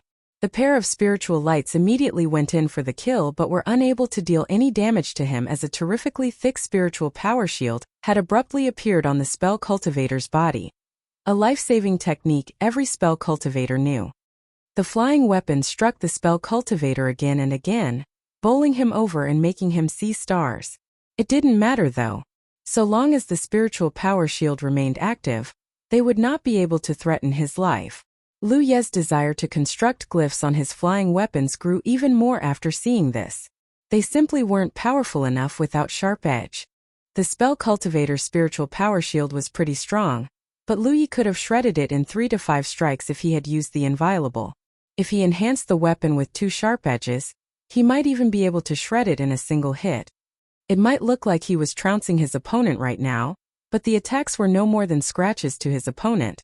That was what Lu Yi thought, but the spell cultivator was really in a full-blown panic right now.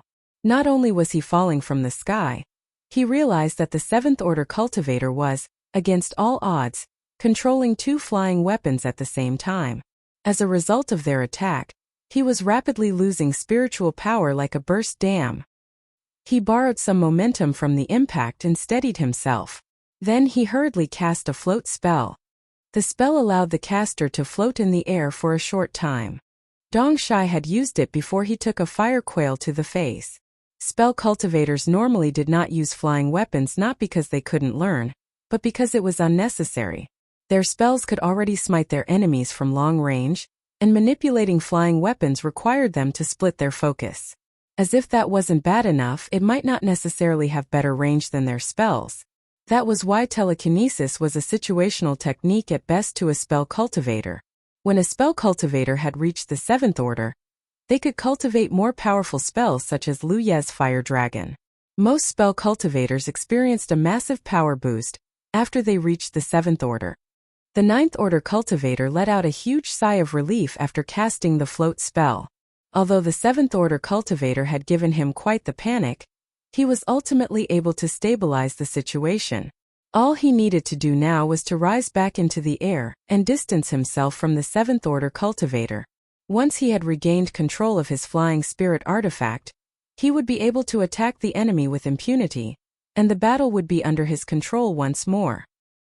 He had never been humiliated this badly in his life, much less at the hands of a Seventh Order cultivator. He was going to teach him the rage of a Ninth Order spell cultivator.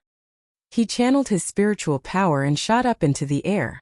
After he had returned to his flying spirit artifact, he looked down and, where did the bastard go? He was too panicked to pay much attention to the Seventh Order cultivator earlier. Before he knew it, the guy was gone like he never existed.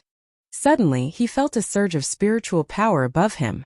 The spell cultivator looked up and felt fear tingling his scalp.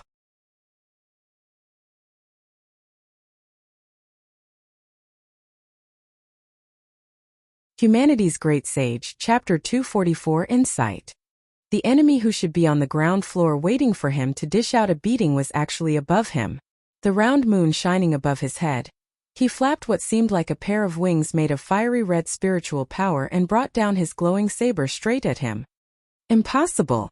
The mage screamed internally as the attack connected and sent him plummeting toward the ground. Boom! Dust flew everywhere as the spell cultivator hit the ground like a meteor. He must have broken heavens know how many bones, and blood sprayed out of his mouth against his will. The spiritual power shield that blocked the twice-sharp edge empowered inviolable had vanished into nothing as well. It wasn't because the attack had destroyed it, but because the spell cultivator had run out of spiritual power. In his attempt to avoid Lu Ye's flying weapons, he had flown almost 130 meters above ground level. That was why the impact had almost killed him outright, not that he was going to last much longer. His sight was pitch black, his ears were buzzing incessantly, and blood was pouring out of the 7 apertures of his head. Lu Yi landed soundlessly beside him and withdrew his wings. He then reversed his grip and stabbed the spell cultivator through the chest. The spell cultivator tensed at the sudden pain and instinctively grabbed the blade in his chest. His eyes were overflowing with the unwillingness to accept defeat. He was a Ninth Order cultivator.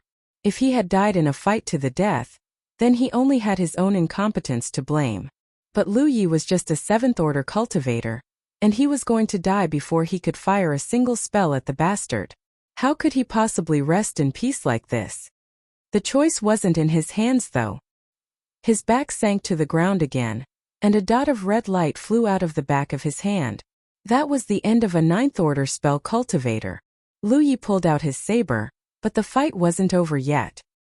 He walked toward the spot where the combat cultivator had disappeared until suddenly, it was as if he had broken through a thin, invisible barrier. His surroundings distorted, and he appeared in a familiar-looking stone forest. A fierce battle was happening here right now. Hao Qing was fighting the combat cultivator in melee, while Hao Ren harried him from afar using his flying weapon. Their teamwork was impeccable, and the combat cultivator looked frustrated at his inability to defeat them. The Hao brother and sister might be no match for the combat cultivator one-on-one, but it was the reverse in a 2-on-1. Not all cultivators shared the same strength despite being on the same cultivation level. Earlier, Lu Yi had observed that the combat cultivator's spiritual light was rather impure. It was much worse than Yuan Guang's at least. Yuan Guang might have been able to defeat the Hao brother and sister on his own, but this combat cultivator clearly lacked the ability. As if that wasn't bad enough, Lu Yi appeared out of nowhere and caused his heart to skip a beat. Under any other circumstances, a single Seventh Order cultivator would not have worried him in the slightest. But now, any factor could be the straw that broke the camel's back. There was another question that puzzled him. Where was his ally? Why hadn't he killed the Seventh Order cultivator? A fiery red light shot out of Lu Ye's hand and flew straight toward the combat cultivator. At the same time, he tossed a spirit pill into his mouth. He did not know when it became a habit, but he always ate a spirit pill or two after combat even if he didn't use up much energy these days.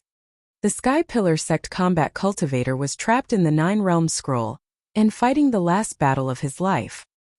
He was weak enough that even the Hao brother and sister could take them out by themselves. That was why Lu Yi had merely supported them with his flying weapon instead of joining the battle. He was cooperating with the duo right now, so he couldn't compete for the kill like he had back at the chess sea. A cooperative relationship where only one side got all the benefits was fragile as a matter of course. Metallic clangs rang incessantly as a pair of flying weapons flew rings around the combat cultivator. From time to time they would slip past his defense and deal him a flesh wound. Hao Qing might be a girl, but her skill and bravery were equal to that of any man. She moved so quickly that her spiritual artifact was practically a blur to the combat cultivator's eyes, and she was always able to strike a vital spot every time he was distracted. A dozen or so breaths later, blood was soaking through the combat cultivator's clothes. Another 20 breaths later, Hao Ren's flying weapon pierced through the back of the combat cultivator's head and ended the fight. A red dot flew out of the body and entered the back of the ghost cultivator's hand. Hao Qing also wasted no time in looting the body. There was a strong sense of rejection, and the trio returned to the real world an instant later. There were now 2 bodies on the ground, and Yi was standing not far away from them while holding the 9 Realms scroll. That was fun. Ha ha ha. Hao Ren guffawed. The 2 of them had decided to cooperate with Lu Yi after observing his skills. Even so, they weren't confident that their plan would succeed. But now, they had successfully assassinated a pair of Sky Pillar Sect 9th Order cultivators without losing a single person. Their confidence was greatly bolstered to say the least. Let's go. Lu Yi grabbed Amber from his shoulder and tossed it on the ground. The tiger immediately transformed into its original form so that Lu Yi could climb onto its back. After he pulled Yi up, Amber took off toward the Revenge. As for the Hao brother and sister, they melted into the darkness and could not be perceived by normal senses. However, his sixth sense told him that they were somewhere close even though he couldn't see them. They always knew that the bait was only going to work one time. The cultivators of Sky Pillar Sect weren't dumb after all. They had dispatched 2 9th Order cultivators to hunt down the enemy. But not only did they fail, they were killed in action as well. There was no chance they wouldn't notice their deaths either. It only took a bit of effort for them to confirm their status. When that happened, the guards would surely message the outpost and sound the alarm. Hao Ren had scouted the place earlier. 3 9th Order cultivators were guarding the Orvane today, and 2 of them had already died to their ambush. Once he had taken out the last guard, no one else in the mines would have the strength to stop him. They would be able to wreak as much havoc as they wanted, at least until reinforcements showed up, and they were forced to withdraw from the area. That was why the plan now was to kill the last 9th Order cultivator as soon as possible. They sprinted at full speed until they arrived within 1.5 kilometers of the mines. After Lu Yi climbed off Amber's back, the tiger transformed back to a cat and jumped onto his shoulder once more. As for Yi, she was already scouting ahead in search for that 9th Order cultivator. The Hao brother and sister were standing by as well. As soon as Yi had found the last 9th Order cultivator, they would cooperate with Lu Yi and kill the enemy in the shortest time possible. Lu Yi took a step forward and inhaled. A glyph soundlessly appeared on his body before concealing his presence in an instant, including that of Amber's. He had obtained glyph, conceal presence at the same time as Burster. There was a spirit talisman paper called Breath Curbing that he had used to save Amber in the past. Before acquiring the glyph, he often kept a few in his storage bag because of how useful they were in certain situations such as this one. Of course, he had discarded them since obtaining Conceal Presence from the Tree of Glyphs. Conceal Presence was great, but Lu Yi would have preferred to obtain a glyph that could turn him invisible just like the ghost cultivators. He would have become as elusive as them. Lu Yi raised his head and stared at the haphazardly arranged lights shining out of the mines for a moment. It immediately reminded him of the days he spent mining in Evil Moon Valley. Back then, he thought he would never have to mine another or after escaping the valley and becoming a cultivator. In reality, many cultivators did this for a living. It wasn't just the Sky Pillar sect. The major sects had more or less the same arrangement. Outpost resources were one of the main income of cultivators, and no one was willing to leave them unattended. They weren't that wealthy after all. Of course, some sects had considered hiring ordinary people to do the mining. There were plenty of them on the Spirit Creek battlefield after all, but there were plenty of dangerous creatures lurking within an Orvane, and sometimes an enemy sect would attack a resource production site. Every time these incidents happened, with ordinary miners there would be a massive amount of casualties. As such, no one was willing to work for them no matter what they offered. That was why the cultivators had no choice but to work the mines themselves. These days everyone who fought on the Spirit Creek battlefield, be it the heirs of major sects, disciples of clans, or even independent cultivators, was an expert miner in their own right. Everyone's storage bags carried at least one mining pick and/or other bizarre mining tools. They were less than 500 meters away from the mines when Lu Yi came to a sudden stop. An alarm bell was ringing softly in his head. It felt as if he was targeted by someone. Without hesitation, he channeled a bit of spiritual power into his right eye. A delicate glyph quickly appeared in his pupil, transforming his vision in the blink of an eye. The glyph he had constructed in his eye was called Insight. It allowed him to see things that the naked eye couldn't see. The scenery in his insight boosted eye seemed almost illusory, and he could see ribbons of strange light that constantly twisted and changed forms all over the place. They were the light of the world's spiritual qi. Insight allowed him to see the flow of spiritual qi and the exchange of spiritual power clearly. His gaze swept the area until it locked on a spot to his left. The flow of spiritual qi in that area was strange in the sense that it was thicker than its surroundings. In fact, if he could give the anomalous blob an outline, it would look just like a human being. The humanoid figure was rapidly closing the distance between him. They were in front of him in just the blink of an eye. At the same time, his senses suddenly screamed danger and caused all the hair on his body to stand on their end. He immediately unsheathed the inviolable and enhanced it with a sharp edge. He then slashed at the anomalous blob. There was a metallic clang as a dagger suddenly winked into existence, blocking the attack. The next moment, a person appeared out of thin air right in front of him. He was a man of short stature and a small mustache. His spiritual light revealed him to be a ninth-order cultivator. A ninth-order ghost cultivator. That explains why his ability is so strange. Is he the last ninth-order cultivator guarding this mine? There was no time to think. Lu Yi immediately withdrew his saber and went in for a thrust. Meanwhile, the ghost cultivator was clearly surprised by his failure. Not only had the seventh-order cultivator seen through his concealment with surprising ease, he had seized the initiative as well. The slash had been incredibly powerful. He felt like his perlicue was about to split when it connected with his dagger. He hastily raised his spiritual artifact when Lu Yi acted to stab him with his saber. Then, on Lu Ye's shoulder, amber suddenly opened its mouth and let out a roar. It was so powerful that the air visibly twisted, and the shockwave struck the ghost cultivator point blank. He felt as if someone had struck his head with an invisible hammer, leaving him dizzy and completely confused.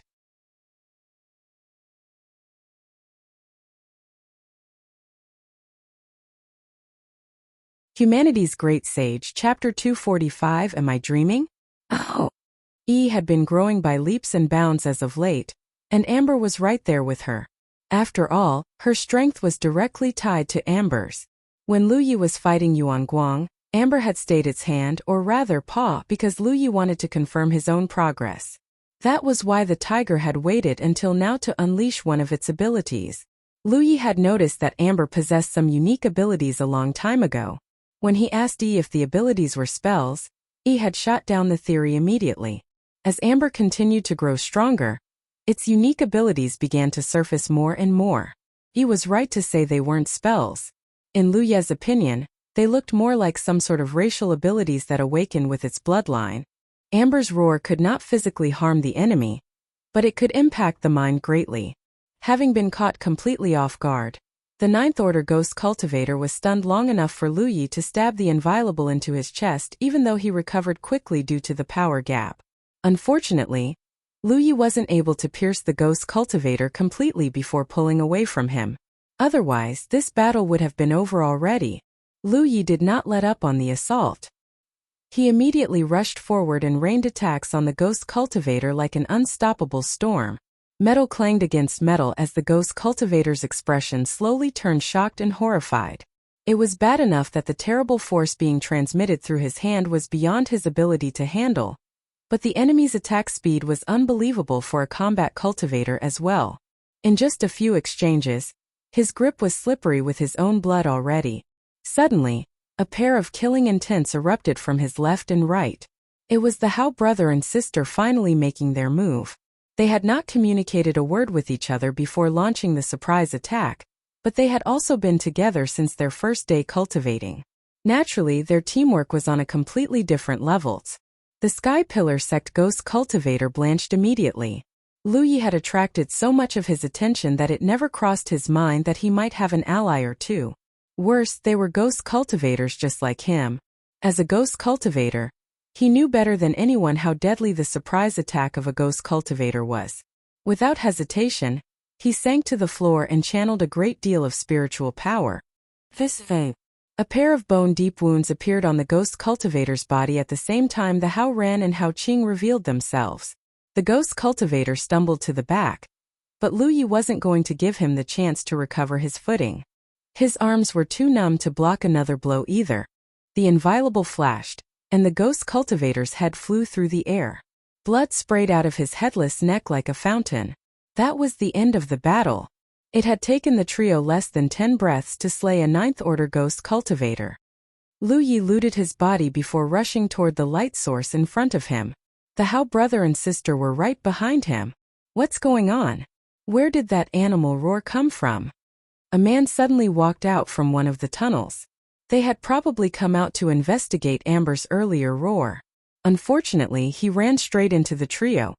You are. The man didn't even have a chance to voice his puzzlement before the two ghost cultivators stabbed him in the torso, killing him instantly. Hao Qing grabbed the storage bag and continued running after Lu Yi, never stopping for even an instant. The mining tunnels were well lit with torches even though it was nighttime. Every Sky Pillar sect cultivator they ran into was killed in short order. Dozens of cultivators between 6th to 8th order worked these mines throughout the year, but the large majority of them were composed of low-level cultivators as a matter of course. As for 9th order cultivators, they were too powerful and important to be used as miners, not to mention that there were only so many 9th order cultivators even in the inner circle.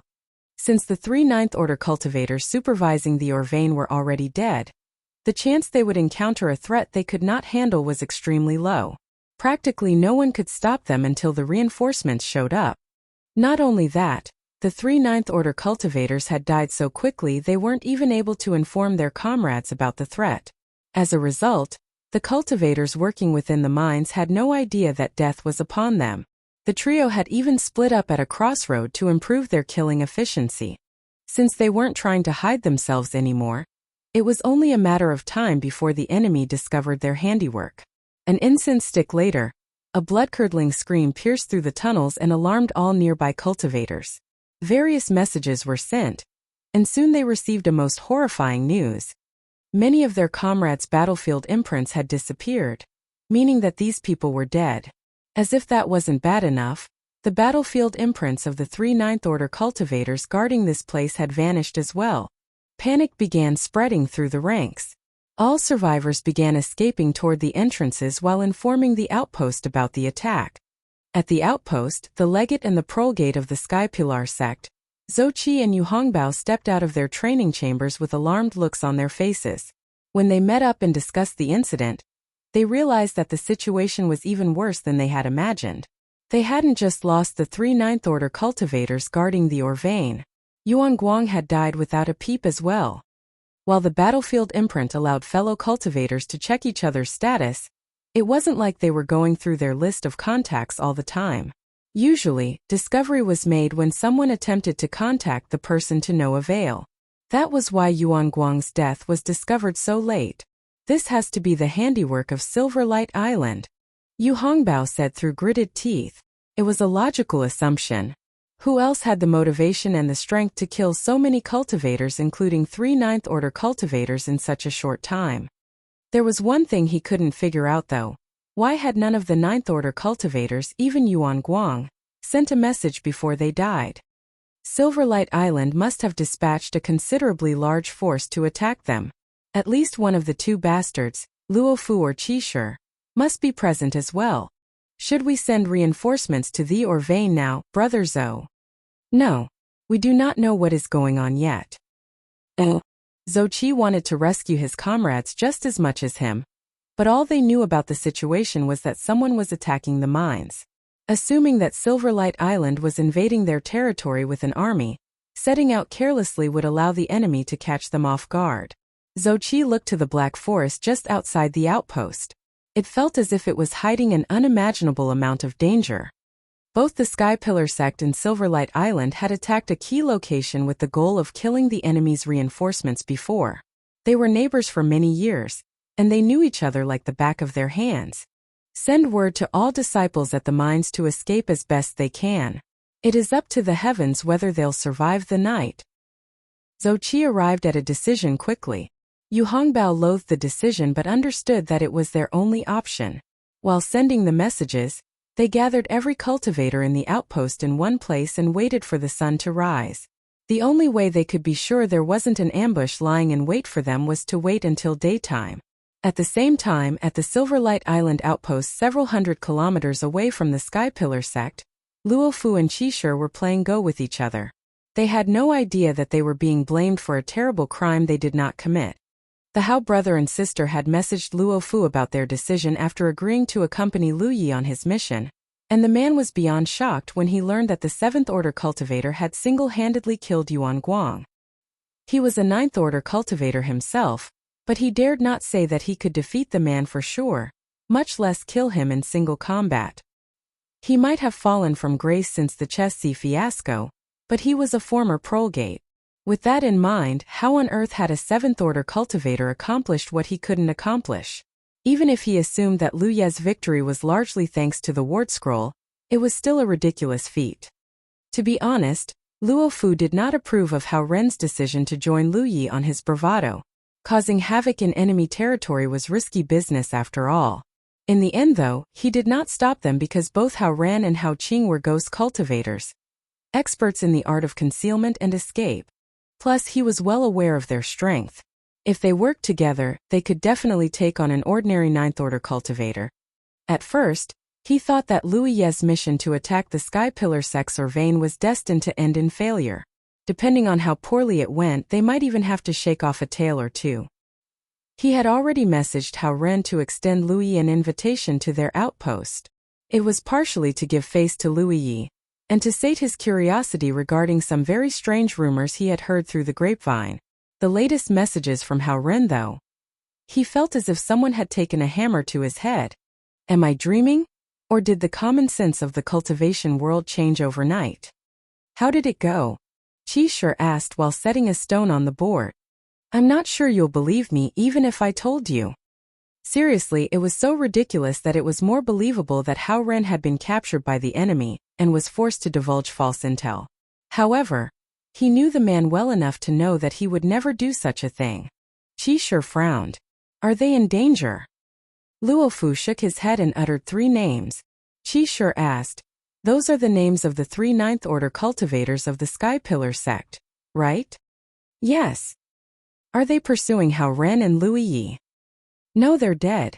Not only that, Hao Ren, Hao Qing and Lu Yi are currently inside the Sky Pillar sect's mines and going on a killing spree right now. Hao Ren even said they've killed enough enemies to make a river of blood. Bullshit. Qishir could not stop himself. I thought he was bullshitting me too, so I messaged Hao Qing to confirm this. She told me the same thing. Luo Fu smiled wryly. Qishir's eyes widened like saucers. You're telling me that they conquered the Sky Pillar sects or vein? It certainly sounds like it. That's just impossible, Qishir exclaimed while sending Hao Qing a message. A while later, he received more or less the same response Luo Fu had received a while ago. Suddenly, he understood why his fellow cultivator had looked like he was doubting the reality he was living in a while ago. A few seconds later, he asked uncertainly, do you think they were captured or? He had clearly arrived at the same assumption as Luo Fu. Just as quickly, he shook his head and added, no, they're more likely to kill themselves than betray the sect. That was what he said, but he still couldn't quite believe that 4 cultivators had conquered an entire vein. You know, Sky Pillar sect must be thinking that it's our handiwork. Qishir suddenly realized. They're definitely going to dispatch a squad to hunt down the Haos and Lu Yi as well. Luofu nodded. We can use this. Qi sure understood what his colleague meant without needing to hear the words. He immediately dropped the stone in his hand and declared, I'll assemble the men right away. A moment later, several hundred cultivators had gathered in front of the Silverlight Island's Sanctum of Providence. Their cultivation level was between 6th to 9th order, and the large majority of them were sect disciples. There were also associates and cultivators who hailed from allied sections. Regardless, they all had to obey the orders of Silverlight Island until the day they left the sect. No one knew why the legate and the prolgate had summoned them in the middle of the night, but they had a feeling that it was something big. Instead of fear, excitement flooded their veins and made them restless. Large-scale operations like this were very dangerous, but it was also a great opportunity to earn contribution points. It was an ironclad law that the higher the cultivation level, the greater the need for contribution points. A while later, Luofu had tossed out a ship big enough to carry several hundred people at a time. They all boarded the ship and together, lifted it into the air and flew it toward the Sky Pillar Sect's outpost.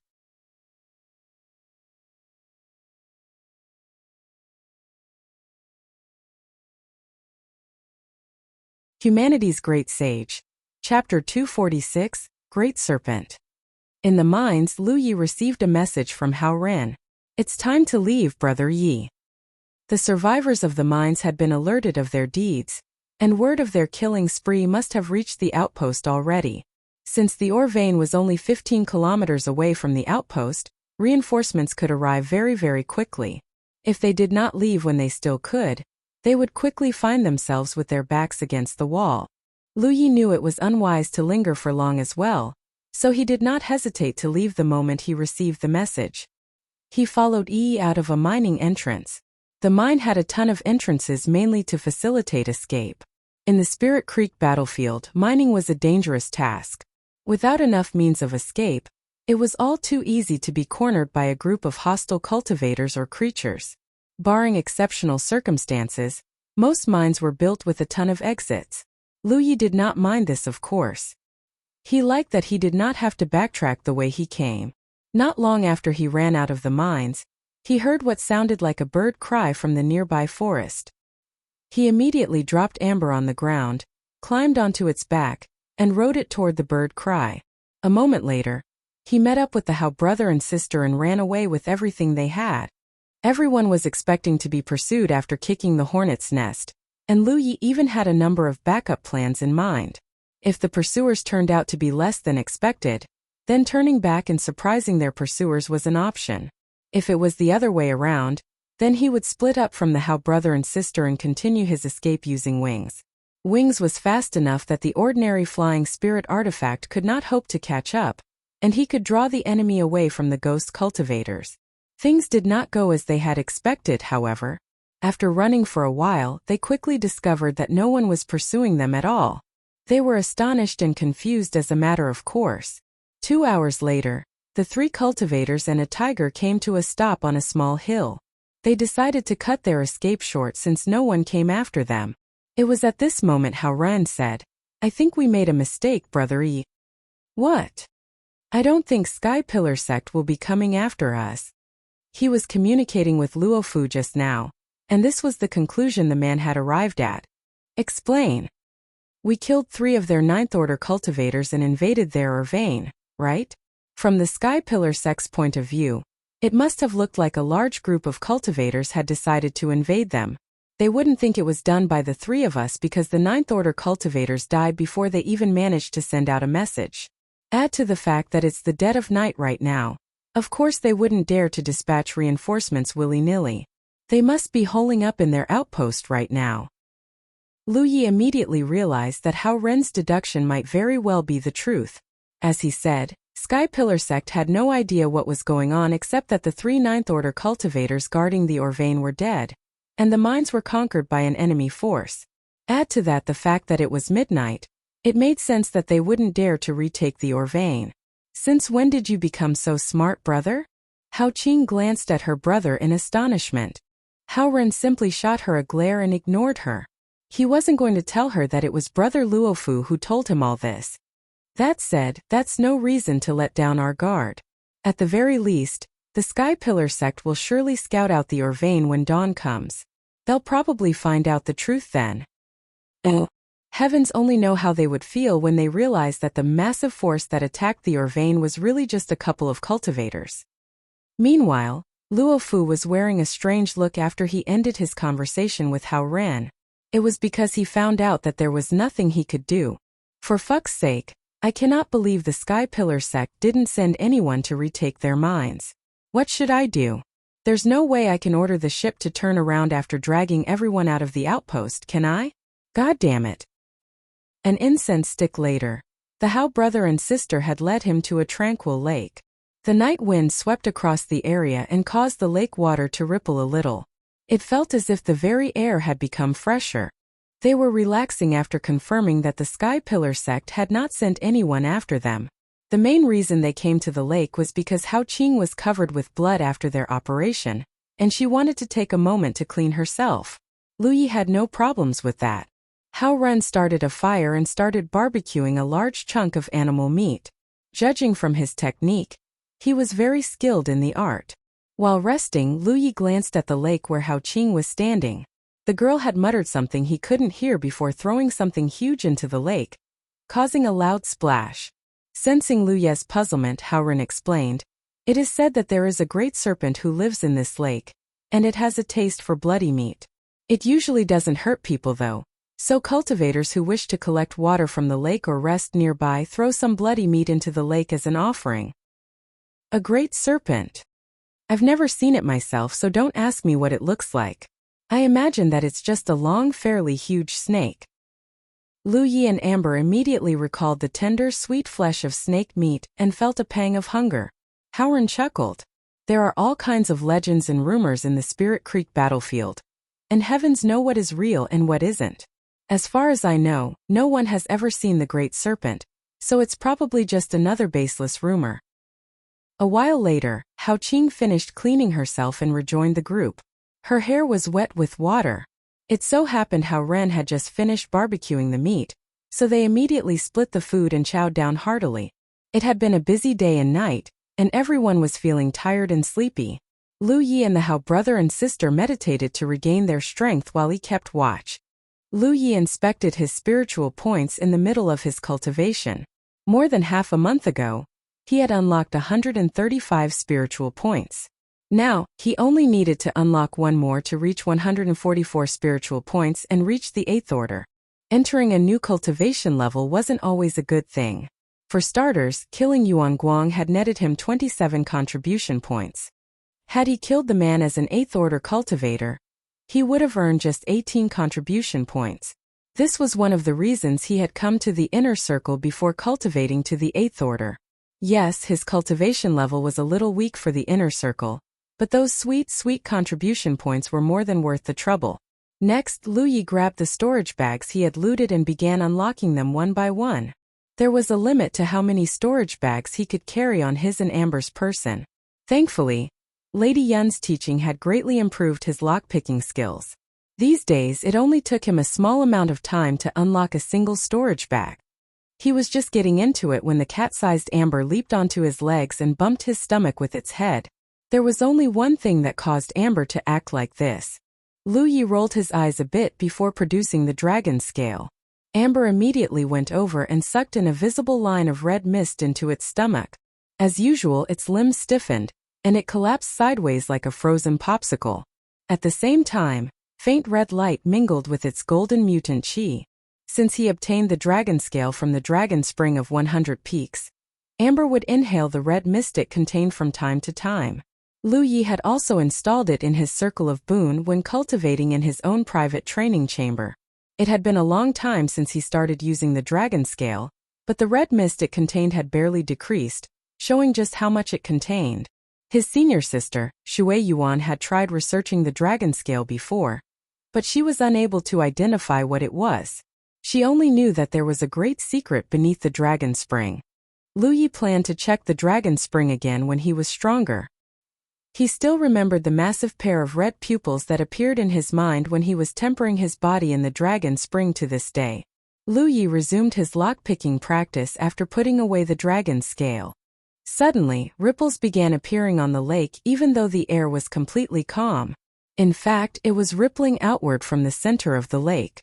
The ripples grew more and more violent until finally, a single horn emerged above the surface of the water. What looked like a massive shadow slithered soundlessly beneath the waters. Lu Yi! Yi called out in a soft voice. Noticing that her voice didn't sound right, he quickly looked around only to come face to face with a pair of green eyes. Each pupil was the size of a wash basin, so it was incredibly obvious even under the cover of the night. An unspeakable sense of terror and crisis gripped Lu Yi when he met those eyes. When he focused outward, he realized that the owner of the eyes was what looked like a ridiculously large snake. Its head was absolutely massive, and it had a meaty horn at the center of its forehead. Its body was covered in densely packed scales, and there were a pair of bumps to the left and right of its abdomen. It looked like something was going to grow out of those bumps. There was no way to tell how long it was since over half of its body was submerged beneath the lake. It was at least as thick as a giant bathtub, however. Lu Yi dared not move a muscle when their eyes met. It was because he could tell that the creature before him was probably on the same level as Gray. They were both existences who had reached the absolute limit the Spirit Creek battlefield could tolerate, and not even champions like Feng Yu or Li Baxian could defeat them single-handedly. The good news was that the giant snake only stared at him instead of attacking him immediately. Heavens only know why it was staring at him though. Brother Hao! Brother Hao! Lu Yi kept his voice low as he called out to Hao Ran. At this point, Hao Ran still had no idea what was going on. He responded normally, "What is it? What did you say was living in the lake again?" "The great serpent." Hao Ran screamed out the last word when he turned around and met the gigantic pair of pupils. His sister was completely caught off guard by his scream and tried to rise to her feet, but he realized his mistake and was able to push her down in time. She maintained an awkward one-knee, half-kneeling position as her eyes widened at the sight of the great serpent. Cold sweat slowly dripped down their foreheads. The atmosphere grew fearful and heavy. No one dared to move because they could sense how powerful the great serpent was. Provoking it was only going to deny them the privilege of tomorrow's sun for eternity. "I thought you said it was just a baseless rumor, Brother Hao." Lu Yi did not know whether to cry or laugh at his luck. "Speak of the devil and he shall appear." Hao Ren replied in a shivering voice, "I believed it was a baseless rumor. Hao Qing and I have visited this lake several times and never seen it. What do we do? And why does it keep staring at me?" "Let me think." Hao Ren sucked in a couple of deep breaths to calm himself down. "What was I saying earlier? Right, it loves bloody meat. Maybe it's drawn by our earlier offering and wants more? Give me a second to offer it some meat. No one moves except me, get it?" He slowly rose to his feet as he said this. Meanwhile, Lu Ye's concentration had hit its peak. The second the great serpent moved in a threatening manner, he was going to take to the sky and escape. The reason he hadn't fled already was because he didn't want to risk provoking its ire. He might be able to escape the great serpent, but the Hao brother and sister would have to suffer its wrath.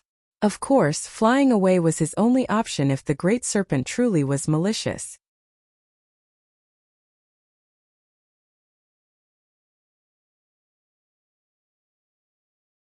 Humanity's Great Sage, Chapter 247. Sky Pillar Sect is out of luck today. Channeling courage into his body, Hao Ren slowly rose to his feet and pulled out a large chunk of animal meat from his storage bag. Practically every cultivator would keep some food in their storage bag just in case.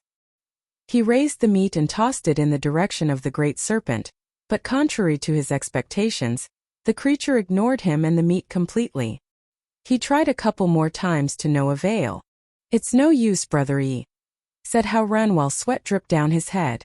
Lu Yi exhaled once before saying, "You should leave. It's been watching me since the beginning. Unless I'm mistaken, it shouldn't bother you if you leave." "What about you?" "I have my ways." Hao Ren hesitated for a good while before he finally nodded. "Okay. Take care, Brother Yi." After exchanging a glance with Hao Qing, the two ghost cultivators began backing off bit by bit. As it turned out, Lu Ye's prediction was spot on. Forget bothering them, the great serpent hadn't looked at them even once. The Hao brother and sister were annoyed yet relieved they did not matter to the great serpent one bit. When they were around 300 or so meters away from the area, they finally vanished into thin air. Meanwhile, Lu Yi was doing his best to figure out what about him had caught the great serpent's attention. According to Hao Ran, he and his sister had passed by the lake multiple times and never encountered the great serpent. He, on the other hand, caught its attention right from the get-go. He couldn't chalk it up as bad luck either, since it wouldn't explain why it was so fixated on him. Lu Yi carefully recalled everything he had done since arriving at this lake. Then, he grabbed the still stiffened amber by its leg and held it in front of himself. For the first time, the great serpent's eyes moved. Its gaze was following Amber. Just in case, he tried moving Amber to another side and got the same response. He could now confirm that the great serpent wasn't looking at him but Amber. The reason he made an error in judgment just now was because the creature's eyes were so big that he couldn't be sure. There was a chance the great serpent was interested in Amber because it was a mutant, but Lu Yi thought that the red mist it consumed a while ago was the real reason. If it was simply interested in Amber, it would have appeared as soon as Lu Ye's group arrived at the lake, if not sooner. In reality, it had appeared only after Amber had consumed the red mist of the dragon scale. In other words, it had been attracted by the dragon scale he took out earlier. Dragons and serpents were thought to share similar characteristics, and the great serpent was probably some sort of serpentine spirit beast. That was why the dragon scale's red mist had attracted it. He still couldn't be 100% sure though. Thankfully, there was one way to verify this immediately. MHM. Take it and slip the underground. Right after he said this, Lu Yi pulled the dragon scale out of his storage bag and tossed it into Yi's hands. At the same time, a pair of fiery wings spread behind his back and took him to the sky. He dove into the underground immediately after she caught the dragon scale. And not a moment too soon. Almost immediately after Lu Yi had taken to the sky, the massive serpent had slammed its head into the spot he was standing just a moment ago. The impact was so great that it left a giant pit on the ground, and the shockwave pushed Lu Yi further away from the great serpent. It was a good thing, of course. Lu Yi did not dare to look behind him until he was at least 300 meters above the ground. He immediately saw a gigantic snake striking the ground again, and again in an attempt to dig out the hiding spirit beast energy washed through the area, and his eardrums buzzed unpleasantly at the continuous impact. Each time the great serpent struck, the ground would shake like an earthquake. It only took a moment for it to beat out a crater that was at least 50 meters wide and dozens of meters deep. I knew it, Lu Yi thought when he saw this. It's definitely attracted by the dragon scale. Regardless of the origin of the dragon scale, it must be very beneficial to the great serpent. It would not have been drawn out into the open otherwise. It had reached the peak of its growth a long time ago. That was why it spent most of its time in the lake these days. A sophist would claim the great serpent was enjoying the retirement life because it had already reached the pinnacle. A realist would say it was drifting aimlessly because it literally could not grow stronger no matter how hard it cultivated. It was a different story if it could obtain the dragon scale, however. It was a serpent because it was one step away from becoming a WIRM, and its instinct was telling it that the dragon scale was the key to achieving that. Once it had transformed into a WIRM, it would be able to break through the heavens' confinement and escape this eternal prison once and for all. Not far away, the Hao brother and sister gulped as they watched the great serpent hammering the ground like it had gone crazy. They had no idea what Lu Yi had done to piss it off so much. The good news was that they could clearly see Lu Yi in the sky. Whatever he had done, he was not the target of the great serpent's ire for the moment. Lu Yi was still watching the great serpent from the sky and wondering his next move. He wasn't worried about Yi because of her ability to roam the underground unhindered. No matter how powerful the great serpent was, it would never be able to get to her unless it had the same ability, which it clearly didn't. Now all they needed to do was to shake off their tail, which was pretty easy actually. The only way the creature could follow the dragon scale was by sensing the red mist, meaning that all they needed to do was to isolate the dragon scale, aka hiding it in a storage bag. There was no easier and faster way of doing it. He did as she was told immediately after he sent her a message through the battlefield imprint. As if on cue, the great serpent hammered the crater harder than ever before. Moments later, when it could no longer perceive the dragon's scale no matter what it tried, the great serpent finally turned around and slithered back to the lake. It was clear from its flicking tongue and the unstable energy around its body that it was anything but calm. The great serpent was just about to re-enter the lake when suddenly, an idea struck Lu Ye's mind like a lightning bolt. What would happen if he lured the great serpent to the outpost? This creature was obviously at the same level as Gray. If his plan worked, Sky Pillar Sex cultivators would be in for the most exciting night of their lives. Originally, Lu Yi had come to the inner circle with the aim of honing his own strength and taking revenge against all the sects who had wronged him during the Battle of Golden Tip. He was going to kill as many Sky Pillar sect cultivators as he could without putting himself at risk. With this latest revelation, perhaps he could dream a little bigger. Of course, it all hinged on whether he could lure the great serpent to the outpost. Take out the dragon scale and move in this direction, Lu Yi messaged. Got it. Did not bother with the questions. She simply did as she was told and took out the dragon scale.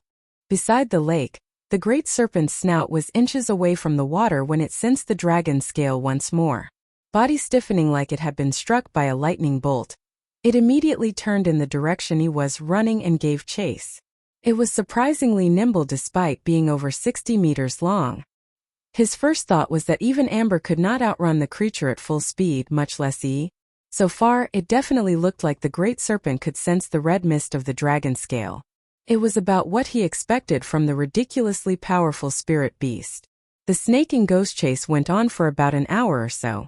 Then, the great serpent suddenly stopped and started hammering the ground once more. It was because Lu Yi had ordered E to travel deeper into the ground. The reason he ordered this was because he wanted to know the range of the great serpent's senses. This was the only way since E could not outrun it. That said, Yi's ability to traverse the underground unhindered wasn't limitless. The deeper she traveled into the underground, the greater the interference of the omnipresent underground force field. It was similar to the force field of a yuan metal in the sense that it could shackle one's spiritual power. Therefore, the deeper she traveled, the less of her spiritual power she could use. If she reached a point where her spiritual power was fully shackled, then she would be trapped in the underground for eternity. 300 meters below surface level was the deepest E could travel into the underground right now. At that depth, over half of her spiritual power was unusable. To go any deeper than that was to risk permanent entrapment, not death since was a ghost, which was a fate literally worse than death. A moment later, E messaged, "How is it?" "It's enough." Despite having traveled 300 meters into the ground, the great serpent was still hammering away like no tomorrow. It had already dug out a giant crater that was about 40 meters deep. At this rate, assuming E stayed exactly where she was, the great serpent would be able to dig her out in less than 2 hours. "It's time to move. I'll guide you where you need to go," Lu Yi messaged again. MHM. Very soon, the great serpent began moving in a certain direction once more. Wherever it went, trees were crushed like toothpicks, and the ground was carved inward like butter. Lu Yi corrected Yi's direction a couple more times until she was heading exactly where she needed to go. Then he dropped back to the ground, grabbed Amber, it had recovered by this point, and dropped it on the ground. The Hao brother and sister ran out of the nearby trees with confused looks on their faces. "What's going on, Brother Yi? Is Sister Yi okay?" Lu Yi climbed onto Amber's back and answered, "Don't worry, he is perfectly safe right now. As for what's going on, let's just say that the Sky Pillar sect is out of luck today." Sky Pillar sect is out of luck? At first, Hao Ren could not make heads or tails of the answer. Then, he glanced at the direction the great serpent was headed to and exclaimed in realization, "Is it heading toward the outpost? Unless I'm gravely mistaken, yes. But why? Who knows? Maybe it's feeling under the weather and wants to go on a killing spree to relieve itself? Anyway, this is where we part ways, Brother Hao, Sister Hao. Be seeing you." Amber took off after the great serpent after he said this, leaving behind a pair of very confused siblings. Lu Yi was certain that they could lure the great serpent all the way to the outpost considering how attracted it was to the red mist within Dragon's scale. Not only that, the outpost must be overflowing with people after he and the Hao siblings had conquered their Orvane.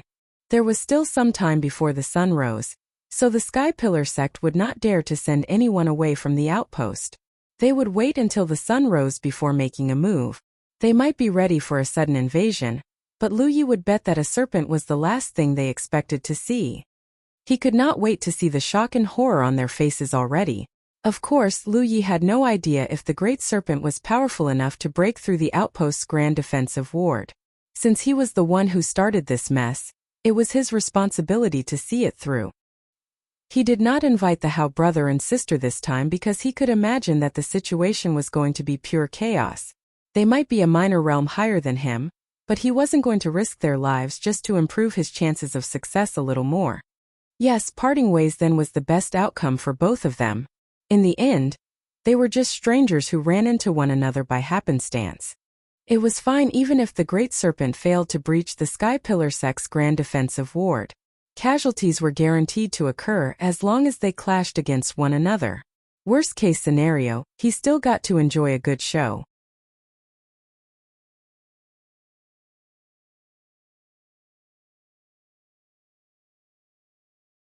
Humanity's Great Sage, Chapter 248, Attack of the Great Serpent. Hao Ren was feeling quite confused as he stared blankly in the direction Lu Yi had disappeared. Things were happening so quickly that his mind couldn't quite catch up to it. Hao Qing's confusion was even worse.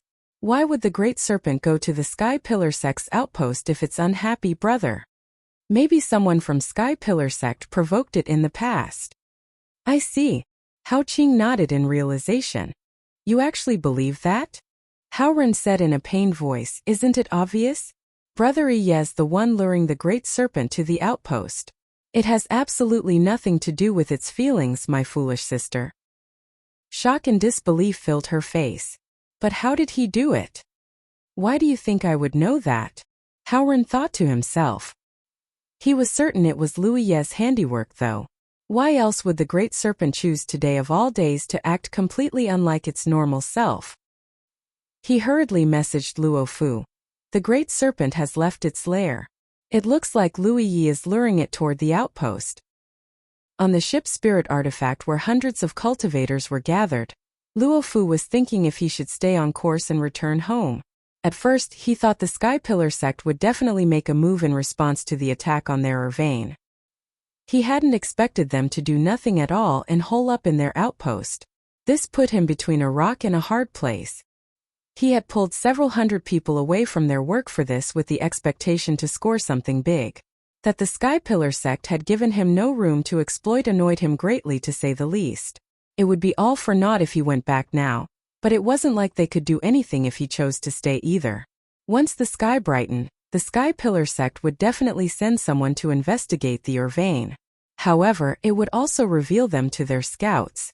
All the Sky Pillar sect needed to do was then to return to their outpost and hole up some more, effectively wasting his time. Luo Fu was still struggling when he received the message from Hao Ran. His expression grew increasingly astonished as he read its content. He recognized every word on the message, but for some reason he just couldn't make sense of them when he combined them together. For starters, what did Hao Ren mean by, the Great Serpent has left its lair? He had thought that the Great Serpent was just a myth, so how could it exist to do anything, much less be lured to the Sky Pillar sect's outpost by Louis? This has to be a trick. He thought for a second before messaging. Tell me the truth, Brother Hao. Are you being held hostage by the Sky Pillar sect right now? I am telling the truth, Brother Luo. I didn't believe it myself until I saw the creature. But the Great Serpent is around 60 meters long and as thick as a bathtub. Its eyes look like a pair of giant lanterns, and it has a meaty horn on its forehead. It's seriously fearsome. I see. Hao Qing's the one who's being held hostage. Oh. Beside the lake, Hao Ren grimaced like he just ate something sour. He thought for a moment before messaging again. Hao Ren, disciple of Silverlight Island and my sister, Hao Qing swears that we are not being held hostage by the Sky Pillar sect. May the heavens strike me down where I stand if a single word of what I've told you is false. Luo Fu waited for a few seconds before replying to the message. You still alive? Please believe me, Brother Luo. I believe you. How could he not? Hao Ren literally swore a heavenly oath and lived. This meant that the mythical beast was real, and it really had been lured to the Sky Pillar Sect's outpost by Luyi. This was an opportunity straight from the heavens themselves. On the deck, Luo Fu announced with renewed spirit, "Full speed ahead." The ship that had been crawling forward at a snail's pace rumbled visibly. Then it sped toward the Sky Pillar Sect's outpost while shrouded by rich spiritual light. At the Sky Pillar Sect's outpost, hundreds of murderous cultivators had been assembled at the square in front of the Sanctum of Providence. They were led by the legate Zhou Qi and the prolgate Yu Hongbao. Right now, a couple of pale-faced cultivators were giving them a report of their earlier experience. They were survivors who managed to survive Lu Yi and the Hao brother and sister's killing spree and escape to the outpost. Although the trio was positively unstoppable, the mines were built with an excessive amount of exits. They weren't trying to conceal their presence either, so of course some Sky Pillar Sect cultivators managed to escape unscathed. Their report was mostly useless though. These people had survived because they had had the fortune of not running into Lu Yi and the Hao siblings. All they knew was that the Orvane was attacked, and a ton of people had already died by the time they found out. They had no idea who had attacked them or how many attackers were present. All they knew was that the number of attackers was small. Zhou Qi and Yu Hongbao interrogated them thoroughly, but were unable to dig out much useful information. In the end, they had no choice but to release them back to their ranks. What are your thoughts?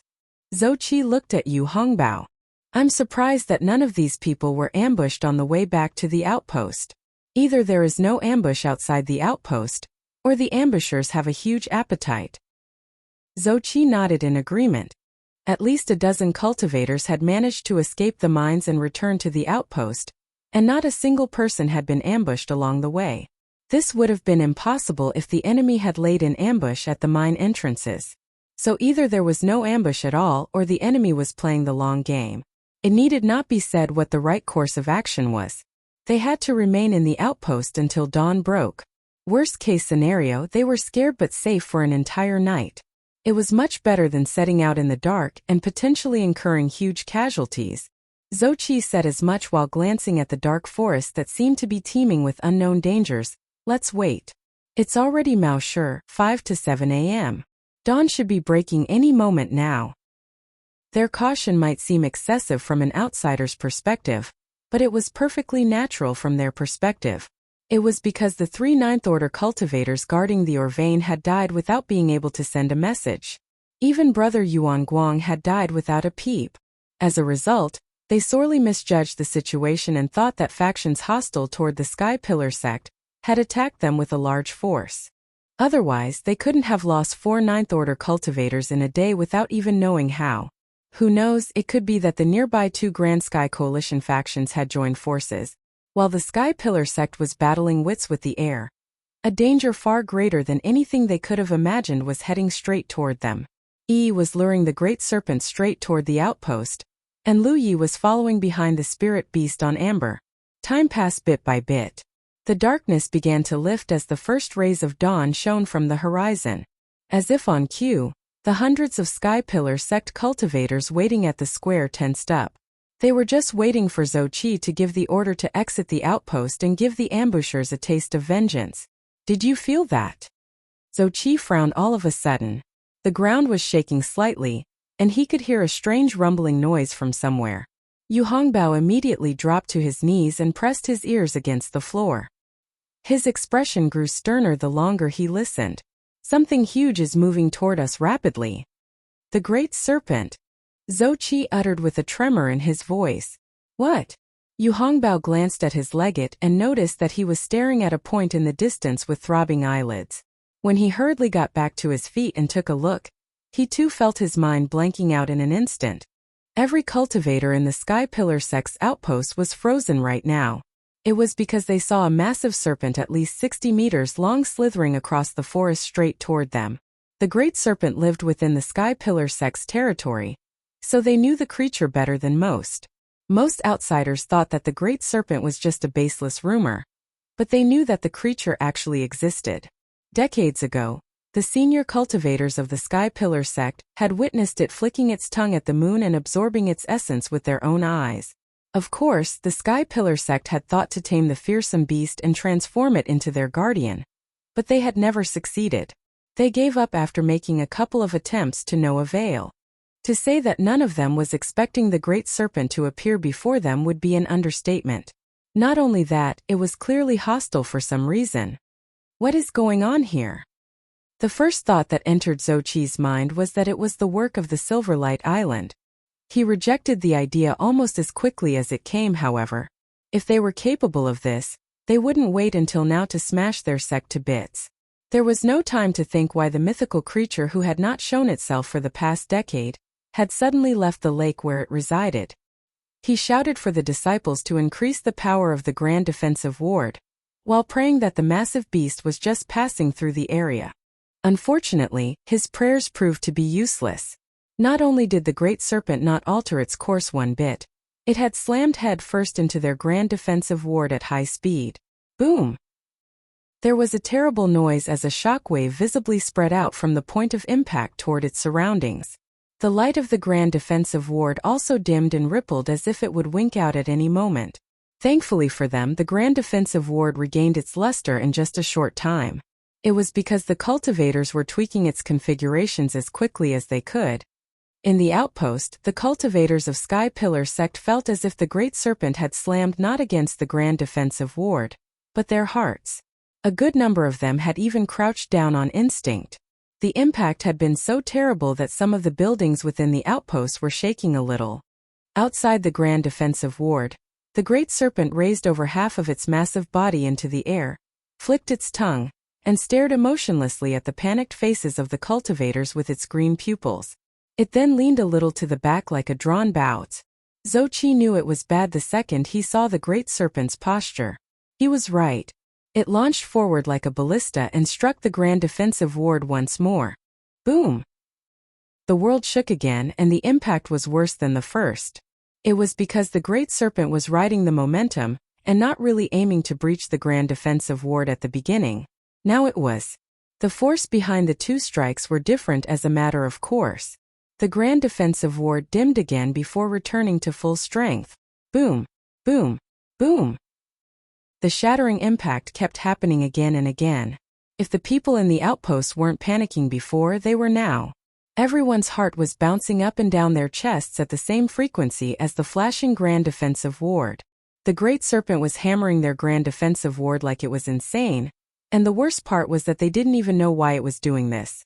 The ward wasn't going to go down in a short time, but it was only a matter of time before it happened. When that happened, everyone in the outpost was going to have to face the wrath of the great serpent. Zhou Qi and Yu Hongbao were running through the crowd and asking if someone had provoked the beast as of late. However, no one was able to give them an answer. The only person who knew the truth was currently standing on a slope about 2.5 kilometers away from the outpost. He was looking over the hill and watching the great serpent slamming into the Sky Pillar sect's grand defensive ward again and again as if the latter had murdered its entire family or something. It's working. The young man was none other than Lu Yi. After he had caught up to the great serpent, he hurriedly messaged Yi to check if she was fine. He relaxed when she replied that she was safe and sound. On the surface, it looked like the grand defensive ward was a half globe that covered the top half of the outpost only. In reality, it was a full globe that protected both the surface and the underground. It was to prevent enemies from attacking them through the underground. That was why Yi was unable to enter the outpost even though she could pass through the ground. She didn't need to do that though. All she needed to do was to hang out underneath the outpost. The great serpent was completely overwhelmed by its desire for the red substance within the dragon scale right now. Grand defensive ward or not, anyone or anything that stood between it and its objective was an enemy.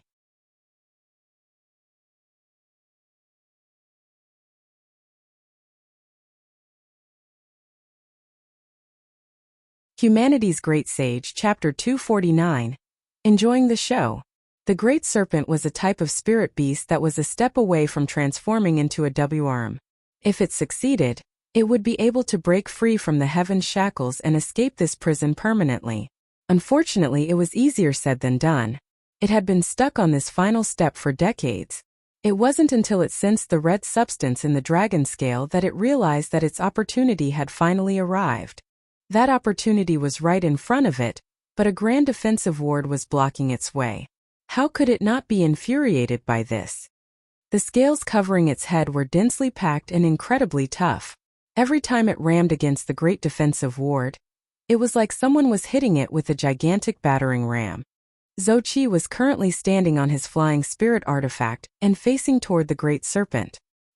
He called out, "There is no grudge between you and the Sky Pillar sect, Great Serpent. Why have you come to attack us?" The creature might not be able to speak human language, but he reckoned it could understand at least some of it. Zouqi knew that their outpost was facing an unprecedented crisis, and to resolve it, he had to first understand why the Great Serpent was attacking them in the first place. The Great Serpent paused its movement and stared at the tiny human floating behind the grand defensive ward. Then it hissed as if responding to his question. Unfortunately, Zouqi did not speak serpent. He was unable to comprehend its words despite his best efforts. He tried asking for help from his fellow cultivators. Is there anyone here who understands what it's saying? Of course the answer was no. The Great Serpent ran out of patience then. It was because it sensed that the red substance was moving again. Without hesitation, it slammed its head against the grand defensive ward once more. Zouqi erupted in anger. The Sky Pillar sect did not make an enemy out of you, Great Serpent, but if you must destroy our home, then we will retaliate in kind. Leave now before it's too late. The threat was like pouring fuel on the fire that was the Great Serpent's already towering fury. Stopping its movement and channeling its energy for a moment, the green in its eyes deepened until they looked almost black. The next moment, it opened its mouth and spat a mouthful of green fog against the ward. Although Zouqi knew that the fog could not harm him until the grand defensive ward was breached, he still backpedaled in shock and terror. Crackle, crackle. The areas touched by the green fog started dimming rapidly. Clearly it was incredibly corrosive. It might have breached the ward already if the cultivators of the Sky Pillar sect didn't do everything in their power to repair it. The Great Serpent spat out even more fog when it saw its new attack was effective. The entire ward started sizzling like someone had tossed a handful of salt into a pot of boiling oil. The Great Serpent was feeling a little faint after using its head as a battering ram for so long. Since the green fog was effective, it saw no reason not to wear down the ward with it. At a slope about 5 kilometers away, Lu Yi was enjoying the show as if he wasn't the instigator behind everything. Now that the Great Serpent had revealed one of its trump cards, he was starting to get a better understanding of its strength. He now believed that the serpent truly had the power to breach the Sky Pillar sect's grand defensive ward on its own, though it was going to take some time still even with this new method. It was at this moment he heard someone calling out to him, "Brother Yi." It was the Hao brother and sister again. Lu Yi was the one who messaged them to join him. While communicating with the ghost cultivators, he found out that Silverlight Island had mobilized several hundred cultivators and were flying over to the outpost right now. He was more than happy with this outcome, of course. In fact, he had predicted it might happen. When he first parted ways with the Hao brother and sister, he had implied that the Great Serpent was probably going to attack the outpost. Lu Yi was confident that Hao Ran would send the word to his sect. Unless the Silverlight Island's legate was a complete idiot, they should realize that this turn of events represented a great opportunity. And he was right. His deductions weren't completely accurate, however. For starters, Silverlight Island had mobilized long before they learned about the Great Serpent. It didn't matter though. The point was that they all shared the common goal of screwing over the Sky Pillar sect. How long until they arrive? Lu Yi asked. 2 to 4 hours, Hao Ran answered. That was perfect. The Great Serpent was going to need some time to breach the grand defensive ward anyway. If the ward was still up when the cultivators from Silverlight Island showed up, they would attack the grand defensive ward together with the Great Serpent. One way or another, the ward was going down today. In fact, Sky Pillar sect's grand defensive ward was already showing signs of breaking. The strength of a grand defensive ward was directly tied to its energy reserves. The more spiritual power was saved up in the norm, the greater the protection it could provide when it was needed. Of course, there was only so much energy they could save up at a time. There was no such thing as an infinite storage that could hold an infinite amount of spiritual power. After the Crimson Blood sect had gained its own grand defensive ward, Lu Yi had spent some time researching it. That was why he knew a little about grand defensive wards. The maximum reserve a grand defensive ward could have was proportional to the total number of keystones that made up the ward. That was why Wuxia had said that the strength of the ward was directly tied to the number of the keystones that it was made up of. There was no telling how many keystones had made up the Sky Pillar sect's grand defensive ward, but he could tell that it was much stronger than the Crimson Blood sect outposts. This was the inner circle after all. They would not be able to withstand an enemy attack if their grand defensive ward was weak. At the rate the Great Serpent was wearing down their grand defensive ward though, their reserves weren't going to hold out for much longer. The green fog spat out by the Great Serpent wasn't just incredibly corrosive, it lingered for a long time before dissipating. Right now, it was slithering circles around the grand defensive ward and spitting fog all over it. From the distance, the half-globe was covered in massive patches of green. Every affected area was flashing erratically and sizzling like a frying pan. As a result, the grand defensive ward was going through its reserves like crazy. Had the Great Serpent stuck with its original tactic, and assuming that the grand defensive ward could repair itself faster than the damage could stick, it could have hammered away for a century and still failed to make a breakthrough. After all, the ward was constantly replenishing its reserves as well. The green fog was a completely different story. Because it dealt massive, continuous damage to the grand defensive ward, it was losing spiritual power much faster than it was replenishing it. It was like multiple floodgates had been opened on their reserves. We're not going to last much longer, Brother Zhou. Yu Hongbao rushed to Zhou Qi's side with a severe look on his face. If we do not stop the Great Serpent soon, the grand defensive ward is going to use up more and more energy. According to Zhang Hai, we're going to run out of spiritual power in 6 or 8 hours at best. 6 to 8 hours? Zhou Qi's eyes were bloodshot. Even now, he still had no idea what the fuck had triggered the Great Serpent to come all the way here and attack them. Their grand defensive ward was powerful enough to withstand the full might of the Silverlight Island for an entire day or two, but this goddamn snake was going to bring it down in just a couple of hours. It was infuriating to put it mildly. Zhou Qi glared at the Great Serpent and said through gritted teeth, "We wait." Against a gigantic monster like this, he could mobilize every man and woman in the outpost to fight it, and it would be a one-sided slaughter. At the very least, they would incur an unacceptable amount of casualties. It wasn't hopeless though. One thing he noticed was that each time the Great Serpent spat out a puff of green fog, its aura would weaken a little. This meant that it couldn't produce the fog infinitely. In other words, they must wait until it had weakened itself to a manageable extent before fighting it. Any other option was suicide. Nothing happened for a while after that. The Great Serpent needed time to breach the grand defensive ward, and the Sky Pillar sect's cultivators could do nothing but wait for it to weaken further. 2 hours passed, and the Great Serpent's aura had become much weaker than before. Unfortunately, they could not afford to wait any longer. Yu Hongbao came back and reported that they were almost scraping the bottom of the barrel. The Great Defensive Ward would last another 2 hours at most. Zhou Qi knew that it was time to make his move. He had already mobilized everyone into formation a while ago, and now he raised his arm and yelled, "Open the ward! Prepare to engage the enemy!"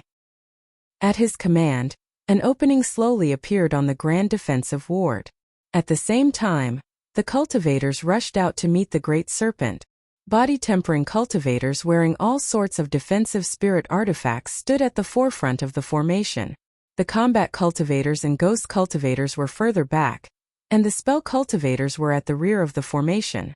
As for the medicine cultivators, they were standing by to treat their fellow cultivators at first notice. It was as if the entire sect had come alive in an instant. Spells and flying weapons were the first lights to cross the sky, colors of all sorts slamming into the Great Serpent's body with great power and fury. Almost surprisingly, it was effective. Metallic sparks exploded all over its body as the serpent visibly flinched away from the ferocious assault.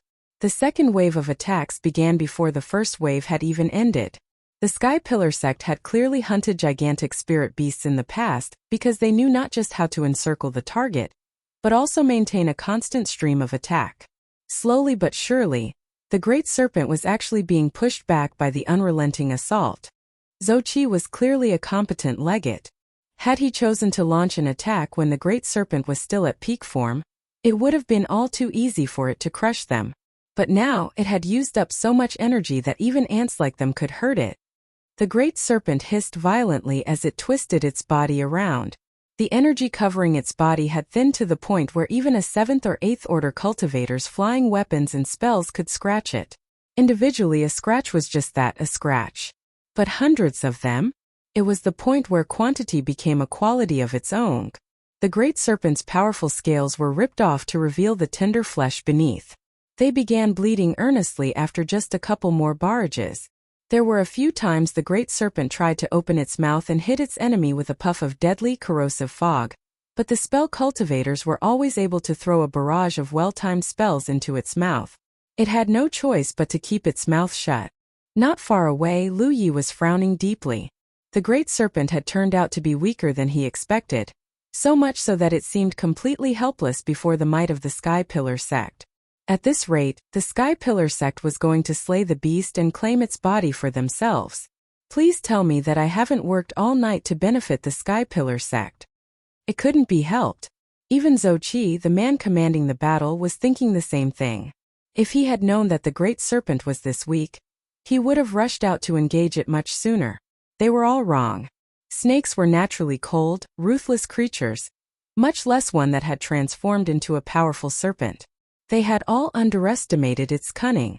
When the Sky Pillar sect's cultivators had pushed back the great serpent about 100 meters away from their outpost, it suddenly dropped its head without warning and channeled lightning from its meaty horn.